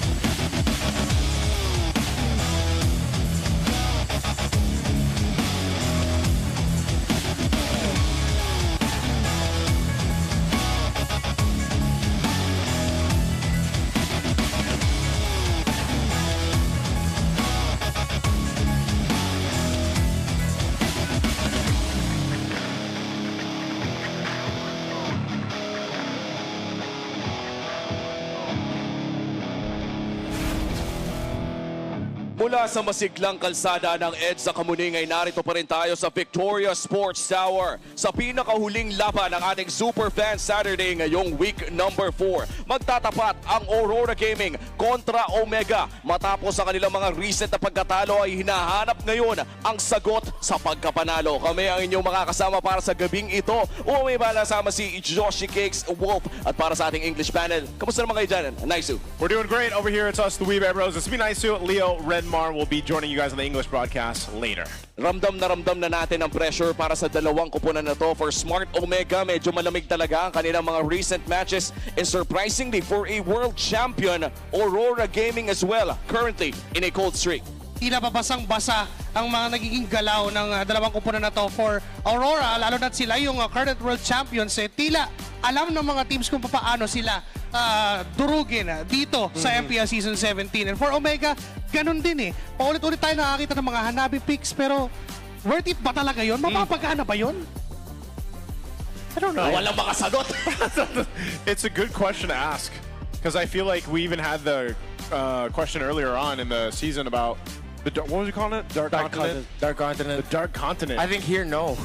maybe it's elsewhere, but here in the Philippines, it's way too tough. Ako yata yung pinakamaling tanong ngayon tungkol sa estado ng Aurora because earlier in the video I made this week, may mga hot takes doon na parang mas malala pa yata or mas critical sa estado ng Aurora right now than anywhere else we've ever discussed here on Desk. So, again, even the fans online are saying Aurora is, I don't want to, is it too early to say Aurora's cooked? Say it. If they different continue word. this streak, if they continue this way, di ba? Kasi there's a record. Yeah, makikita natin yan actually. No, Wolf, pwede ba natin ma-breakdown ang ating regular season standing comparison for Aurora by week 3? So, di ba yung 14 and season 15, ang ganda ng simula para sa kanila. But then, ito 2-3 start in the first 5 games.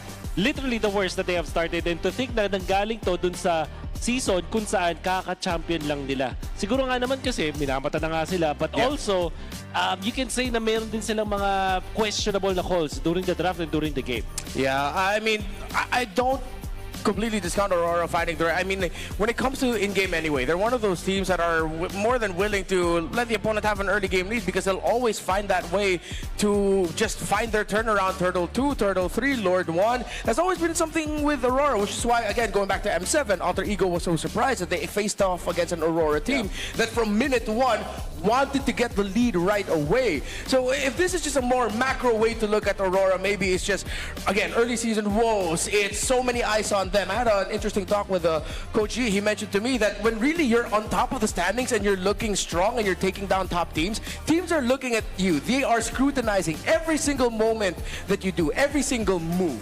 And even more so when you're the world champion. Aurora Gaming right now, ang daming nakatingin sa kanila. Hindi lamang mga MPL Philippines teams, kundi teams worldwide. Inaaral, as you said, Renmar, bawat galaw, bawat hero pick na nilalabas nila. At medyo mahirap yun, no? And coming from other world champions as well, na by the way, ay mga Pilipino din dahil ilang taon na tayong nananalo ng M-Series. Maganda na marinig din natin yung expert na opinion mula sa mga world champions as well. So para malaman kung ano nga ba ang thoughts ng ating mga world champion coaches as well, puntahan na natin ating mga video na to for Coach Ducky and Coach Hayes.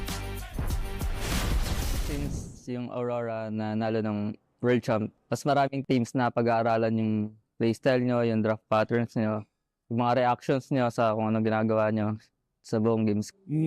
If you look at history, lahat kasi ng mga championship teams, yung mga world champions teams, sila yung pinaghahandaan. So I think it's that's the reason why probably I'm not really, surprised. Parang hindi pa yun yung form ng Aurora na ina-expect namin. So yung mga kasunod na kalaban natin ko, dapat pag-iingat pa rin kasi ano pa rin sila eh. Parang top team pa rin sila. Hindi naman sila mag-world champ ng ganun na lang. Honestly, I don't think Aurora is struggling. These types of series kasi with the top teams can go both ways. So I personally feel they just have to find their groove like we found ours in our match. No, again, it can go both ways. Yun kasi talaga eh. Pag nag-champion ka, nasa taas ka nga. Sa akin na-experience ko rin kasi iba kasi yung tingin mo sa sarili mo after mo mag-champ. So, yun nga. Hindi team kasi, team game rin ng MLBB. So, kahit sabihin ng isang player doon na ganun pa rin siya, hindi naman pwede na isang tao lang magsasabi na ito pa rin yung mentality ko dito sa season na to. So, as a team dapat yung mindset na maayos for them na para magtuloy-tuloy yung championship. Hindi pwedeng may magkaroon ng laps yung isang member. So, hindi lang sa mga players, syempre, pati rin sa mga staff, sa coaches. Wow, a very wise set of words coming in from Coach Hayes. I think my most favorite part here would be the thing that he said na kapag nag-world champion ka na, ay minsan, hindi man all the time, ay nagbabago ang tingin mo sa sarili mo. Yeah. You have to, like, I'm trying to put that into context too with what Coach Hayes said. Because, yeah, he's so right. If one player's mindset isn't the same as everybody else's, even the coaching staff behind them, that weak link, if you want to call it that, or that change in the team mindset could be drastic for the entire team. Parang siyang weight parang nadadrag mo yung mga kampi mo with it. Parang dapat kasi lahat kayo pa-forward. Pero if step back ka, ang hirap Ang hirap maging locked in kapag may nakita ka na hindi locked in. Yeah, hearing those words from Coach Hayes reminded me, it was after the World Championship win in the season after M6 when Onyx came back. They also went through that slump too, right? They found their groove in international tournaments where they would eventually become champions there. But in the Philippines, they struggled because of the exact same problems. Teams were looking at them closer. They were looking at themselves a little bit different. And I think, woo! It's time for the howl! At sakto-sakto nga, bibisitahin natin kung anong kailangan gawin ng parehas na kupunan natin dito. For Aurora Gaming and Smart Omega, ito ang ating Infinix keys to victory. Be reminded na ang Aurora ay 3 World Championship teams din kasi nakatapat. Liquid, Onyx, and Falcons. Kaya naman, nahirapan din sila. But for them to win against Omega, kailangan lang yung magic at physical spread nila ay mas maganda. Ito yung main na nakita kong problema nila last week. Hindi maganda masyado yung pag-a-spread nila ng kanilang damage profile. And also, siguro kailangan na nga rin baguhin yung mga early rotations nila sa game. Kasi parang napansin ko yung mga top teams na yung mga nakatalo nga sa kanila, Liquid, Onyx, Falcons, ito yung mga teams na naaral yung parang nabantayan kung saan sila pupunta. Yeah, it's something about how teams, especially Onyx, I think is the one I want to put focus for the faster rotation style, that Omega, they weren't ready for that when they went up against them earlier this week. So if they finally could have learned from that and said, you know what, let's try to replicate this by going fast, that might be your best bet. Again, Aurora are a team that make the most with all the information presented to them. They see this, they know what to do next. There's a whole min-maxing feel to it, a step-by-step process. Speed could beat that. I'm not saying will, but it could beat that. And of course, it's time to allow Nets to shine. Either give him a winning matchup against Dominkite or just rotate to his lane so that you could get him out early, so that you could get Dominkite low. Nets has to be the guy for Omega in the series. And I like the part na may nabanggit ka nga na player dito for Smart Omega, because we've been looking for that guy for Smart Omega for a while now. Sino pa yung superstar na gusto natin paangatin on the side of Smart Omega? And I guess the answer will be shown to us mamaya kapag nagsimula na ang kanilang laban. Pero sa ngayon ay babalikan muna natin ang Aurora Gaming Philippines. The world champions right now, struggling for the past few matches. Malakas man ang kanilang nakalaban, but sadly, results speak for themselves. Medyo tagilid sila ngayon. You know what? We can say that Aurora needs to change to stay on top. They don't need to stay the same just like how they did during their M7 World Championship run. They have to be very careful na considering na sinabi na nga nila Coach Ducky, ni Coach Hayes, na kapag ikaw yung nasa taas, ikaw yung laging tinitignan, ikaw yung pinag-aaralan, and kailangan nilang baguhin yon for them to not struggle, and this is the perfect time to do it. This is the halfway point of the regular season. If you don't build your foundation right here, and then you cannot bounce back entering the next half of the season. I think that's what both the haters and the fans of Aurora want. We all want a mix-up. We all want a change. And that was mentioned in the keys to victory. Kung magbago, kahit hindi playstyle, kahit tempo ng Aurora, that might get them back to their winning ways. They might end the day at 3-3. But again, consider it's easier said than done. Oo. At hindi lang naman basta-basta ang kalaban nila dito. Smart Omega, bagamat medyo taliwas ang results sa kagustuhan nilang makuha this season, ay maganda pa rin naman ang kanilang pinapakita from time to time. So let's see kung sobrang prepared ba nila against Aurora Gaming, considering na kanina pa natin pinag-uusapan that all teams are looking at the world champions. Imagine yung mga nag-world champs recently, yung mga may binago sa nila mga roster. That's also true with the Aurora when they swapped in yung kanilang newest player na si Light. In fact, yung mga seasons na hindi nagbago ng roster, ang Aurora, dun sila So actually, nung sinabi mo yung kailangan nila magbago, I really thought it was the roster. I can also say that dahil nung start nila nung season 14, if I'm not mistaken, Maganda. and maganda, second place. Season 15, they stayed the same lineup, they went to fourth place. Yeah. Then season 16, they got a change onto their lineup, they went second once again. And now, hindi sila nagbago. Are we gonna see another trend na babagsak muli yung standings ng RORA? They have to change. I think the teams just in the league all have to adapt and change. Like that's something we're seeing already 4 weeks into the season. You know, so many teams have adjusted to the current meta. They've also tested things. And so the change is constant. Well, makikita natin kung ano nga ba ang changes na pwede nating makita ngayon sa laro o kaya naman sa mga susunod nating mga weeks. And I'm not quite sure sa ating mga rule set dito, no, kung pwede pa bang mag-angat ng mga players mula sa ating MDL or pwede pa bang kumuha. Di natin alam, pero ang alam natin sa ngayon ay malapit na nga magsimula ang ating laban. I-welcome na natin ang Aurora Gaming and Smart Omega. To ensure the integrity of the game, please welcome our marshals, Chico, Dojin, Luis, and Joshua G. A temporary stumble will not stop their light from shining. Presenting the reigning champions of the world, Aurora Gaming Philippines!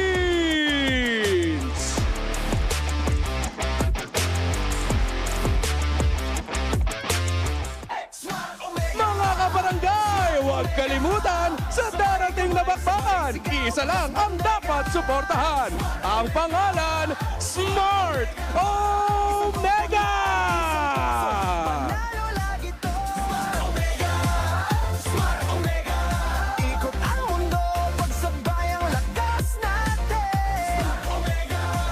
And our head referee, it's the Job Master Sent. The head coaches being Coach Master the Basics and Coach Wura. Nagsimula na ang kampanya. Magtatagumpay ba ang barangay o magniningning ang Aurora? Ito na ang huling laban sa inyong Superfan Saturday! What a fun intro song we have there. But first, let's go ahead and take us through Aurora here. It seems like the world champions are all business. Yeah. Do you get the same vibe that I am here in the MPL Arena? Even the Auroras I'm vibing. are also, no, they're the opposite. They are not They're vibing. not vibing? Yeah, even with the drums, the fans are kind of mum because they kind of understand the situation they're in. Even if they're going up against a team that is struggling, Smart Omega, it's the opposite. It's the barangay who's celebrating. Yeah, because you find yourself at a crossroads. You're going up against a team that has yet to show us what their clear identity of how they want to play is, except that so far, one man has risen up as a star for the team. Mingwin, their rookie captain, is the guy that you're going to have to watch out for here. But then what happens? Again, hypothetically, you're up against a team that has had the DNA, that identity of the poison, the lasso, the team that beat you when you least expect it. If Omega beat Aurora today, what a result that will send shockwaves through the league. Okay, can we just reel it back a little bit? Let's reel it back. Hot take. What if it's this whole Omega is lasso and Omega has that venom, they can cheese out their opponents? What if that's not who they are anymore? What if we're weighing down their growth in the, again, I think the right direction of becoming just a fundamentally sound team first? Yeah. I wouldn't be upset about that because I feel like what made Omega, even back, if you guys think about it, like the whole Omega timer thing, you know, and then the last one thing, the poison. The same team you rapped for. The same team I rapped for. Like, it's just not, I feel like that's not them right now. They're still figuring things out. So let's go ahead and throw it over first to our Smart 5G ping test for the matchup. Heart rate, 92. Parang medyo mataas-taas. Kakakape ko lang po. Talagang pre-game ritual mo ba ang pagkakape? Hindi na po. Nag-try lang ngayon. Nag-try lang? Anong flavor ng kape mo? Nag-kape latte lang po. Pero mamaya mas tataas pa yan. Baka mag 150. Kalmado ka lang pag game. Minsan kalmado, minsan hindi. Okay, so during games, ano yung iniisip ni Demon kahit para magpakalma? Wala eh, kapag ka in-game, iniisip ko lang kung ano yung kailangan kong gawin eh. Ini-imagine ko lang kung ano yung mangyayari, ganun. Ay, anong message mo para sa kalaban nyo today? Ang message ko sa Omega is good luck and galingan nila kasi gagalingan din ako. As a teammates mo, anong masasabi mo? Good luck, magaling na yung mga yan eh. Totoo ba? Plastic daw oh. Message mo sa sarili mo? Message sa sarili, good luck, wag aabot 150 ang heart rate. Kapitan! Kapitan ka, di ba? Oo, madam. Kung ikaw ang kapitan, sino sa mga teammates mo yung pinakamagaling na tanod? Sige, si Perks na lang. Bakit si Perks? Siya kasama ko lagi sa madam eh, through good times and bad times eh. Ano ba yung mga bad times mo? Ayun, kung kami talo. Di ba yung bad times yun? Ayun, oo nga Lagi naman. siya kasama dun eh. Anong ginagawa niya pag talo kayo? Inomotivate na kami isa't isa. Ikaw nanlilibre. Okay, ako Perks eh, no? So, ikaw ang pinakamayaman sa inyo? Hindi. Ang pinakamayaman sa amin si Dean. Sino? Si Ryzen. Bakit? Paano mo nasabi siya ang pinakamayaman? Kalahati lang silang pero kanila eh. Silang? Cavite? Uy! Taga-Cavite ka pala. In-invite ka na ba niya sa lupain nila? Hindi pa nga madam eh. Mga taga-Cavite yan talaga, mga mababait yan. Tsaka, diba? Mga Cavite! Mga loyal yan. Tama. And that's our smart 5G ping test right there. Get a little insights from Mingwen. Of course, Demon Kite. Demon Kite had some coffee. I could do some of that right now. A latte. His heart rate was spiking. Okay, I double down on my theory that Aurora are locked in on a level we haven't seen them be locked in a while. Like them and their audience. Because even Demon Kite, he's shed the celebrity persona. He's just like, yeah, no, good luck. We're gonna do our best. I'll remind myself to just do what I do. It's uneasy. I don't like it. Yeah, think about it. Last week they literally had one match, an entire week after week. We had that pause between week 2 and week 3. So it's been a 3-week slump. They had a long time to prepare for their one and only opponent, which was Onyx Philippines, and they got swept and they got dominated. So I'm not surprised that we're seeing this form of Aurora heading into the game. Let's see if that can translate to in-game. While Omega, again, it's been a story of multiple teams that have been struggling all throughout the season long, not getting the results that they wanted. Today, will Omega break that, or will they continue that? They ban out the Freya, which is a good start.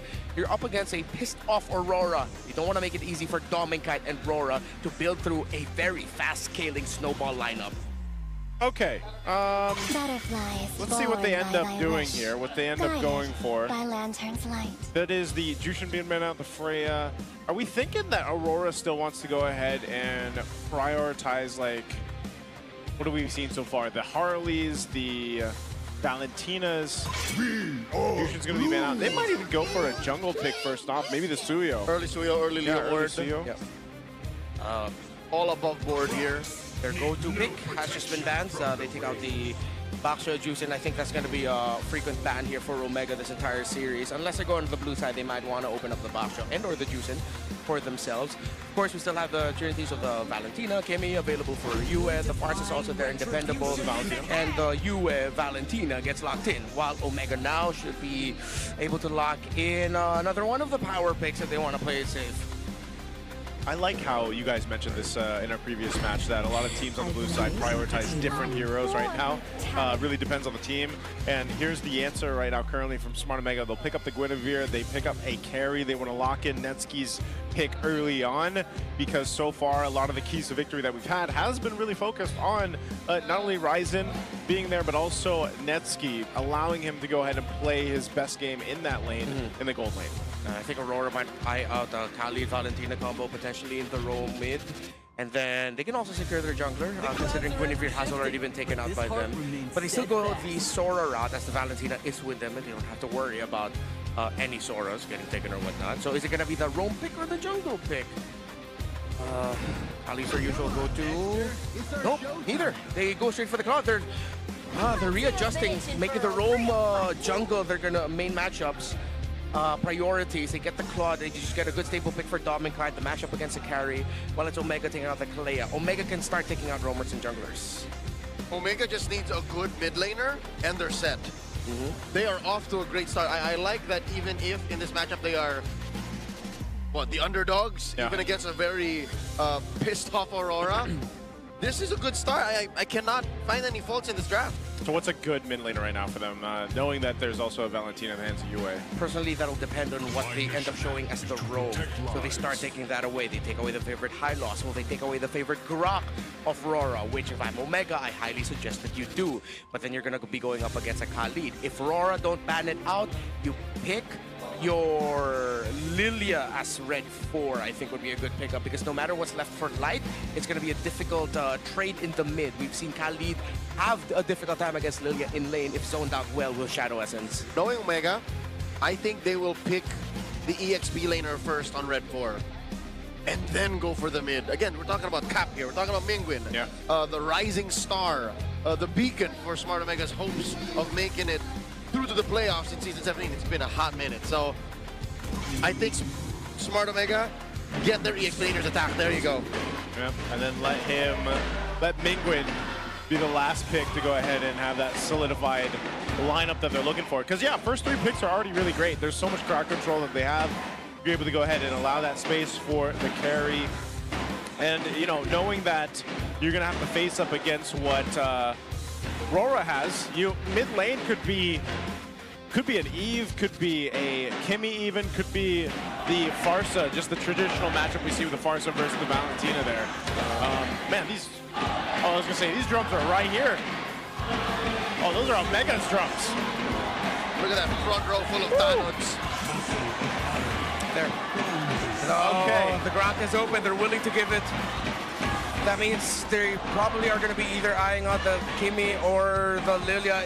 Just thinking about the trades for Groks in the center of the map, there is a window early on where a lot of damage is coming in from the Lilia. The pokes constantly from the Kimmy and Kalea combo could stop the Grok, but let's see if they'll be ready for it. Or maybe let's see, maybe Aurora aren't even eyeing out the Grok. They could still be eyeing out a different pick. One of the teams that have, actually both these teams have really tested out picks in the meta, but I feel like this is pretty standard so far from what we've seen.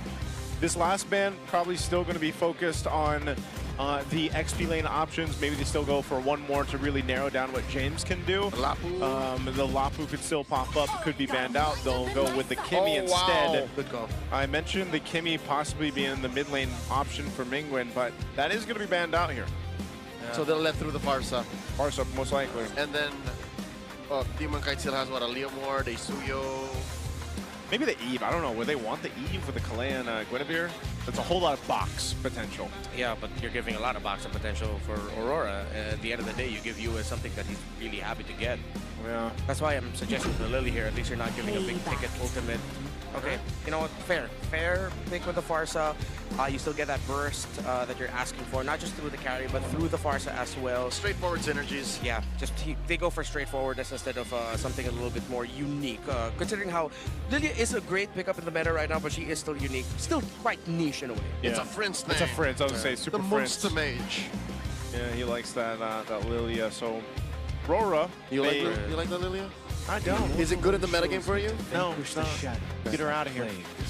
For now? For now. Actually, she's not really in the metagame. But Suyo is, and so is Grok. There it is. Like Redmar mentioned, this is a light pick as well.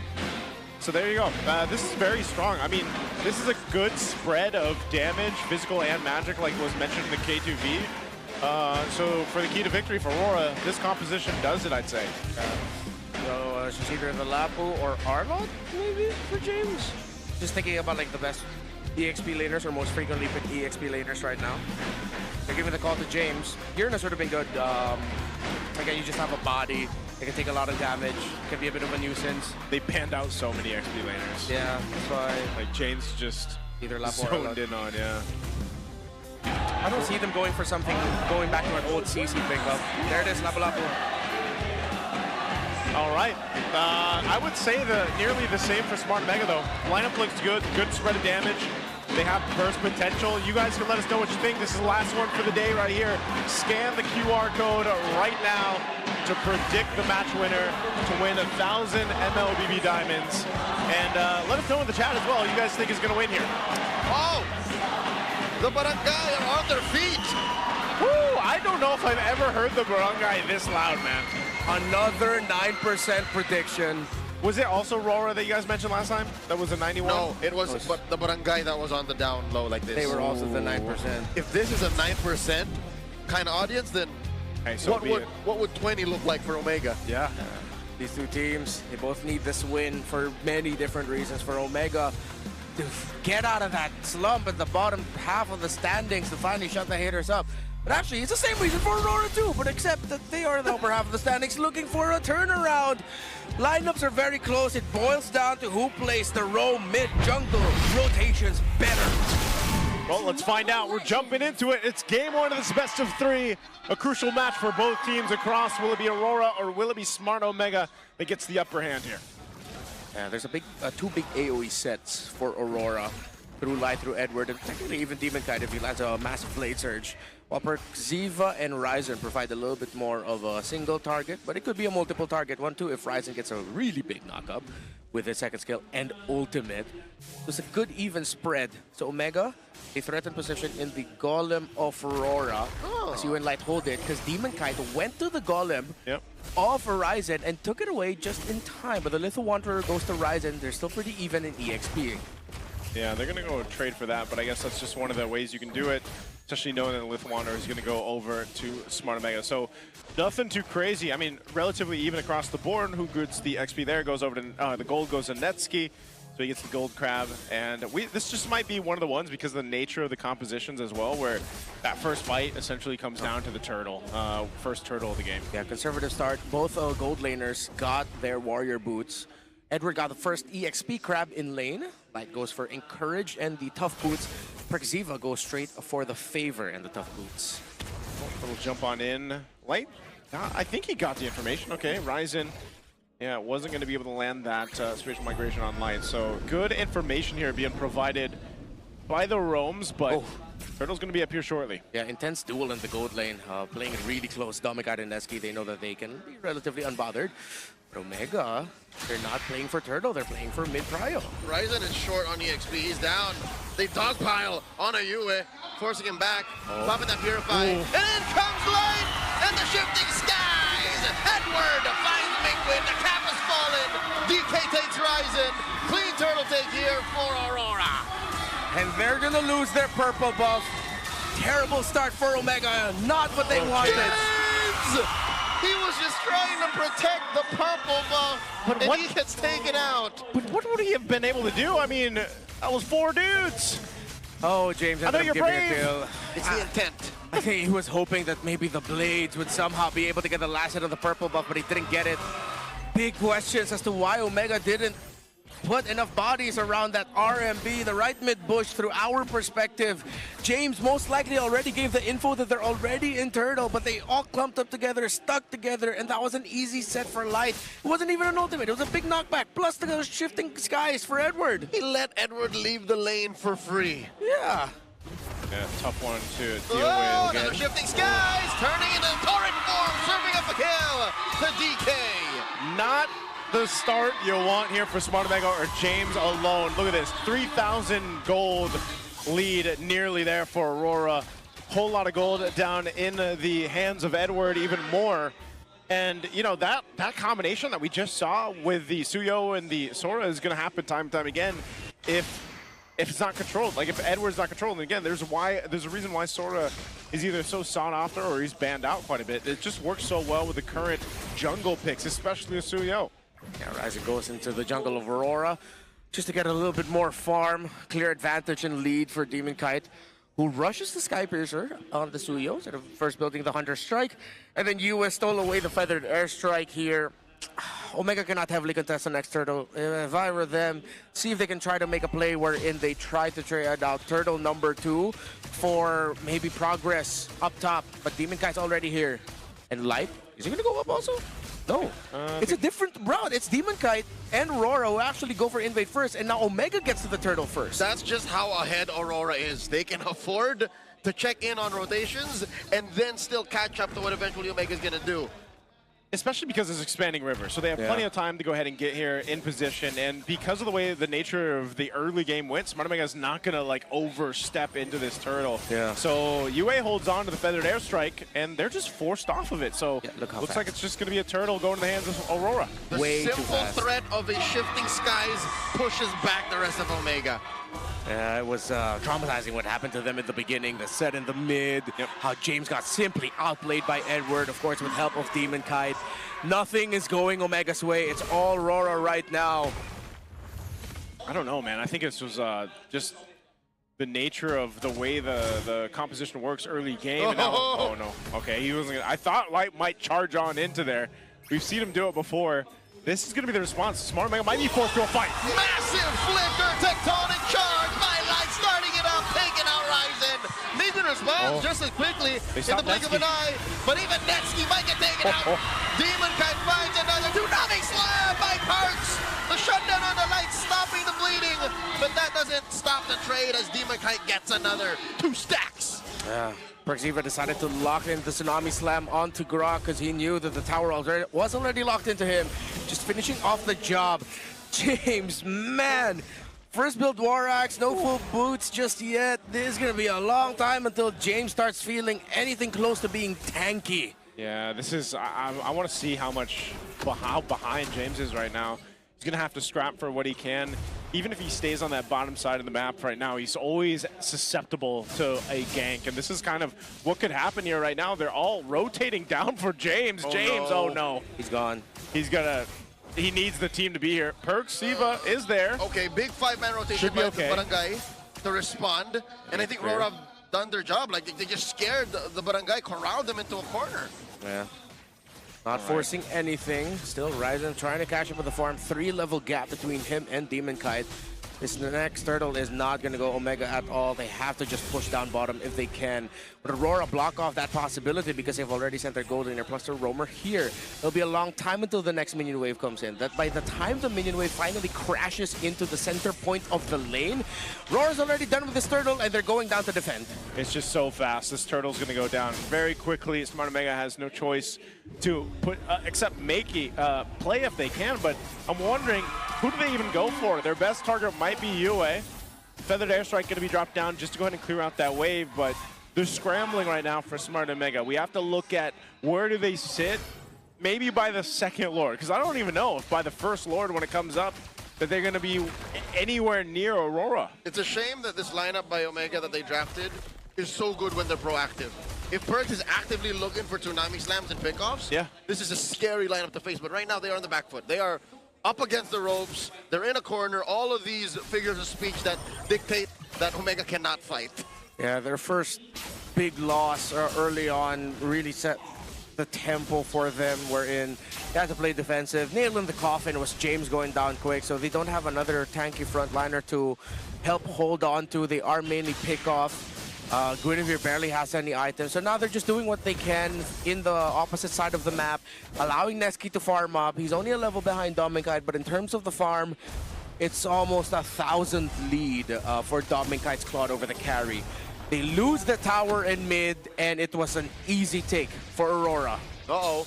Netsky senses that the Northern Lights are on their way to him.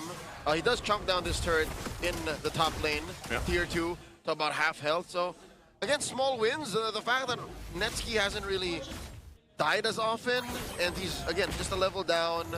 The fact that there's finite farm on the map is dangerous, though. So he has to keep himself scarce. He has to hide. Netsky's kind of the winning piece here to this puzzle at some point. You know, that's usually what we see with gold laners, especially with the carry here. Look, but he's running. Yeah, this is the problem, though. Like, even if they are into a fight, the rest of the team's going to get obliterated so quickly, given the certain way things are. So you need more time for James especially to be a little more tanky, a little more durable on this Lapu Lapu. They're going to go for a play anyway. And they get a Tsunami Slam on the one, plus a Requiem! Down goes Mr. Consistent as Light comes in. Tech charge does not lead to much as Yue gets jumped on by Ryzen. Not enough damage, no follow-up from Smart Omega. In comes the Smiling Demon. Gets a double, takes down Perks, and Ryzen 2 more stacks. Omega tried to leave, but at that point, Aurora was just able to chase. Great positioning, and Demon Kite arrived just in time. It was a great start to them, but at that point, they just got outplayed. Oh! Wow! Demon Kite! Not here! It's Doming now who comes in. BMI gets a kill. Wanted Mingwin's head, but the other Kite, the brother, the Kite brothers, is going for the Lord. They both have their own assignments. They are locked TF in. Yep. No other way to put it, man. These are monsters you're seeing play right now. They're Engie AF. They are angry right now. Lord secured a massive lead. This is the biggest lead we've seen today alone. Almost 11,000 gold at the 10-minute mark right now. We were talking about the vibe from RORA coming in the match. I think this lead, I think this dominant game 1 kind of showcases that. It's no nonsense. This reminds me of what we saw in the M7 World Championships. It's what they call in the business an Aurora Avalanche. Omega is getting smothered. They needed to show up like this, especially against a struggling team. Still prove that they have a chance to be dominant. Massive taunt. I believe the Terrify. Was it a 3-man Terrify from Yue? And then just the damage from Doming Kite. Just BMI even with in. the autos, it's so devastating to try to fight against that. Yeah, he also had to wait for Light to get power aggro onto him before he could BMI back. Yep, so look at the shield here down bot. That just Lord before delay. the Lord, just before the Lord. Delay. That Rampart. Holy Shield did not touch this Lord. It will get the jump in. Oh, they might force a fight James, here. bravest fighter forward. Lord gets melted down. 2/3 of the life left on that inhibitor down bot. All right, discipline route. Turrets going down. All tier 2s are down. Holy Shield in the bottom side is down. So they might still look to actually capitalize on this turret, potentially starting a fight if they want to. A feathered airstrike to try to delay it. Shifting Skies coming in. Edward commits the flicker. The Requiem and the freeze by Horizon deters Aurora from even pushing forward. Successful defense by Omega. Yeah, and they don't overstay. Doming Kite didn't lock into the turret. He locked into what could have been a potential kill. Once they saw that Winter Crown come off of Ryzen, they realized, okay, let's just back off. We don't need to overextend this. They have a massive lead. Great call by Aurora to back off. Okay. Oh, Malefic Gun too. Some signs of life from Omega. Oh, wait. What's this? The Tsunami Slam serving up Light, and Light just flickers away. Nothing for the Barangay. The Retribution slowing down for Xiva. Game plan to man defense against Edward. Edward comes in, shifting skies, a torrent form. Ryzen catches one, and it's Mr. Consistent who falls. A free pickoff for the Barangay. I know, Edward saw all the bodies lined up there, and Smart Omega knew he'd try to attempt it. Big picture analogy. Ryzen is so used to playing the Fanny with no buff. I think he's just as good on the Guinevere who's down on farm. All he needs to do is lock in the combo. The rest of it is taken care of by his team. They are crawling their way back. Yeah, to the credit of Perks, Mingwin, and Ryzen, they are getting that combo really damn consistently. It's either the entry of Ryzen or the entry of Perks, and then once they need a little bit more crowd control, it's one or the other, and then Mingwin's just far in the back with the feathered airstrike, maximizing the stun. It's deadly, and they do have the burst for it, not just through the far side, but of course through the carry. In a perfect world, they would have been doing this at like the 5 or 6 minute mark. Yeah. That's when they would have started, but they're down 7-8 minutes. RORA has delayed them, and it's still a 10k gold lead. Lord at less than half. A lethal dance being initiated by Aurora, putting the Lord down to a 5th of its health. It's within Retribution range in just a jiffy, and Demon Kite takes it clean. Yeah, I was surprised they did show face there, potentially trying to see if they can make something happen. Well, it doesn't, but they do have pretty good clear. So even with this Lord pushing in, again, 11,000 up right now for RORA, Omega has a potential, a chance to go ahead and clear this out if they can, because of the fact that they have a Farsa, for example. Also, just got a Divine Glaive and a Tsunami Slam. Lightning form neutralized. That Tsunami Slam in comes the rest of them. Started off by Light's tech charge. Goes and Yue. This is a blessing for Omega. They're able to retreat. Yue does not have an ult to steal. And that bottom lane gets pummeled, taken down, permanent damage to the base of the Barangay. Midday might be up next. There's no waves. Omega able to defend. Able to defend. They have that top wave pushing in. I'm not sure if they still want to try to get this turret. Perxiva just showing a face, but look at that poke coming out from Yue. A feathered airstrike dropped down. Mind you, Yue has a feathered airstrike of his own. Doming Kite put down to a 10th of his health by Netsky, so there is some damage coming from the Barangay. They saved that top lane inhibitor too. Smart Omega barely keeping themselves in this. Given the fact that they're down this much, hats off to them to be able to still defend. You know, that's what they have to do, because these small little wins, these small little moments where they're buying themselves time could potentially allow them to get in position to actually win a team fight against RORA. Yeah, teams have got up, have been able to come back from worse. Because their lockdown combo, again, it's deadly. It's a long crowd control time that you have to deal with, and it's almost always a sure kill. But then at the same time, they're also getting help from the turrets, wherein if anyone oversteps and is locked on and aggroed by the turret, that's who Ryzen jumps on, and then Perxiva follows up with, and alongside Mingwin. Correct me if I'm wrong, in recent league history, the only team to have recovered from a 13,000 goal deficit was Team Falcons in Season 16 against Aurora. Yeah. That's as bad as it gets. So Omega, how much gold? 13. 13,000. Last year, last Damn, season. I forgot about that one. Yeah, it was part of their run of, hey, are we actually going to make it to the playoffs? We're trying, Just we're make it to the playoffs. Was that the Cinderella run to end the regular season for Falcons? Well, maybe they can make it magic happen here. They still, I think, you know, Perxiva himself has really tried to set things up. You've seen him do a couple of Tsunami Slams now, and usually, you know, unfortunately it's Light. You've seen Light get really low, but they're starting to get that point. Netsky is part of that equation to really shred through, because even if they go for Light and they pick him off, look, that's great for him, but, you know, right now you're in this situation. Light is chilling. He's chilling. It's a game of chicken right now, man. He's like, who's going to back off first? I'm not backing off first. Yeah. He's chill. He's cool as a cucumber at 60 beats per minute. Yeah, he knows like there's no threat to him at all, man. He could just stand in front of them, and what's Omega gonna do? Try to take down the Grok that can strongly counter against everything? Yep, he's got a Pauldron, he's got an Athena shield. He basically is unbothered. Yeah, Netsky's just waiting for his Malefic Gun, but this Scary has items. He doesn't have that range, and of course the Malefic Gun will help, but Omega, I don't think they can heavily contest this. They have to back. Yeah, it's better off in the base. You can already see this. We're coming in, forcing a defensive flicker out of Perks. This is what they were going to do anyways. They were not going to contest. Yeah. Okay. Netsky's at least locked. Like, he's item locked. He got what he needed. Malefic Gun was his last pickup there, so they might be better off fighting in their base anyway, as they prep up for this Lord push from Aurora. A couple defensive items as well. There's an immortality for Perxiva, so he's at least got that. So that might be able to buy him a little more time too. So we'll see how they play this out. They can afford a messy initiation as well from Perks, that at least he has a little margin of error, and that's the immortality. He doesn't have his flicker, so it wouldn't be a surprising big set. That's what I'm thinking. Was that flicker being spent worth it to ensure Mingwin could have defended and delayed this Lord take by 10-15 seconds? Because look, Aurora's in the base anyways. They only have one inhibitor left, and it's about to pop.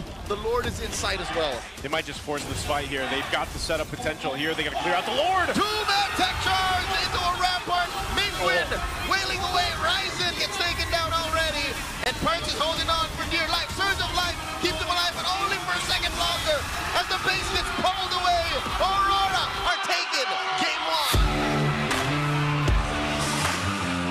You could see the exact moment of when Omega lost that. And it was early, and it was swift. Through the clouds of Edward, the Sora and Grok together locked in a dominating Game 1. Such a dominant Game 1 for Aurora there. A little bit of hope, a little bit of life from Smart Omega, but just not enough. You fall so far behind in the early to mid game, and you're left scratching, trying to claw back, and they just unfortunately didn't have enough time to make that happen. So a lot to think about for Smart Omega as they get ready for Game 2. Right now, we'll take a look at some of the highlights throughout this game and some of how RORA made this such a dominant one. Again, it was Edward starting things up time and time again on this Sora, like we've seen those shifting skies paired up with having the crowd control of a Grok just almost allowed Aurora to pretty much have so many moments of, let's just pick a fight here, let's convert kills and build our lead. And it also allowed Demon Kite just to have all the space in the world on the Suyo and farm up to a massive lead. And here's our MVP for Game 1. It's going to be Light on that Grok.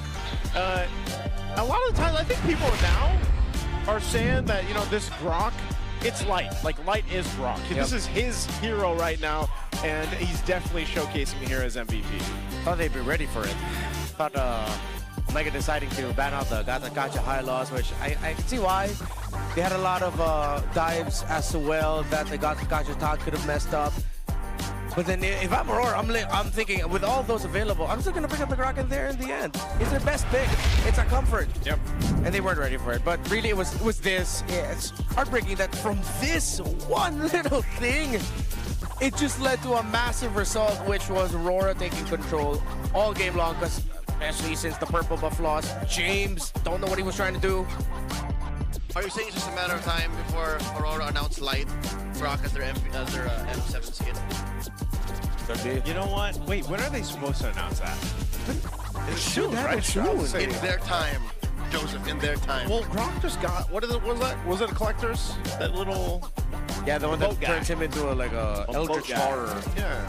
So like, you know, it'd be cool if he had an M17 because then his like Rampart, his wall could be like, I don't know, That something with already M7. exists, by the way, an ice Grok. Yeah, but like you could put like an M7 banner or, you know, something. Maybe the walls of with their arena What we're in. if they do something so wild? It's not even Grok anymore. Who is it's it? just Light. It's just Light. It's just Light. It's just a Land of Dawn version of Light. No, you know when you actually go into the game and you don't have your resources downloaded and you're just a ball of light? Yeah. It's just that. It's just that. Literally. No, I'm guessing it's just Light the dude. It's just him. It's just him, man. They full body scan him and put him in game. I wouldn't hate that. I gotta remind myself. I gotta check out the Radiant packs. Okay, so that's why James often struggled. Why did he struggle? Edward went Master Assassin. I didn't realize that.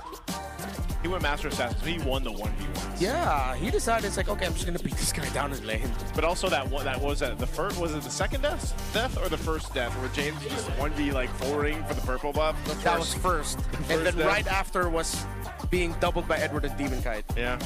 Which was just straight up, James did nothing wrong there. He was staying under tower. He just got straight up outplayed. That second time. Yeah, that second time. The first one, I think we're still figuring that out. That's where you go. That's where you say to your teammates, "On me, that's me, that's me." Yeah. MB. Yeah, MB. You know, because I don't think it was worth it to try. Like, no, man. Really, you're really thinking the Blades are gonna get the purple buff against 4 guys? Because if I remember right, did he already Brave Spider? I mean, nonetheless, it was a dominant game for Aurora. This is, I feel like even for Aurora themselves, they came into the game locked in, like we mentioned. They definitely played like it. We've seen them play these same heroes even before in the past and even on the world stage, and it looked clean as hell. I really don't see a point here in Aurora's game 1 where we could have said, they could have done this better, they could have done that better. We really have to focus on smart Omega. But before that, the battlefield out there, guys, it's set. We officially have our top 10 teams locked in and ready for the Athena Cup. This is Season 2, the group stage. Huge congrats to our qualified teams, Bren, X-Touch, TNC Kaiserin, Daiti, Voltus, PH, RV Main, and Ubex. They now join our direct invites, Navi, Team Liquid Academy, is that it? TLAC, Wings PH, and Minerva Empress. And of course, this isn't only for local supremacy, it's also their chance to reach MWI and be seen on the global stage. Cashy action starting tomorrow. It is tomorrow. Is it tomorrow or is it today? It's today. So it's today. So the action started earlier today at 10 a.m. Watch the replay. Watch the replay on MPL PH's official social media pages. So that's for 3 days, 4 days, 18, 19, 20, 21. 4 days. 4 days. You guys can catch them and support the ladies out there. Good luck to everyone, and good luck to getting to MWI. Now, if you thought you missed your shot, think again. Talent Academy right there. Registration is officially extended until April 20. That is 2 days from now. That's Monday. If you're young, scrappy, and hungry, you don't want to miss your shot, it's happening. We're hunting for the next generation of voices to turn that passion into profession. You've got extra days, 2 from today, to step up, be heard, and take your shot. Yeah, the door is still open to becoming the next voice of esports, working alongside us. Get those applications in now, and we'll see you on the big stage. And can I just say, some people ask me, they DM me, if they're not here, can they join? If you fly to the Philippines, sure. I think that's the only caveat there. So it's time to flex. Super fans, unleash your creativity because the hashtag MLBB Get Our UGC challenge is officially live. You like that, Redmar? You like that? That's kind of limp. We're giving away 1,000 diamonds to the most solid entries. Well, let me make it non-limp. What? That's what he said. Okay, do it. There are 3 ways to win, fam. Show off your peak out moments in gameplay challenge. Play the game with your outfit check, transition, or bring that energy to Hukay Ube Challenge Challenge. Just post your entry on with the official hashtag and you're in. Why are we going to 1.5 now? Yeah. Your vibes are on point and your edits are crisp. These diamonds are yours for the taking. Lock in your entries and show us what you've got. Get out. I wish I could go slower, Joseph. I wish I did. You know what? Sometimes slow is the right way. It's not my choice, dog. Whose choice is it? It's then? not up to me. It's Redmar's choice. Can I just say they're doing the motions, guys. They are having fun. They're These doing reads, the motions. These reads are all them. Why don't we ever get out together? Why? Would you guys be opposed to that? No. All right, well, maybe next That's week. nicely. Maybe That's next nicely. week. Yeah, next week. Next time it's We Rare Bros, we'll get out for you guys. But first, we have an interview. Let's go ahead and listen on in.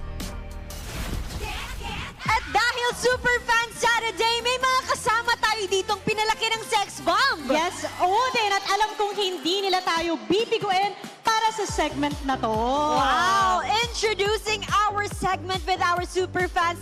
This is Rampalag. At Denise, pakilala mo naman, sino ba mga kasama natin dyan? Mga tigasin mula sa Team Ayun. OMG. Pakilala niyo Wow. sarili niyo. Bahala ko, Bangkok. Domeng. Ako si Barangay Tanod, Angelo Onsay. Grabe. Tigasin. Oo nga, grabe na yung mga tanod nyo ha. Pero syempre, ito yung mga liwanag ng Aurora. Magpakilala naman kayo. Magandang Charlene. Ayan. Kenneth, sinaniban ako ni DK. Oh! Ready ka sa mga ganyan ha? Alam niyo, sana ready din kayo dahil nandito kayo ngayon para maki-get out sa amin. Pero bago yan, ako curious ako, Odin, sino kaya favorite nilang sex bomb? Ayun, Sino ang syempre. favorite mo? Bias. Ayos ko si Jopay. Jopay din, Jopay. Jopay! Okay, kumusta? Kayo, sino bang bias nyo? Rochelle! Ira! Rochelle! Okay. Malinaw. Alam niyo ba kung paano maghalukay ube? Ayun! Kayo ba? Sumasample na agad. Ready na, mag-get out. Ready na. Huwag na nating patagalin Huwag pa. nang patagalin pa to. Super fans eyes on our mga ka-get out na super fans dito sa likod. Dahil ngayon, kayo ang magiging hurado kung sino ang makakuha ng ticket sa ating Get Out concert. Last dance na to ng Sex Bomb. Gusto ko yung ticket na yan. Okay, Huwag na super nating fans, patagalin. mag-ingay para sa Halukay Ube Dance Challenge. Music, please. Now, Maglaro tayo, di kami patatalo. Maski duo o trio, kahit 5 man pa kayo. Kahit sabay-sabay, Kembot! kailangan Yes! sasablay. Yes! Kung mag-rock ang pambilis, sure na wipe out! Get out!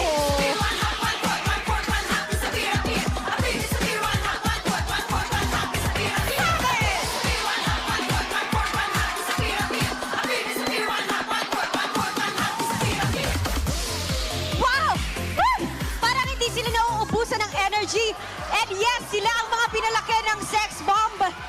At nauga ang Victoria Sports Tower! Wow! Woo! Walang gusto magpatalo. Yes! Eh! Oh! Okay. Denise, parang nahirapan ako mag-judge sa kanila. At ako rin ang napagod. Diyos ko. Napagod ka. Pero Oo. bago natin i-announce ang winner, ano ba yung mga makukuha nila dito? Nako, Odin, alam niyo ba na pwede silang manalo ng 1,000 MLBB Diamonds? Basta gawin mo lang Halukay Ube Dance Challenge, post it on your social media, and use the hashtag MLBB Get Out. That is right. Kaya naman, it's time na para malaman kung sino ba ang nanalo sa ating Rampalag segment. Isa lang ang mananalo, di ba? Isa lang ang mananalo ng ating ticket. Pero ang judge natin ay ang ating mga super fans. Kaya naman, let me hear you scream para sa inyong mga bet dito sa ating likuran. Sino ba ating umpisan? cheer for our girl number 1. Okay, okay. Love it. I love it. Meron siyang number 1 fan. Yes. At para naman kay Sex Bomb Girl number 2. Grabe Meron din. pa rin Meron din. nangingibabaw. Meron din. And for Dito naman, dito sa naman kabila. tayo. Dito naman sa kabila. Papangalanan muna natin sila Kuyang Tanod 1, 2, and 3. Yes. Tanod number 1! Grabe, dinala yung buong barangay. Okay. Si Tanod number 2! Ganon din, ganon din. Si Kuya. Okay, si Tanod. Number 3! Okay, para naman dito sa kabila. Sex bomb ng Aurora, number 3! Oh my gosh. Sino yung nanalo? Sino ang nanalo? Last showdown ba to? Okay, ibibigay muna natin to Okay. sa mga kasama natin dito. Okay, I think kanino ang shirt? Okay. Okay, sorry, ang hirap po kasi talagang Mahirap. mamili. Paano ba to, Oo, Odin? parang dalawa yung malakas sa sigawan. Kaya nga Itong eh. isa, halika dito sa gitna, at isa dyan sa kabila. Ikaw na to, syempre. O, kayong dalawa. Okay. Dahil dyan may merch yung mga kasama din natin Walang dito sa likuran. uuwing luhaan That dito, is right. Odin. Pero final showdown para sa mga ka-get-get-out natin. In 3, 2, 1. Get-get-out! Maglaro tayo, di kami patatalo. Maski duo o trio, kahit 5 man pa kayo. Kahit pasabay-sabay, ang kalaban sasablay. Kung mag-rock ang pambili. Okay na yan! Okay na yan! Okay na yan! Last round ng ating cheer. Sino ang boto kay Aurora DK? Malakas, malakas. Ang nakataya dito ay Sex Bomb concert ticket. Sino ang boto kay Kuya Tanod? And we have a winner, and that is our Tanod from Barangay Omega. Congratulations! Congratulations! Ikaw ay makakanood ng last round ng ticket. Last round ticket for the Sex Bomb Girls. Mamimit And niya that is right. Sana mamit niya si Oo, Jopay. sana nga at sa ating mga super fans dyan, maki-get out na at i-claim ang inyong battle emote hanggang bukas for free. Habulin natin ang 13 million claims. Now we are at 11 million. Kaya man maki-get out na. Balik na muna tayo sa ating panel. Oh my gosh, that's so fun. Congratulations to number 1. Number 1. We call that number 1 Barangay Tanod. Yeah. What is a Tanod? What was it for me? Community Night Watch. Community Yeah. Night Watch. The neighborhood watch type. Yeah, that guy. That guy Thanks needs to an that emote. guy, he delivered a win for Barangay Omega. No, bar none, he is the winningest super fan. Oh I don't know if man, anyone can match his energy in the second half of the regular season, but I've never seen a guy dance I like want a that. picture with that guy. I hope that's all natural. All right, game 2, we're going to Flying Clouds. Omega chooses Flying Clouds. Maybe that'll help. Can we go back to? I gotta bring my brain back after that whole what? dance off in the arena. The Halukay Ube dance challenge. I think that's what we needed. I like the palate cleanser that was brought to us because game 1 was a massacre. It was. Game 1 was just so stone cold that it didn't feel like the usual MOBB action we see here on Superfan Saturdays. Yeah. I don't know what happened there. I don't know. I don't know what kind of. I don't know if it was exactly the draft or what, but it just did not go any way whatsoever for Smart Mega. It's an early game execution, man. It's James getting diffed. Rocks need no protection from the rain. Was it just that, or was it just so many different things that piled up? I think it's a accumulation of those small differences Yeah. that I can't just put the blame on James. Yeah, no, definitely. Like, I don't want to put all the blame on James either. You also have to credit what Edward did early on. The fact that I'm pretty sure I'm hoping for the best scenario, which is the information was there that they're already in the river. Yet they still decided to go through the bush and into the river, where it was most likely there were members of Aurora waiting to set up on them. Yeah. We'll see if this is going to be any different, though. Because it wasn't all the draft that was bad, but I also think James really got narrowed down into picking that Lapu Lapu, for example, just because of how many bans were towards him. So we'll see what they end up going for a priority on the blue side for Smart Omega this time. Depending on what this last ban is going to be from RORA, they've already taken out the Freya and the Marcel.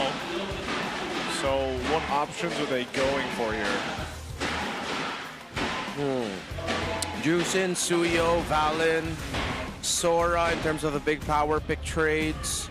Of course, both carry claws still active. RORA decides to ban out the Juicin instead. Still respecting what Captain Migwin could do. And there's a Valentina for Omega. They might go the same route of Aurora earlier and then just pick up the Sora alongside that. So James gets something that could potentially have a much better time in lane and still have big impact as well. Okay. So this seems to be, for a lot of other teams, Valentina still seems to be the blue priority at least, especially for the teams that don't like the Harley. Which I'm surprised because I feel like even in a sense like Ryzen could play the Harley, but they just don't want to risk it that way. But what that means is RORA will go ahead and grab themselves again the Suyo for Demon Kite, and then Yue gets his Kimmy. Yeah, have to watch out for high loss. Actually, pretty much any of the usual roamers you can think of when you think of Light, and the current metagame can just slot in really well with what the Kimmy has. And for Omega, if they already show a lot of dive here, then they might lean more towards a gotcha pick later on. Oh, it's not. Oh, this is a Harley. Okay, at least they have a really mobile presence that can also be a strong source of damage instead of picking up the Sora. And I think they're also looking at RORA and thinking that they're most likely not going to pick that because they have the Valentina. They still could, but more often than not, teams do not pick up the Sora when there's the Valentina on the other side. Okay. This next pick to go ahead and lock this in, this first phase over for RORA. See if they go with their XP lane option here, or could be the roam. Could be gold. They could just stabilize and go for carry. Carry. Yeah. If they want to go for the carry Claude. My tail's been itching for Kalea. Okay. Yeah. Kalea pick off burst. Suyo with the blade surge. Yeah. They're pretty much well covered. It's that combo, man. That's what we thought Omega would go for. Yeah. But it was denied. Yeah. It's also just the combo we see a lot with the Suyo Kalea, usually for clean takes, and if there's anything to be said how Light likes to go ahead and play, you know, you can expect him to really start early on, and also it's a pretty good early duo. Is that our winner over there? Yep, that's stand on #1, standing on his feet. Both sides of the crowds here are really bringing out the drums, bringing out the fire. We'll see if that the cheer is enough morale boost for Smart Omega. I do like also that Ryzen did end up deciding to go with the Harley, just because I feel like that could actually do pretty well and keep up, especially with the mobility of a Suyo. We actually talked about this earlier today too. The mobility-wise, both those heroes have their own strength in terms of being able to weave in and out of fights.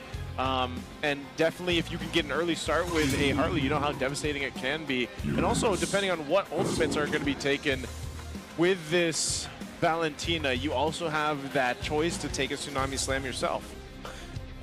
Glue is still up. It's all very mobile. Should be fine. Alice, thinking about the tankier EXP laners that can hold fronts. Currently, these two teams need that. Or Aurora can go the route of they already have a lot of damage. Why not overload it with just a little bit more? They don't necessarily need to go for the really solid front. They're just a decent enough EXP laner that can buy a bit of time while the rest of Aurora follows up. Edward just walks in Benedetta. Yeah, he just goes, I want damage. I want damage. Good read on that blue here. Because again, whether EXP or roam, Omega could still pick it up. To go for perks. With a lot of the dive, if they show EXP in 4, I think Gata Gacha would be decent. The high loss, well, more often than not, that might be Glorious Pathways out instead of in. Because if they go, well, it should be fine. Valentina Claude hardly has enough mobility to get out in case they don't get the initiation that they want. Saved my nation from falling apart. Good ban. Realizing actually Omega has a lot of dive and relatively close range damage that a huge Mountain Shocker boat toss would have messed up their team fight. Are they giving Dom and Kite the carry here? It looks so like it. It's going to be a Kaka combo. Yeah. Kaka Ki with a Kimmy. Kaka. My kids. Like a spell. Will And there it is the grant Alice. immortality? Oh, or do they have death? enough early on? They want that last minute choice. Yeah. Yeah, this is gonna be a little bit later in the game. Oh, well, let's see. Ryzen might get a good start, but this could be another fast one, or at least one of those games where RORA takes control early and then it's just a long game because they get to defend. Got the Kacha as expected. James, because the Uranus is gone. Does he go Lapu again? Arlot, maybe? Yeah, just go Yuzhong, I guess. I mean, Yuzhong was the guy that came up in last playoffs. Arlot, yeah. As the answer to the Alice, but he still went for Arlot. All right, we're thinking just carry because also you got the Gatakacha now on the Arlot. Want someone to go ahead and shred through that. I don't know if you'd want anything else for Dome and Kite. Moskov. Yeah, Moskov would be more than decent too. More mobility, and you can at least play the map if things go sideways. Experience the youth and the suffering. Granger, he actually went with the Granger, so this faced its first loss earlier today. But it was against an Alice, and he really wasn't able to do much damage towards the Alice. But this time it's on the team, and it's in the hands of Dome and Kite, one of the players that really shined on the Granger previous seasons. This was addressed in the Keys to Victory, in the Howl, brought to us by Infinix earlier today. They mentioned how you better have good damage profile. Yeah. And I think the Granger fills it in. Aurora needs speed. Like, all of their damage right now, prior to that Granger pick, was slow. See, look, it's all DOT. Yeah. But with the Granger, it's a little bit of burst. Yeah, it's like a burst in chunks. And with all of the marksmen, technically, that we mentioned, he has the most dashes. Like, Moskov has a lot of dashes, but he needs to, like, hit and then dash, hit and then dash. Carry, almost somewhat in the same boat. Well, for Granger, it's just like a lot of little micro repositionings that you could use, especially with the Arlot around. It's a full dash after every 5 seconds, Yeah. and then like a mini dash after every Sonata. Yeah. We'll see. We'll see what ends up happening here, if we're going to find ourselves in a game 3 or not, or if RORA takes this one swinging in a sweep against Smart Omega. We'll take a look at the emblems here real quick as we get a look at the mid lane action. Unbreakable already used. Revitalize as well. All right, early. Oh my God, Penguin catches a lot from Yue, point blank, and in life, his surge of life just tops them both up. Yeah, with that information, Demon Kite's actually going to approach the Golem on this side, even with Edward here, so they want control of this side. They picked up that trick from Onyx when they lost last week. Yeah, that rotation. Harley goes up top, he can't go to the orange. Oh, he was waiting for the Lethal Wanderer, and he still gets it. Okay, small win there. It's going to be the late take on the orange for both teams. They both just wanted to get purple. They're getting the smaller camps first before getting the orange buff. Okay, and Team Kite will want to grab the little extra gold there. So this is one of the things I think, depending on how this plays out too in the early game, there could potentially be a two Sky Piercers being built up over here for Aurora. So those stacks could happen. Do we think Demon Kite actually goes with that, or is it just all going to be Dome Kite? Yeah, no, there's 3 possible Sky Piercers. Oh yeah, Yue as well, Yue. I think they have to decide. I'm against the possibility of multiple. Yeah, just one, because you're all just going to be fighting for stacks. This isn't RG. In ranked games, understandable. In the pro scene, at least you're going to have to pick one. Actually, don't know who, because they're all very possible. Yeah, who's better here if we think about all these possibilities? Whoever pops off first, Joseph. Whoever can get to the adaptive glove first. Flick the final smash onto Edward! And Mr. Consistent gets taken down. First blood drawn by Smart Omega. Fast rotation, great call. Good start for Omega. Yeah, that's what they needed. This is going to get them the turtle too, so there's nothing that Demon Kite can really do there as he's trying to just get his purple, so they'll go for the trade. A kill and an objective going to the hands of Smart Omega. Best start they can hope for now. Yeah, to make this work, you're gonna have to get kills on the Ryzen. Tsunami slam by Light, taking down Ryzen just as quickly. The criminal always returns to the scene of the crime. I thought he would just let that go and then go straight for His own here to the purple. golem or his own purple. I mean, he didn't get the info that Light. They might not have seen Light when he came out of that bush. He went back in. Yeah. Demon Kite was in his purple buff, which most likely Ryzen would have known. That might have been a misplay for Ryzen to keep staying there, dude. DK is nickel and diming Ryzen. The fact that he was absent from the map for, what, half a minute, that led to Demon Kite getting a little bit more on the map. He's closed the gold gap. So it's going to be Demon Kite going for the Sky Piercer. He's already got 2 pieces built there. I'm assuming he's going to go ahead and lock that in. Yep. But yeah, there's quick potential deaths here for both sides. Smart can do exactly the same thing that we just saw RORA do. Also because Mingwen has been holding on to the Tsunami Slam, so I think RORA is also in a possibility of just needing to respond quickly to that, but also just making sure they don't get set up like that. Older Suyo build, he went for the Fury Hammer, and then he's going to go for the War Axe afterwards. Purple buff is just about to spawn for Demon Kite. Ryzen in the lower half of the jungle. It wasn't a also terrible loss that he got taken out there. The Kite gets the EXP crab. Ryzen has a slight advantage. Not slight. That was a considerable progress on his XP bar. It's even bigger than I thought it would be. The progress in EXP. Yeah. In the XP lane? Oh, Edward. Fool me twice, shame on me, says Edward. That's a shorter form of that phrase. As James refuses to let that sting and moves on. And that's just the final side. It'll come up cooldown. Yeah, it'll be back up, but this is all to set up for this turtle. Second one of the game, they're going to get in position. Whoa, Mingwen jumping forward with a flicker, trying to get the Tsunami Slam, won't find it, but UA burned his flicker. It's a flicker for a flicker as the dance of the turtle continues. Slight advantage to Aurora. Turtles pulled over to them. Soft reset. There's the revitalized from Perceiver. Shabloims! Edward with the Throne of Ruin. The real Tsunami Slam takes down Mingwen. And that's a man down for the barangay. Aurora take turtle number 2. Yeah, they don't overcommit anymore. They have Netsky push up top while Ryzen just goes straight back to his purple buff. Conservative move there by Omega, but well warranted. Well, Aurora, wait, James? Okay, 2-man final slash, but it's Demon Kite and Edward. I don't think it's a winning situation. This seems familiar. Ooh, that's pretty clean. Good job, James. Yeah. Staying alive, making moves. Perceiva's here now, but not going to be able to result in anything. Was charging up the Unbreakable, but all this time, Netsky's been able to go ahead and farm up pretty well. He does pick up the DHS. He's working on the Corrosive Scythe next. And Ryzen drops that Deadly Magic on the Demon Kite. Demon Kite backing up, takes the hit, and gets hit by the final slash. The final touch by James. Aurora a man down. Perceiva comes in the 2. Popping that taunt, still no revitalize, and Edward comes in with a massive thrown up row and 7 to get the Demon Kite. Down goes Ryzen, down goes Mingwen, line with the secure. The real Tsunami Slam comes in. Taking down James, double kill for Demon Kite. 3 for none. Bam!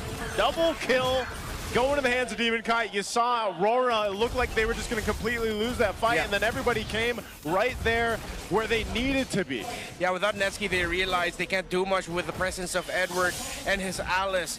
And Edward realized, wait, they're all clumped up together, and I have my flicker. I think I'm going to go for the Crimson Gleam, Flicker, Throne of Ruin combo, and Demon Kite off of the red right mid bush was ready to follow up with the Blade Surge and the damage. That was a clean execution by Edward and Demon Kite.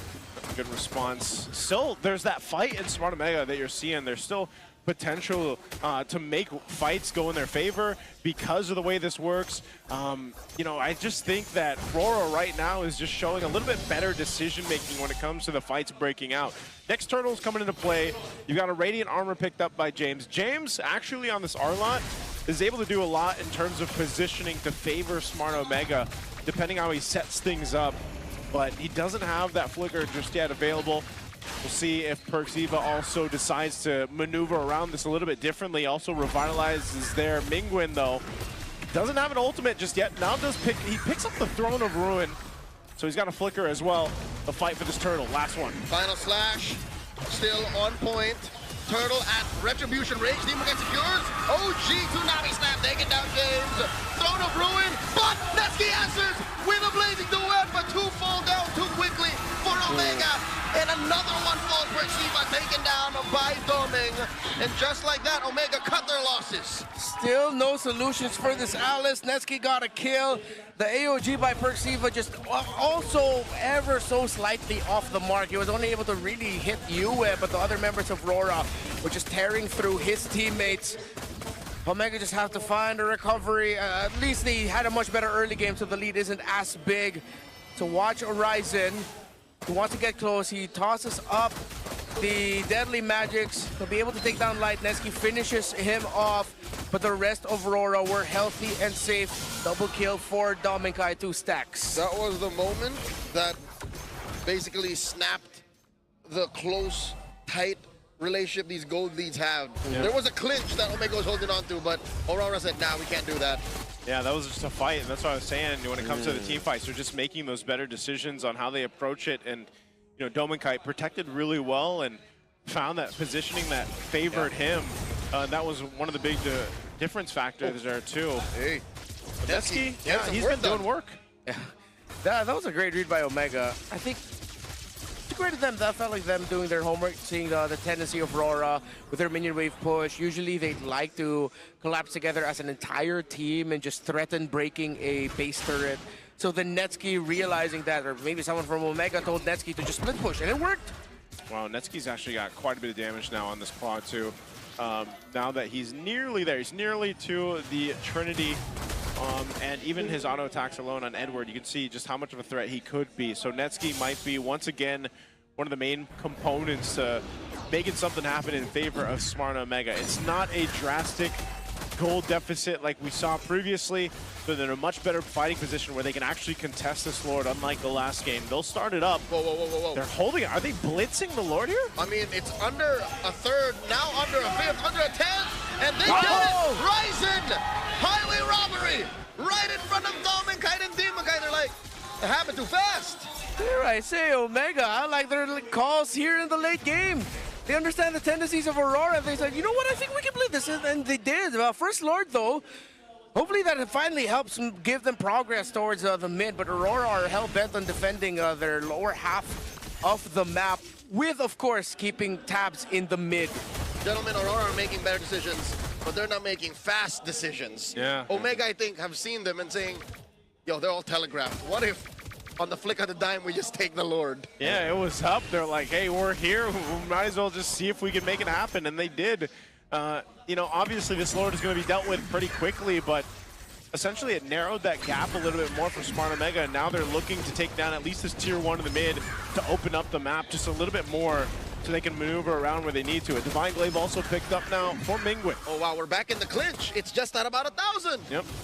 They'll charge him the Lord. There goes the shields. That's a good, I feel like that's about one of the best things you can have for Smart Omega off of a first Lord, plus a tier 2 up top. It's crazy how they were able to pull the Lord just in the nick of time to make sure that it doesn't charge. I mean, the Holy Shield still gets popped, but at least that's not there's no damage onto the turret. That was clutch. I really thought that it was finally able to, like, it was just about to charge up, but they pulled it out just in time. Yep.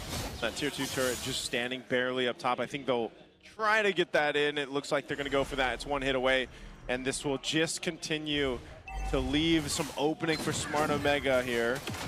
Edward will go ahead and get spotted out too as that turret falls. So yeah, Netsky feels the damage as well. Okay, that looks like 2 hits coming out of the Destinata. Omega still has a lot of possible chance to come back in this game. James with an anti-harass. He has the Radiant Armor. Netsky has still has the lead over Dominkai despite everything that's happened for Aurora. That Lord was a massive turnaround. This Suyo hasn't gone crazy like the last one. Still 305 is a very respectable KDA, but it's not like the Sky Piercer Suyo that gets stacks and is killing you instantly. Still the damage is gonna hurt though. Oh yeah, they spot them out. Edward goes in with a gleam. So they'll keep things at least at a comfortable pace. Aurora barely holding on to the lead that they have. At this point, Smart Omega showcasing that they can actually fight. Wind of Nature was also just recently picked up by Netsky. We're back in the clinch, gentlemen. It's just under 1,000 between these two, and it looks like Omega's rotations, despite Aurora being honestly in the lead, could just get him surprised. Oh, Conceal, Perksiva goes a-hunting, flushing out these brushes. Perxiva gets an unbreakable. The tone of the light. Light gets smothered, but there is an amazing throw to Rowan and Dominic firing away. Down goes Penguin. From Netsky! Taking down one. It's Light. Two for one possibly, but Jake gets taken down first. The shutdown by Netsky on Demon Kite. Two for two. Perxiva versus Dominic, and Dominic finds him. Aurora win the trade in the long haul. Great little sidestep from Dominkite to survive from that final slash earlier, and it gets himself a stack, but that is a fight still there for Smart Omega. Yeah, Dominkite was also able to get away from the blazing duet that Netsky wanted to focus onto him, but Netsky realized it's a futile effort trying to chase after the Granger, so he turned his attention to the other members of Aurora, Light and Demonkite going down. And it was a purple buff, I think right? Dominkite got it, yep. Dominkite? Yeah, Dominkite was the last hit. Great to good. Yeah. Also, Edward's defensive Throne of Ruin was a perfect response. I think that's a little nitpick I have here for Omega. If you're going to be the one to charge like that and you see that the Alice is there, wait until the Throne of Ruin is gone and then go all out. Yep. It's damage reduction during the channel, so Smart Omega had to time that a little better, but no, there's still hope. Yeah, they're still definitely in it. Now this Lord is up.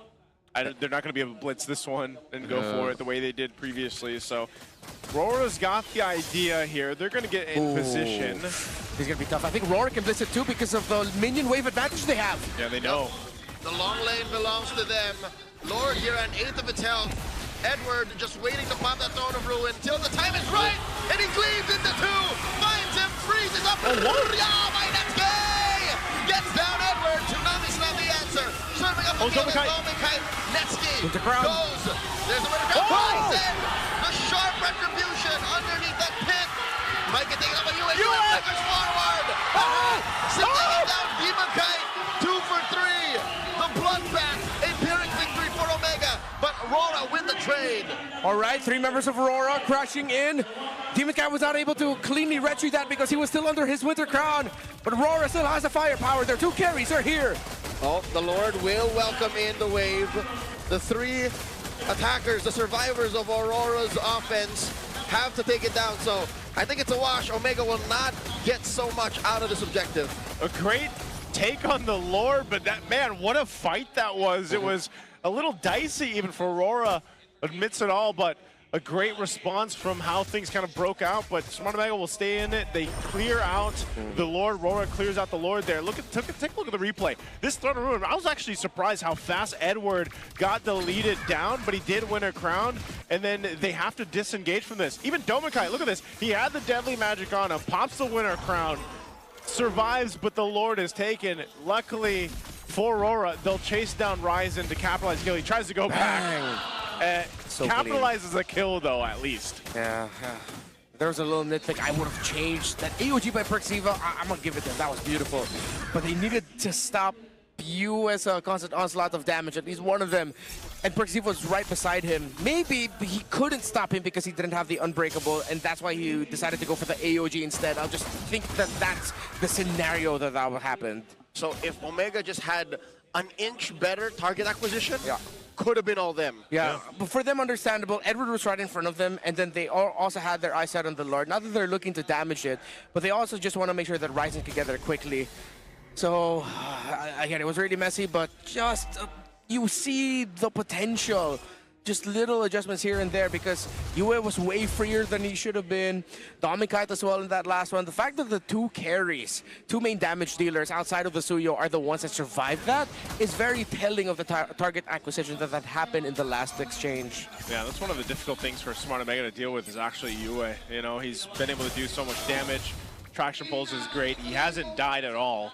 And just the ability to get away with the jetpack and then even having a flicker available just allows him so much mobility and survivability, if you will, on this Kimmy here. So Smart Omega more so has to worry about winning team fights elsewhere because you're most likely not going to catch Yue unless you catch him off guard with a jump with the Avatar of the Guardian or maybe a Deadly Magic at least, or even a Final Slash. Like, they have the tools, but it might be just better off trying to take out someone else, even if that's Dominkite, because, yeah, he's continuously building up these stacks. Final Slash finds Edward!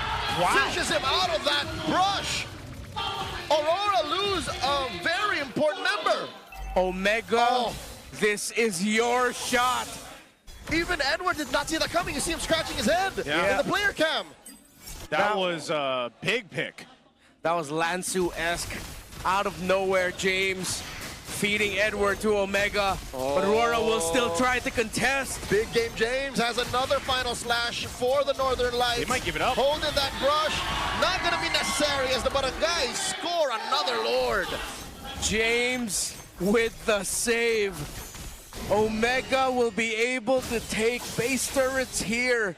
Unless RORA pull off a moment of brilliance wherein they can force Omega back before the Lord could even get close. But Omega are freezing waves. They're allowing things to go slowly. They want a 3-lane push. Yeah, they'll deal with this. Omega getting in position. For the 3-2 split. Yeah, Lord coming up. It's going to be making its way up to that top side. And RORA, they'll have to deal with this. Again, if we look at their defense on this composition, you know, they should be able to clear things out at a decent pace, I would say. There is, what did Dominkai just pick up? Did he just pick up the, I think he just picked up the BOD. Ouch. To have that. So yeah, this is the Lord. They're marching in with this one. Look at this, the light rotation, taking the long way around the river, finding the flank. He's so far though. He's done this so many times. He's the M7 World Champion, he's the MVP. People should be watching this, knowing what he's up to. The Lord will help. They hold on to the Barangay keep it down to just about 1 HP. Light still checking range. James! Flicker final slash! Serving up you into the rest of the Barangay. Frozen throne, the ruin combo by Edward. He finds Ryzen. Down he goes. Dominkai still wailing away. Down goes James. Demonkai finds him. And now Netsuke fired away at Doming and Demonkai. And they back off 2 for 1. The link up between Edward and Light. Edward charged up the Throne of Ruin, went forward, Winter Crown, and at the exact moment, Light came in to suplex Rise in midair with that Tsunami Slam, stopping the Harley from getting away. Yeah, knowing that they have this numbers advantage, they want to go ahead and take down this base turret in the mid lane. Perxiva trying to hold them. He's trying to flicker, and Light finds Mingwin. Mingwin flickers away. Dash into safety, and they get to protect their tier 3 in mid.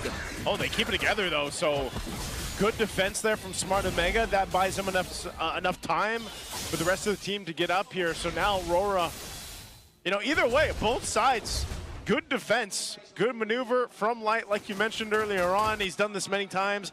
Great timing there between him and Edward, but Smart Omega has stayed within frame here and stayed within this game against RORA.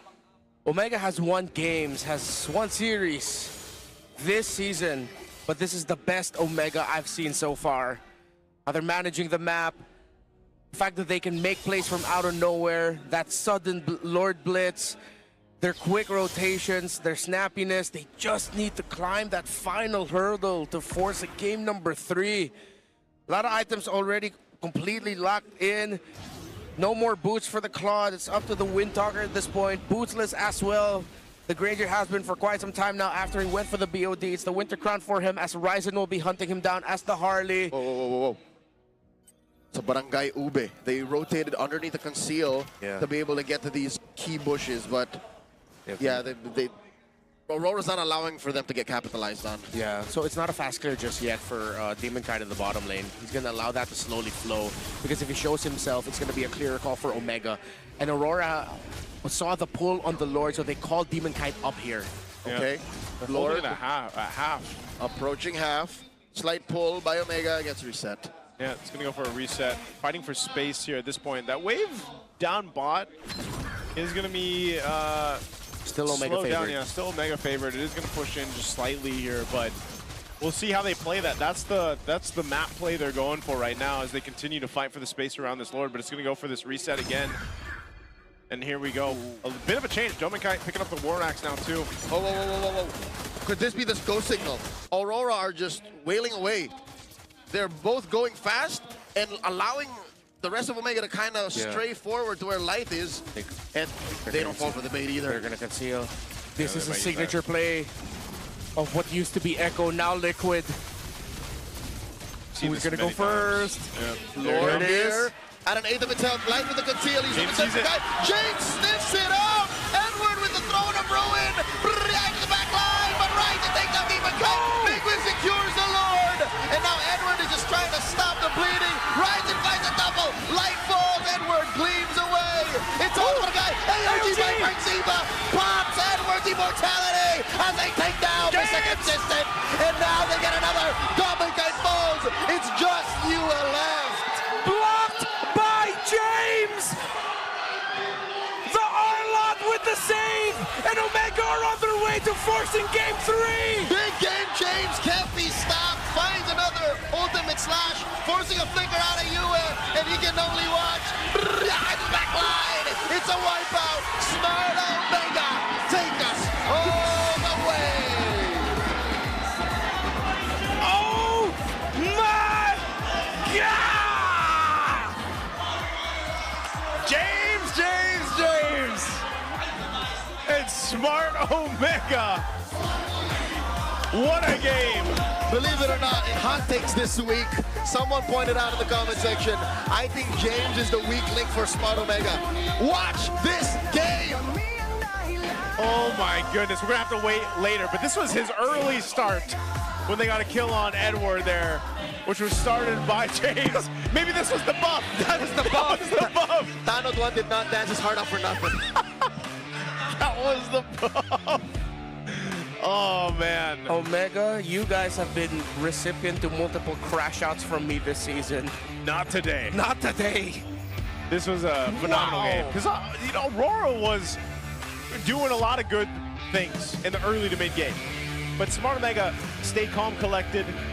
They got some steals, they made things happen, and they end up getting a victory. I mean, we'll hopefully we get the highlights later on, especially of what James is able to do. You can see how hyped, obviously, Netsky is there and the rest of the Smart Omega squad because, man, James definitely deserving of this MVP in Game 2. That was wild. Well deserved, man. After what happened to him in game number 1, showing up here with his R-Lot in game number 2, 2-4 and 8. The stun on the 2 to stop the surprise play that they had set up from that Northern White Rush. It's like they've seen RORA before, man. It's like people, like the video we had earlier on. A lot of people been watching RORA play. A lot of people have seen that same exact attempt. Yep. That light, was it light and Demon Kite? Yes. That tried to do. Mind you, to get that happening, to get that done, yeah, it would have to be a combination of his timing intercepting them and him seeing them from that rush together because there's no targeting when there's conceal. So he had to press that final slash through instinct. Yeah, his eyes were squinted. He was like, okay, is this the right outline? This very thin, opaque outline? He would have to hold his phone up close to his face the way Moba Zane did. Yep. Smack! And he got it. I mean, he spotted it out. Yeah. Good tracking also with the blazing that went there for Nesky. Sequence. We just missed it. Yeah. No, this was before that, right? No, it was this one. It was this one. Oh, it already happened. Blocked by James already happened. And of course, clutch, the stun, the taunt also. He didn't give up on the chase on Domeng, and that helped them even further solidify that they are winning this game. Time is relative, Joseph. It already happened. It already happened. The best Omega game so far this season. So entertaining. It is. Man, again, like, yo, I have to give Omega their big ups when they deserve it. Ups. I have been dogging on them all season long. They deserve that win. They worked hard for it. And it was even one of those things where I think you could even pinpoint a moment for each player that had an impact. They had a moment. Yeah, like, of course, a lot of the big moments were James. Big game James. Big game James. Big game James. But the call to rush the Lord, how Ryzen and Nesky would be playing opposite each other to apply map pressure, how Mingwin and Perks were on point with their rotations. Even Mingwin had a few moments of outplays here and there. How they were able to avoid Edwards' Throne of Ruins when they could. Man, it wasn't even again, a one-sided win. It was them having to crawl back what was in really big Aurora lead. They were able to recover after Omega rushed the First Lord, and then they held majority of the map. But then Omega just stood tall because they knew they had the resources close enough to fight. I think the key is the clinch. As long as Smart Omega hold down Aurora, keep him close within like 1,000, 2,000, you can win. It's recoverable. But game 1, let's avoid that. Let's avoid like the 10K and up. Yeah, as long as they keep it within, what would we say, 1 to 3K range? You know, maybe 4K. But phenomenal game from Smart Omega, and I feel like if they're able to, I don't want to get ahead of myself, but if they're able to win a series right here, this is going to be a massive thing, not only for them themselves, the team, but even the Barangay out here supporting them. Remember, the prediction at the start of this match was 91-9. 91% in favor of Aurora, 9% of Smart Omega. I said it would be a sweep. I thought we'd be going home. Yeah. Hey, man, okay, I'm not saying that I think Omega will make it to the playoffs, but I want that as a shirt. We are the 9%. We are the 9%. The 9%. The 9%. You know, but I wasn't. Yeah, I don't know. I think a lot of people either. probably in the chat were also thinking that RORA was on their way to a sweep. But nonetheless, Smart Omega fought their hearts out. They made something happen, and I'm glad to see it, man, because as we're in the halfway point, we need stuff like this to happen for the teams that are crawling the standings right now. So before Game 3, we've got a bit of an interview. Let's go ahead and check this out. Thank you so much, casters. All right, MPL Superfans, pahinga muna tayo sa ating intense na match-up. Dahil joining us today are two very special guests na balita ko nang galing pa sa malayong dako ng Pilipinas. Welcome to the MPL Arena. Pakilala niyo naman ang sarili niyo. Hi everyone, I'm Ainol. Hello everyone, I'm Nor. Alright. Welcome guys at natutuwa kami makasama kayo dito. Sabihin nyo naman sa amin kung saang place pa kayo galing kasi balita namin malayo pa daw. Galing pa pong Iligan City. Iligan, Mindanao. Okay, nag-aeroplano pa talaga sila. Dumayo sila dito sa MPL Arena. Kumusta yung experience nyo so far?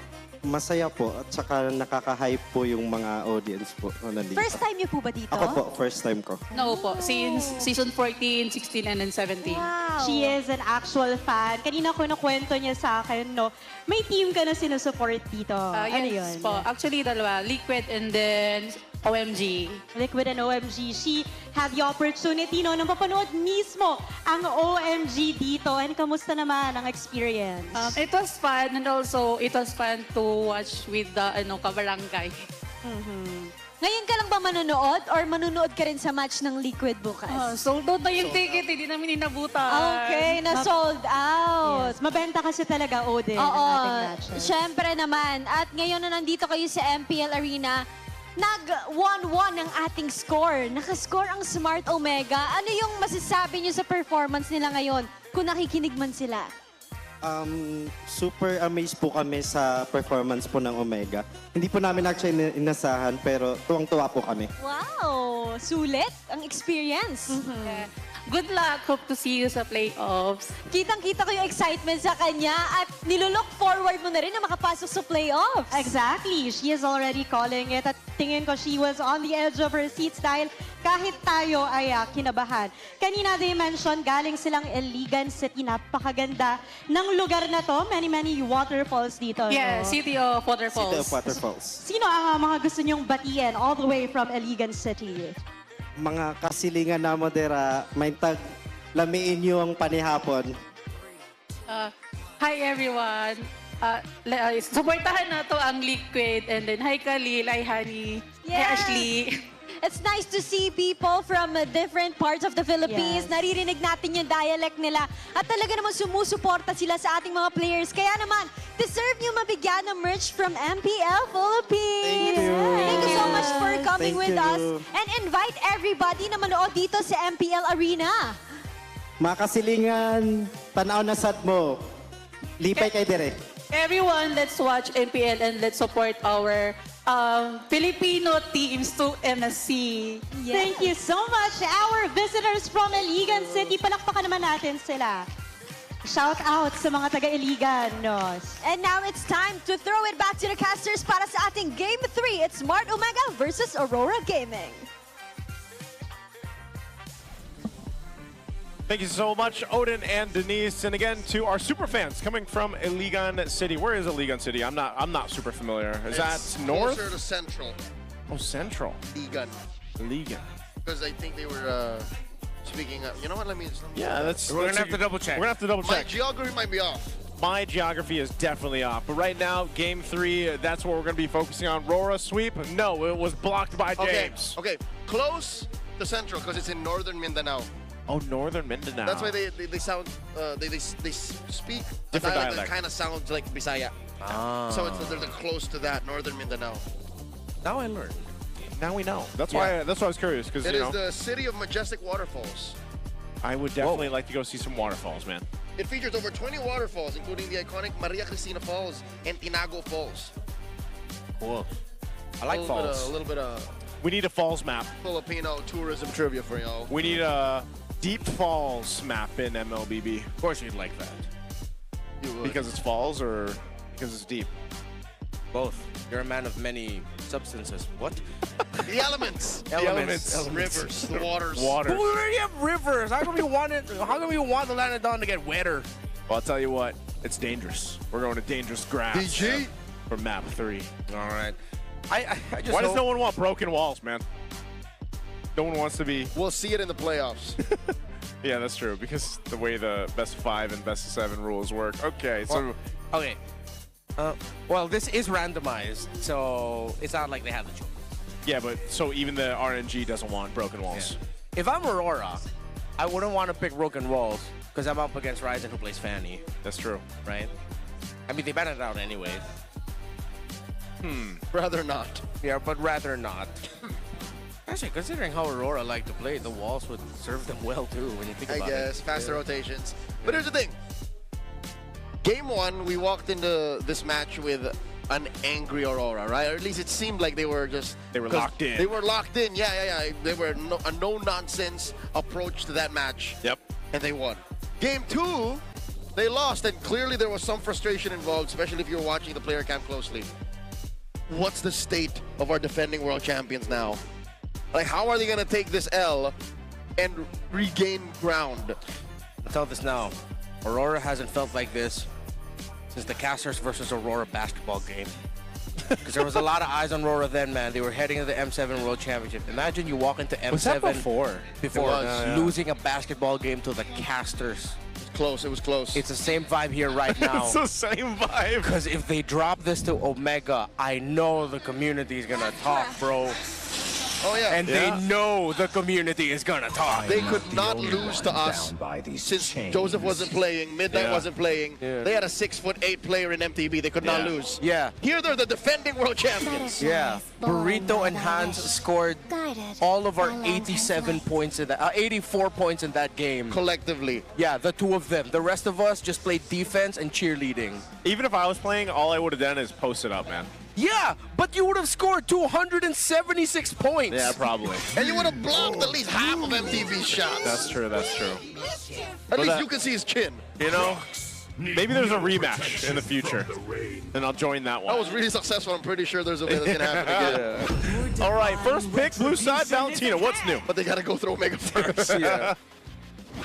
Still looking for the Sora. Oh, Nesky's feeling it on the Claude. You know what? Just go Harley again. Why not, right? Why not? They could just pick it up. Oh, wait, they went Guinevere. Whoa. Well, they can go for their... they can try version 2 of the... Game 1. Yeah, Game 1. The And Kalea just Guinevere. Not flub that first entry. Yeah. Because again, we saw, even though they were behind, There was how promise. long the hang time is. Yeah, there was promise. With all that knock-up.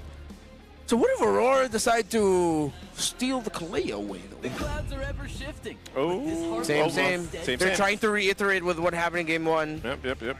Look at the Sora. So what does that mean here for this next pick? Is that Demon Kite's pick? He's going to grab the jungler Suyo. now. Yeah, Yeah. Suyo again. Can't believe Suyo's still not getting banned. Suyo would be good. Ooh. Whoa. A lot of outplay capability. You get to open up the map. SOD, I think, is what they're putting a lot of value of because they're expecting Mingwin to play something a little bit more static and backline heavy. Understandable. Like a Eve or a Farsa. Yeah, like Eve, Farsa, those kinds of heroes. But I think lock in Mingwin now, just or Mingwin or Rome. Oh. Go with the Alice. Oh, wait, I really like this. But the thing is, they have the Moscow to contend with. Okay, to be fair, was it in Game 1 that Aurora banned that Uranus? Yes. And what do we call Alice? She's just a sexier Uranus. Yeah. A Uranus or stun. A Uranus was... Uranus if baddie. I missed that conversation. Uranus if baddie with legs. I was not a part of this Uranus conversation. does Was not this have just legs. you guys? No, you were here too. I was not. Don't gaslight me. He would know. I know everything. You're frequently wrong. Joseph could be an active part of the conversation who would add a healthy amount of discourse to it. So, again, I stand on that fact that in Game 1, Aurora banned it. Yeah. So, they obviously don't like James on that kind of hero. Yeah. They have a lot of space creation and peeling, though. Might be one of those times where Moscow's going to be hard to catch, which is why you'd want range on Omega. You'd want, as we mentioned, Reach. even Farsa's reach. A lot of reach, a lot of range, a lot of length. Block out those flyers, just dudes Yeah. flying around. Yep, we all like a little length out there, and that's what they're going to be playing around with. So at this point, Band's still focusing on those mid picks. So Suyo is still can at I large. just say? Suyo's still at large. Suyo is at large. It's got to be red 5. And Just so, get it. and Get so it. is And so is another pick I just can't remember. And so is a roamer for both teams. Unless this is 8 games in today. S2G. S2G, I hope that this is not a roamer Gwyn. Oh, yeah. I really gotta say, honestly, yes. Just put that in the jungle. It's gonna be okay. This is what we thought it would be anyways. A Guinevere, you're hoping? It's not. That is not a Guinevere. Yeah. Okay, Okay. Off to a great start. Coach Wora, hear me out. He's hearing you, man. Who's team are gonna end up playing? I mean, Laymore's still active, but the Alice is around. You also have to watch out for the Guinevere, so Laymore might be not the easiest to make work here, depending who's paired up with and Rome. Hayabusa, I don't see it just yet, but if they are fully locked in the idea that Mingo's gonna play in the back, then Hayabusa would be warranted. But that's a lot of physical damage. Your main source of magic damage is only gonna be Valentina. Sometimes, that might be enough, man. Valentina does pretty good poke, pretty good damage. Also depends what you're able to take across from you, because... And so far it's nothing. Yeah, so far it's nothing. Last ban was Khalid, so what is Rome option? Well, this is where we'll probably find out, right? That it's not going to be there. Yeah. Hylos. Oh, yeah. Debut pick. Okay. Omega like to fold the map, because earlier this season, they also played the chip, Freya. Yeah. So now they play the Loyi Alice. Loyi Alice. My God, where are these gleams going to be coming from? Where will the Requiems be coming from? You can juke all day.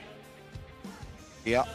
But there's a lot of magic control. Front to back is not going to be the easiest. It's been a minute since we've said diversion. Yeah.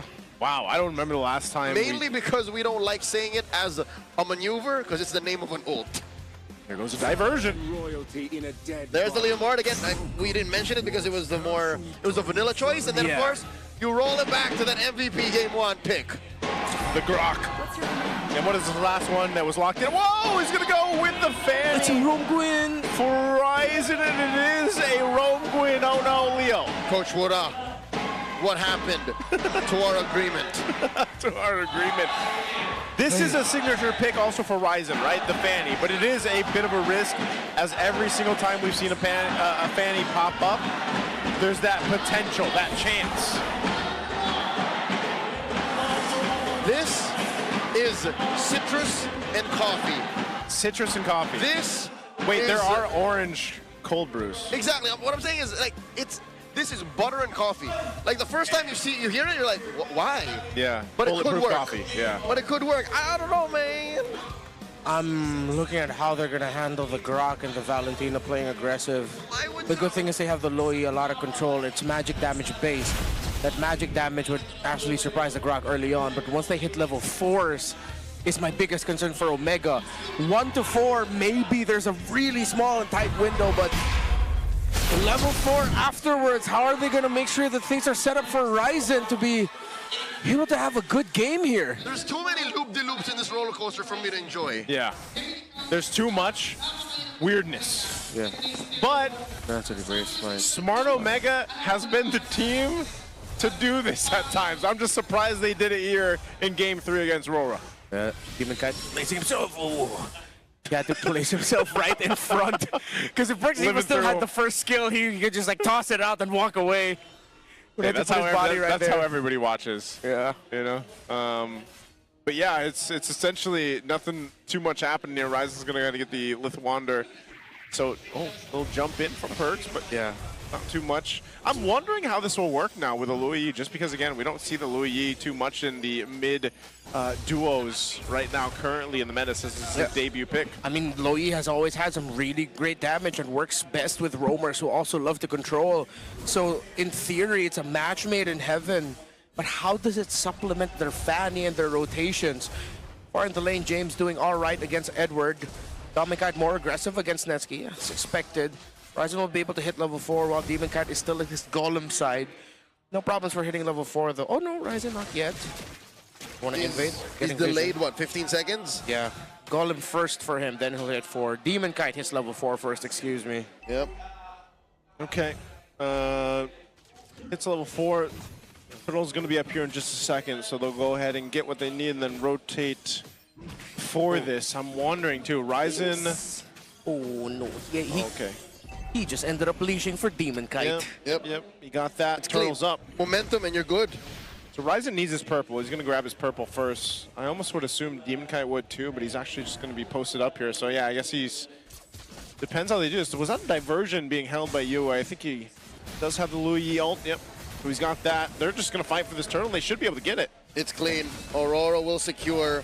Again, Omega, they have like a two-step process before they can even think of fighting. Yeah. Okay, so Ryzen choosing to potentially put pressure. I'm not sure if he's actually going to... Yeah, Domikite knows what's going on here. Still going to be able to get it. Oh, he leaves a little beetle right behind for Demon Kite. Sort of like leaving the baby serpent. The baby serpent, the baby wolf in the purple buff. Looking at Netsky, Doming, still a slight advantage. In terms of EXP, gold quite even. James rushing into tough boots. Ooh, okay. Both EXP laners going for Dreadnought armor. I assume they're not going to full build that. Oh my god!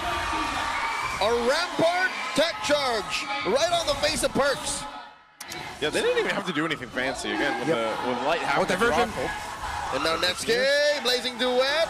He knows that there's someone behind. Mingwin follows up. And Netsky comes in, white brush. Notices the light is there, Rampart, no follow through. Aurora already maneuvering to the next thing. Okay, Ryzen gets that, but this is Edward, so he should be able to survive just fine. James, though, visiting the mid lane as well, so a whole lot happening here across the map, and it was even good that Mingan decided to go ahead and be back up there for Netsky. They really got to take care of Netsky here and let him farm up on this Claude. Yeah, especially since Aurora are eyeing out a lot more pressure onto the gold lane. Oh, another Rampart compromising Perks. Able to hit that spatial migration out this time. Good to Rome not having a good time. Aurora wants to take this purple buff. Oh, it's going to be a starving Fanny. Yeah. He's waiting. We're going to watch the tech charge here. Light does have it, so James is going to have to do work with everyone else. Oh, smart. Rampart isolating that larger serpent, the main purple buff, and now Phantom Steed comes through. Demokite secures, and now Ryzen goes in, steals the other, thinking if he should use the retribution, doesn't need to. Bought enough time. Gets the blade also, has the blade of Hepsies now. Yeah. So Ryzen should be able to go ahead and join in some of these little skirmishes and fights. Visits the mid. Oh, drive bomb! Two in mid underneath tier 1. Dean sneaks in a kill on the Yue. Okay, Ryzen, we see you now. First kill for him, but can Omega find enough space and a good opportunity for them to contest this lord because Rome, EXP, jungle also very tanky. Yep, they're going to start it up. Ryzen grabbing his orange, and then he'll visit on down, I'm assuming, or... Okay. Is this all just a plan right here? With such an abstract flex draft, I think Omega have decided to not go for the usual rotations. They're not going to go for what's obvious, so this turret, this turtle, despite it being free, obviously, they said, you know what, let's just go for the long game. They're taking that turret up top. Yeah, they take the tier 1 down. Edward's up there now, though, but Ryzen...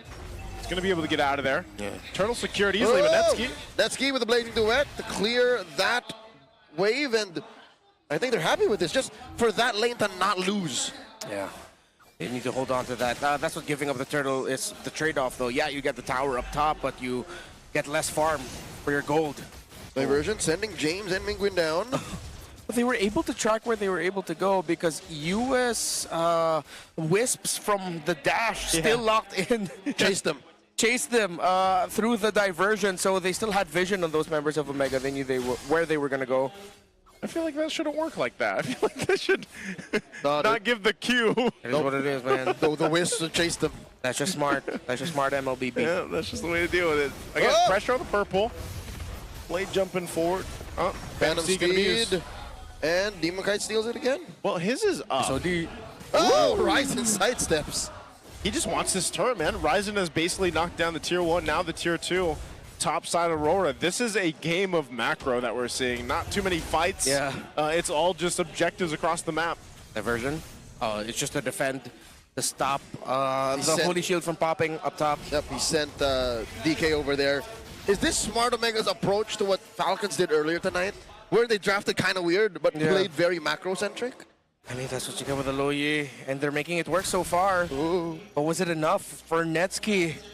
Currently at 4,200 gold, just slightly behind Omega, so it's not a terrible lead that the Claude has to crawl through. I mentioned this earlier, game 1 is it? Wherein Dean is used to playing the Fanny with no purple. That's exactly what he's doing now. Yeah, he's not even trying to steal the purple buff away. Nope, they lose tier 1 down bot. Yeah, it was just a matter of time.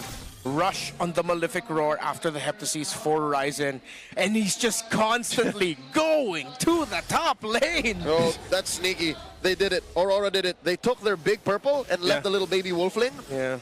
And with that, Dean has one less source of purple. Yeah, he's got no purple, but he's basically just stay on that side of the map. I mean, think about it. This is like him almost playing what we usually see from a Uranus. Oh, Phantom Seed. Big fight breaking out near the purple side of Omega. Perxiva very low. Spatial migration out. Edward comes in. Is Ryzen. Goes in to torrent form. James with a throne of ruin. Ryzen taking down Yue for the second time this game. And Edward gets James on him. 2 free kills for the guy. Aurora reeling. Back it off. Ryzen doesn't need a purple to get the kills. Ryzen with 2, and Omega are winning. All of the Barangaytanos are going wild. They have the start of the Lord. Demon Cat and Light are close enough, but Omega might have their eye on the Blitz. Oh, no. I don't think they can lose this out. Edward, they force a flicker out of Light, forcing that early Phantom Steed from Demon Kite. SOD. And now, the SOD with a clean retribution from Ryzen. Oh, man, they pile onto James. James just takes it. Oh, Ryzen. Oh, he jumps in. But Demon Kite will be fine. But yeah, Lord secured off of that. So Smart Omega holding on to this bit of a advantage, you would say, right now. And it's all been a low action, low kill game, but it's all been a game of just macro decisions. Yeah, we asked how is Omega going to set up for Ryzen's Fanny.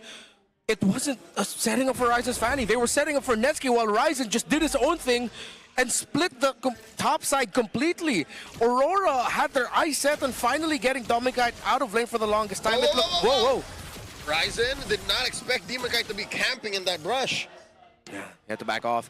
It took 7 to 8 minutes to take that tower down in the bottom lane, which opened up so much time for Ryzen to split up top, and now that's where the Lord is marching, and he continues to cut and manipulate the waves more and more. You know what's so painful about this? DK cannot afford to do that. He cannot play tag with Ryzen. You're not going to catch him, you know, and at best you can just kind of delay him a little bit, but Ryzen pretty much has this control just because of the way this Fanny works and gets himself the orange buff. Aurora's going to have to go in and clear out this Lord, trying to hold on to this. James. Oh, whoa. Big game James with that Throne of Ruin, just trying to get that Lord into the threshold, forcing that pop on that Holy Shield up top. They get the Holy Shield. I mean, Smart Omega is playing this actually smart. Yeah. The way that they're going about playing around the objectives, playing around the Lord. The coaches and the players, they deserve their big ups. How they decided to play this, man. Because, look, there's still a 2-level gap between Ryzen and Demon Kite. Ryzen got so much farm in a game where he barely got his own purple buff. Because Leo Ward was chasing. That's what Demon Kite has been doing. And I think when he figured out it was wrong, it was too late. Yeah, there's just... It's an interesting way. It's leave it up to Ryzen. Oh, no. All right, he gets out. He got away with it. Diabolical strategy for Omega, and it's splitting the more Ube-centric play as 5 playstyle of Aurora. Well, because now Dominicite also can't even do what Moscow's versus Fanny's usually do, which is be the one splitting the lane. Ryzen got way too much farm that if ever Ryzen saw him all alone, it might be a really easy kill. for the Fanny up against the Moskov. He would have to play with him. Yeah, so they're forced to play as 5. But then that just keeps opening up. Ryzen is non-stop with the side lane splits. And look, because of what you mentioned, Redmar, he always has at least one member with him. Yeah. So the Ube isn't even as effective. And was this part of the reason why also the Louis Yi was just kind of picked up just in case as another plan that they could go ahead and use the diversion if they needed to go ahead and maneuver around the map with Ryzen doing this the way that he's playing? Yeah. Well, recently, Fannies we've seen most of the time has been playing through the momentum of get the buffs early, get the kills early. Snowball. Yeah. But it's been a really long time till we saw a very effective Fanny and a lineup centered around the Fanny playing through sheer split, macro, an evolving 4-1-3-1-1 split. Oh my God! The third time Ryzen finds Yue underneath the turret. I like to say big damn for that one. He made it work. That's Big Dean. That's Big Dean. My God, without Yue, I'm wondering though, are they still going to follow through with the plan, or do they actually go and convert this now into the Lord? They're a man down. That's asking too much, especially since Omega are all here. They find light, quick knockup, full combo, and Ryzen with the finishing touch. There was a time in history where we called Ryzen a Class S monster, and he is a Class S monster in this game, almost a steal by doming through the SOD, but it's still secured by Omega. That was close. Way too close. That was close. Luckily, Ryzen had his retribution on point. Yeah, just so impressive right now. Ryzen, you see it, you know, even the tankiest of members of RORA are getting shredded down with Ryzen on this. Taking a look at his build, he's pretty much got what he needs. I'm wondering what the last item is going to be on the Fanny here for Ryzen. Netsky does pick up a Wind of Nature, so he's got the defensiveness that he needs. And yeah, it's funny because Netsky hasn't had to do too much because the team has just played to the macro level and let Ryzen split push, and now they're in a position to actually go ahead and be such a threat towards this base of Aurora as they go for the defense. All right, force engage, up top, try and defend. Perxiva catching a good amount of spears out of Doming Kite. The Lord will crash into this turret, putting at about less than half health. Netsky still holding on to that ult. AOT has max stacks. In comes Big Game James! Setting up something. Hold it on! There's that throne of ruin! But I think Omega are happy with what they got. Uncanny discipline from the barangay. I don't know, was that part of the plan? I thought that they would actually follow through with that, but they just get the base turret. Gentlemen, who is this team? What happened? Who are they? From games 1, 2, and 3, what happened? Bring that guy in here every time Smart Omega plays. They saw Barbiel. He's chasing after Ryzen. No, through sheer maneuvers, Ryzen forces a Phantom Steed.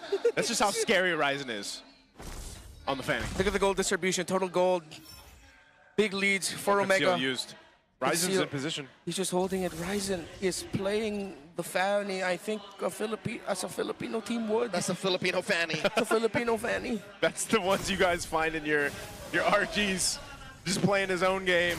But it's so funny because it seems like he's playing his own game, but he's playing for the team. Like, this is a very team-centric style. This is a new way to play Dangerous Grass. Dangerous Grass. You hide an ultra-mobile hero into these weird brushes. Wait, was he spotted out? That Flare does see him. Yeah, it did. He was, yeah. I was going to say, it does see him there. Apparently, sentries hit that part of the lane too. So Ryzen just barely gets out of harm's way. I'm actually surprised that the sentry does see that bush. The whole quarter. Yeah. It was like the initial blast, because when the sentry was still like the lingering effect of the sentry, it only affected what we usually known affects it. Yeah, but it's that initial shootout, I think. Yeah, the initial blast is what actually spotted him out. All right, well. Because with the lingering, I call them stars, so with the lingering stars from the sentry. The fireworks. Yeah, it doesn't see him. Fireworks, okay, fireworks I call them fireworks. Yeah. It's because you're American. Oh, wow. Yeah, well, I'm also half Filipino. We do love fireworks. That's true. That's true. Yeah, actually, yeah. All right, well, nothing for them to take just yet. More that's coming up here. RORA still sticking to the game plan of just stacking together. I'm wondering, now with this one base turret down, at least the Lord is up on this side, but they'll have to manage Ryzen here. Wait. Is he going to go for Domikite? They don't spot him. Again, I think it did. I don't think he showed up for a moment. Okay. I didn't see the indicator. I might have been wrong, but I didn't see the indicator even with the initial pop. The way Aurora's moving, it seems like they do not see him. Oh, look at that push, too, with the wave. Just because you have a Louis Yi, you're able to go ahead and deal with that, but it is going to be cleared out. Chubby wave down bottom. Yeah, Yep. remember will clear it. very old Louis Yi Claude combo. It's just very quick, but it's possible. Oh, James fronting.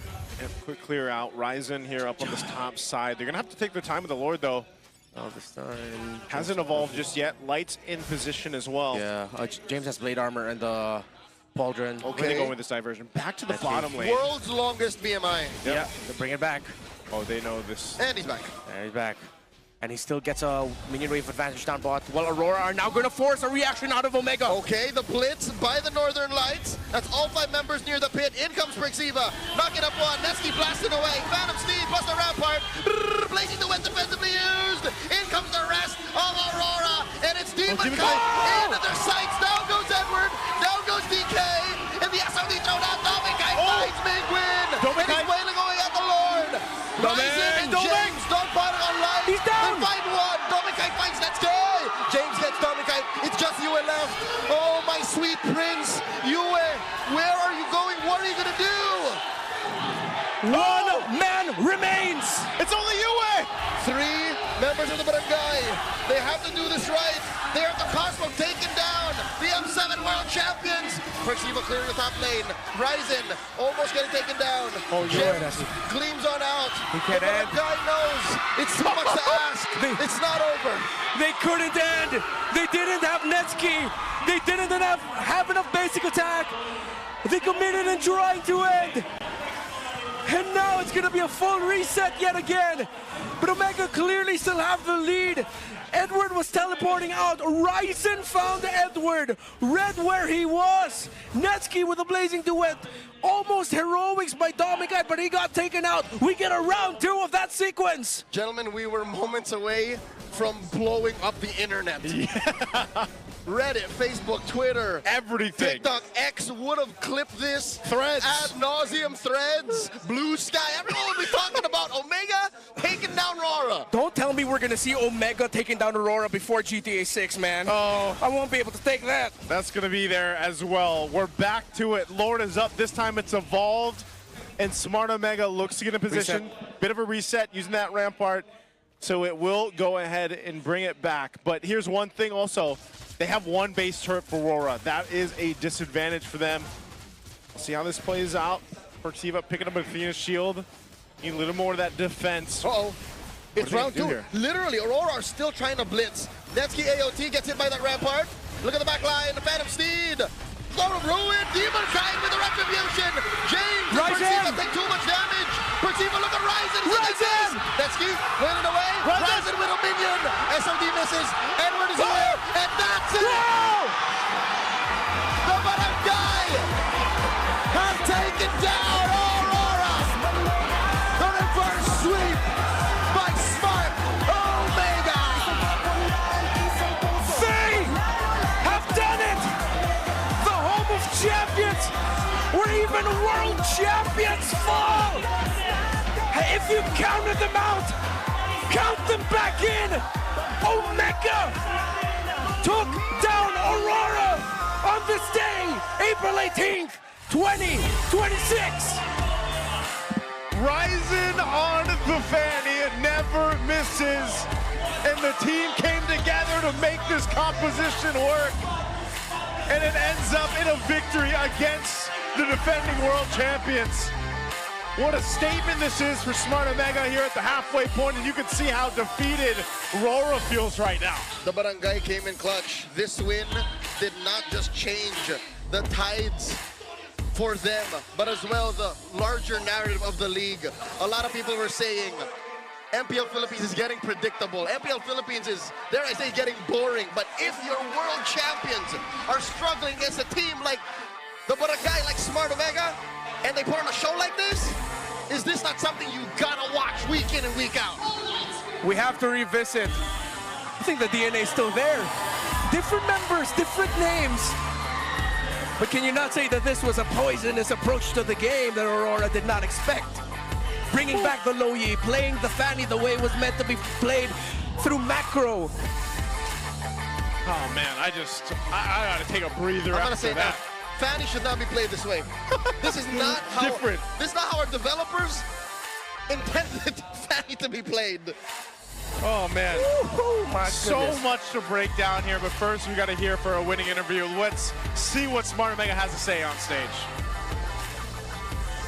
Buong barangay, mag-ingay! As Smart Omega takes a reverse sweep against Aurora Gaming. Boys, congratulations!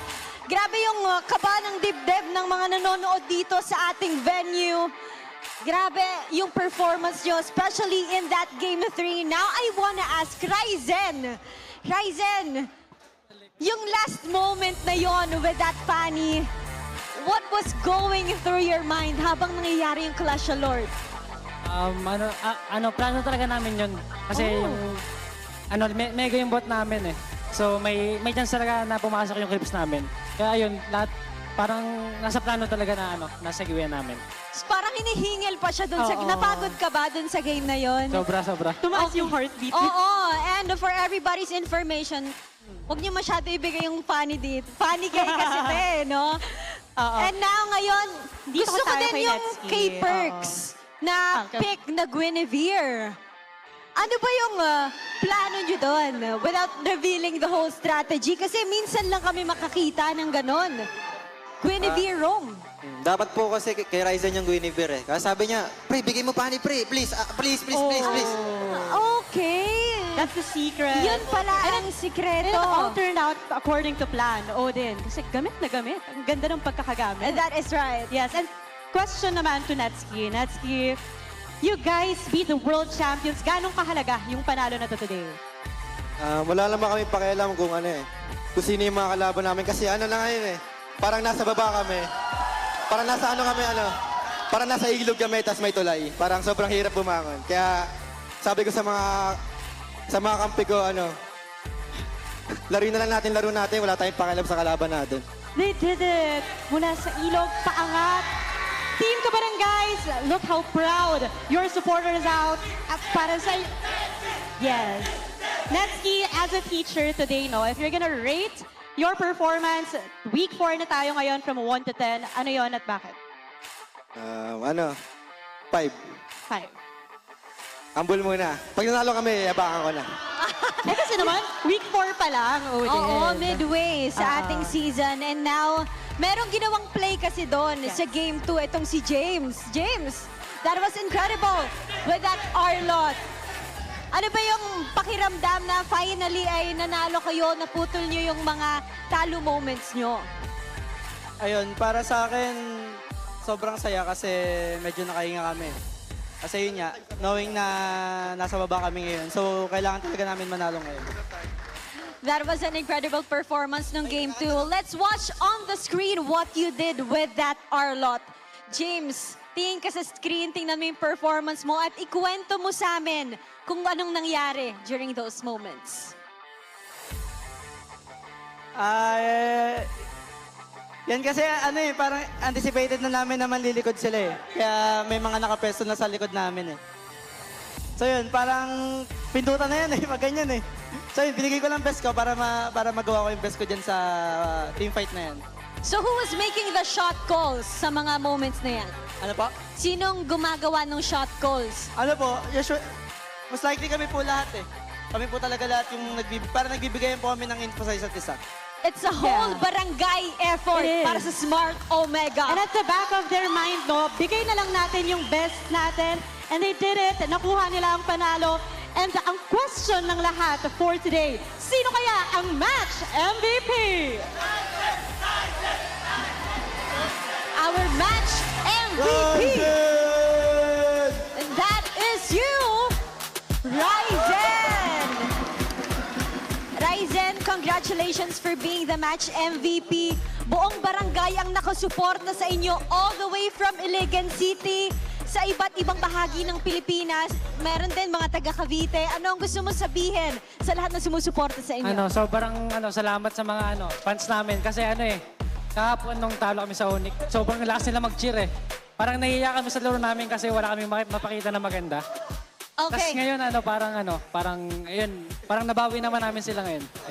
That's right. May pinakita kayong maganda. May pinapakita din si Perks doon. May gusto siyang i-shout out. And again, mag-ingay para sa barangay Smart Omega! With a special mention over here. And you guys take your bow. And you may now take your walk of victory. Odin, the Northern Lights tried to outshine Team Omega, but Team Omega said not today. Yes, what a great match to close out our triple header day. Talaga namang kinabahan ng lahat at for sure ay nasatisfy din sila sa larong ito. And let's see what happens in that game 3 with our casters. Casters, yun na to. I am still in awe. Congratulations, Smart Omega. You guys deserve it. I love the little breakdown, too, and insight that we got from James on stage to see what was running through his mind, because we were talking about that a lot. And man, reverse sweep for Smart Omega. Yeah. So what James said earlier during that little breakdown was he said that the team was already expecting the turn. That's why they were marking their angles, making sure everything was checked out. Then when asked who would be making the shot calls, that was the turnaround moment of game number 2 with the smack from the R-Lot. It's a team effort. Everybody. And there's a saying that goes, it takes a village. In this case, it takes a barangay. Yeah. To raise a Ryzen. To raise a... No, Ryzen raised himself. Ryzen raised the whole team up, man. Yeah. Big Dean. Big Dean. He's so... Is he still Sneaky Dean in this way, in this play that style? was, yeah, that was pretty Sneaky Dean for sure. Sneaky. And I think him not having any deaths at all, he's also clean Dean. Yeah. Oh, man. Like, this is... You're not going to see many Fanny players play this way. I don't think... In right? my almost a decade-long career of casting MLBB, have you seen never this? seen a Ryzen, never seen a Fanny like this. Yeah, who did not care about a purple buff. Again, the most important thing you have to take note, folks, is for majority of the game where Ryzen was splitting the map, he didn't have a purple. Not a purple, not a turtle, nothing. He's a visionary. He was. He sees something else. That's why I said he was just like on the other end of the map pushing. Yeah, and it felt like RORA were also stunned by that. They were like, wait, he doesn't have purple. We don't have to deal with that. But wait, we can take this turn. Wait, what do we do, guys? We're losing our map. And it was too late before they found out, hence why there was like a 2 or 3 level gap between him and DK. Yeah. Yeah, there was. And then when it got to the Lord fights even, like it was quite messy, and you see how tough it was for RORA here. Just great insight, and you can see how pumped up he was about that, man. He was like, that went goblin mode. Whoa, 19 by the way, 19 right on the dot for game 3. Eventually, in the end, Omega walked away with more purple buff counts and orange buffs in the end, but oh my goodness. What a game, what a series. You saw it, it was like a slow death for Aurora in that last game, because they have, okay, looking at their lineup, if there wasn't such an insane lead for Ryzen compared to Dominkite, then Moskov definitely could have been the one playing opposite side, trying to deal with Ryzen, stopping him, Different and then story. SOD in. Yeah. But it's a different story when it's a massive lead for the fan. You're not going to risk that. 3 levels down, 4 levels down, you're just going to get blasted by that Fanny, and then you lose the main win condition for the team. So it makes you wonder, if this Grok wasn't a Grok, what if it was a Hilda that could have really just bared down on the Fanny a little more, played more man-to-man? Yeah. Would that have made the difference? I think because of the surprise flex into the Guinevere, they weren't even thinking about that. They were thinking that Gwyn's going in the jungle, man. For sure. For sure. I think, yeah, that was even what we were saying through the draft here. But before we talk more, we got to throw it over to our Infinix mic check. Let's listen in on this. Grab out. Sige. Okay na to, dito makalapit, pre. Ay, sandali. Edward, paglalawin ka. Edward, pre, mabubuhay ako ulit. Okay, hindi mo kayo. Limard, pre, mamamatay, pre. Limard na. Patay. Vacuum ko, pre. Patay, Edward. Hero nga, pre. Patay. Maraming wave ba? Dito mo atat din. Kaya wala. Magtay pa pala ha. Endable ba, pre? Endable niya, pre. Kaya pre, balin lang. Ay, pre, ano ka? Out na. Di kaya. Okay. Let's try. Sa akin, pre. Oo, nakaboy. Bot. Kasi nyo. Tama siya natin. Sa akin. Dito mo, stop din. Di ko papasibatin din. Okay. Trakap. Dito mo kakap. Ay, dito mo sibat. Tore.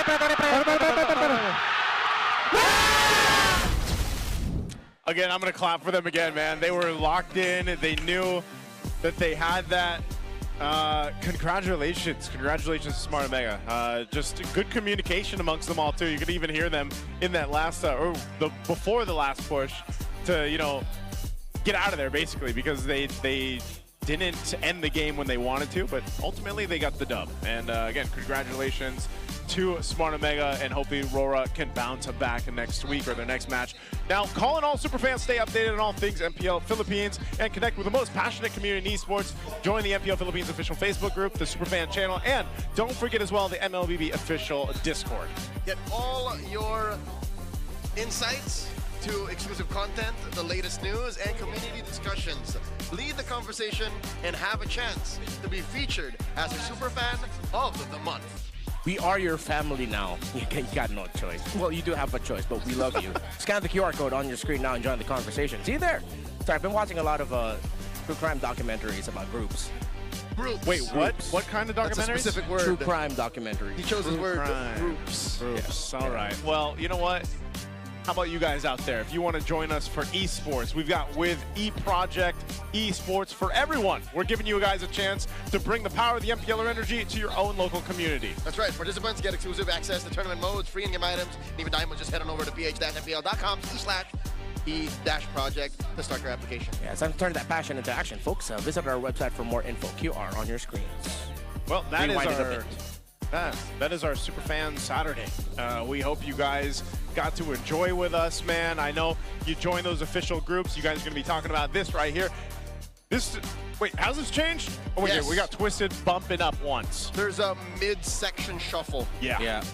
Aurora has dropped to 5th. Omega... Because of how Twisted Minds is just consistently climbing. Yep.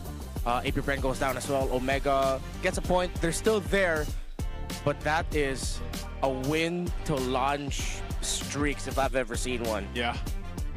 Off of this win right here, that should fire them up. Yeah. It would be painful to see them lose their next one because that was such an emphatic win, man. Do they play? I can't think right now. Do they play tomorrow? No, wait. Smart Omega played yesterday. You played yesterday. They're done. Today, okay. This is also our Infinix Fansklaven updated standings right here as of today. The Auroras, Fansklaven, are on top. You know what? If you just look at the scores, Fansklaven standings kind of mirror what's happening in the league. There are some clear standouts, and then some teams that shuffle in the middle, and then, you know, the two down bottom that kind of struggle. But the teams are actually jumbled up. Like, there's Aurora's on top, Sonics and the Cavalry in the middle. You know what? The Fansklaven is usually, I always feel like when we look at it through the seasons, it's somewhat near what we see in the standings here. But this one, I don't know, might be different because now with this win, things have shaken up. They've shaken up here for week 4 already. Any last thoughts before we close out the day? I want to watch every single game. I will. It's just, that was a really interesting turn of events. What a way to end this day 2. Didn't expect that. I'm just happy. I think we're all happy. I can't wait to see what the chatter is online later on, but that's going to be it for us, the We Bear Bros. We're going to throw it over on stage to close out the day. And that's a wrap for our Super Fan Saturday. Sulit ang ticket dahil it's a jam-packed triple-header day para sa ating mga super fans. Like what you said, Odin, tatlong maatikabong matches to end our day 2. Now, Odin, anong highlight ng araw mo? Well, for me, it's the last match of the day. Smart Omega versus Aurora Gaming taking us to Game 3. Nakakatuwang makita na ang isang struggling team ay nakakakuha pa rin ng panalo at patunay lamang to na even though we're midway through the season, hindi pa huli para bumawi-bawi. Exactly. Now, Odin, for me, syempre ang highlight ng araw ko, it's a Super Fan Saturday. These are our super fans. At kanina lang, no, may mga bisita tayo mula Iligan City. Punta pa sila dito para manood mula Mindanao. At bukas, marami pa tayong aabangan. Tama ka dyan. At alam mo kung anong highlight bukas? Okay. It's the Golden Rivalry. Exactly. The Pressure versus Teddy. Teddy, let's get ready! Kaya maraming salamat, super fans, sa pagsama nyo sa amin ngayong Sabado. Muli, this is your very own Odin. At ako naman, si Denise. Magkita-kita tayo ulit bukas. Dito lamang yan sa tahanan ng pinakamalalakas. Ito ang MPL Philippines Season 17. Palat na to! Get out!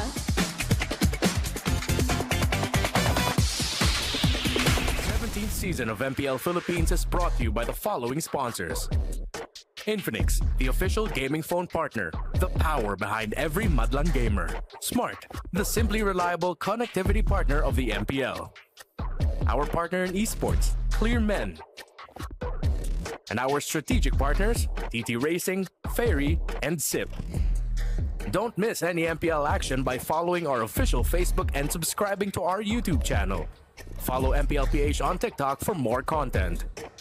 Experience the lakas ng Pinas of MPL PH Season 17 live at Victoria Sports Tower. Grab your tickets now via the official MPL PH website. MPL Philippines is monitored and supervised by the Games and Amusement Board.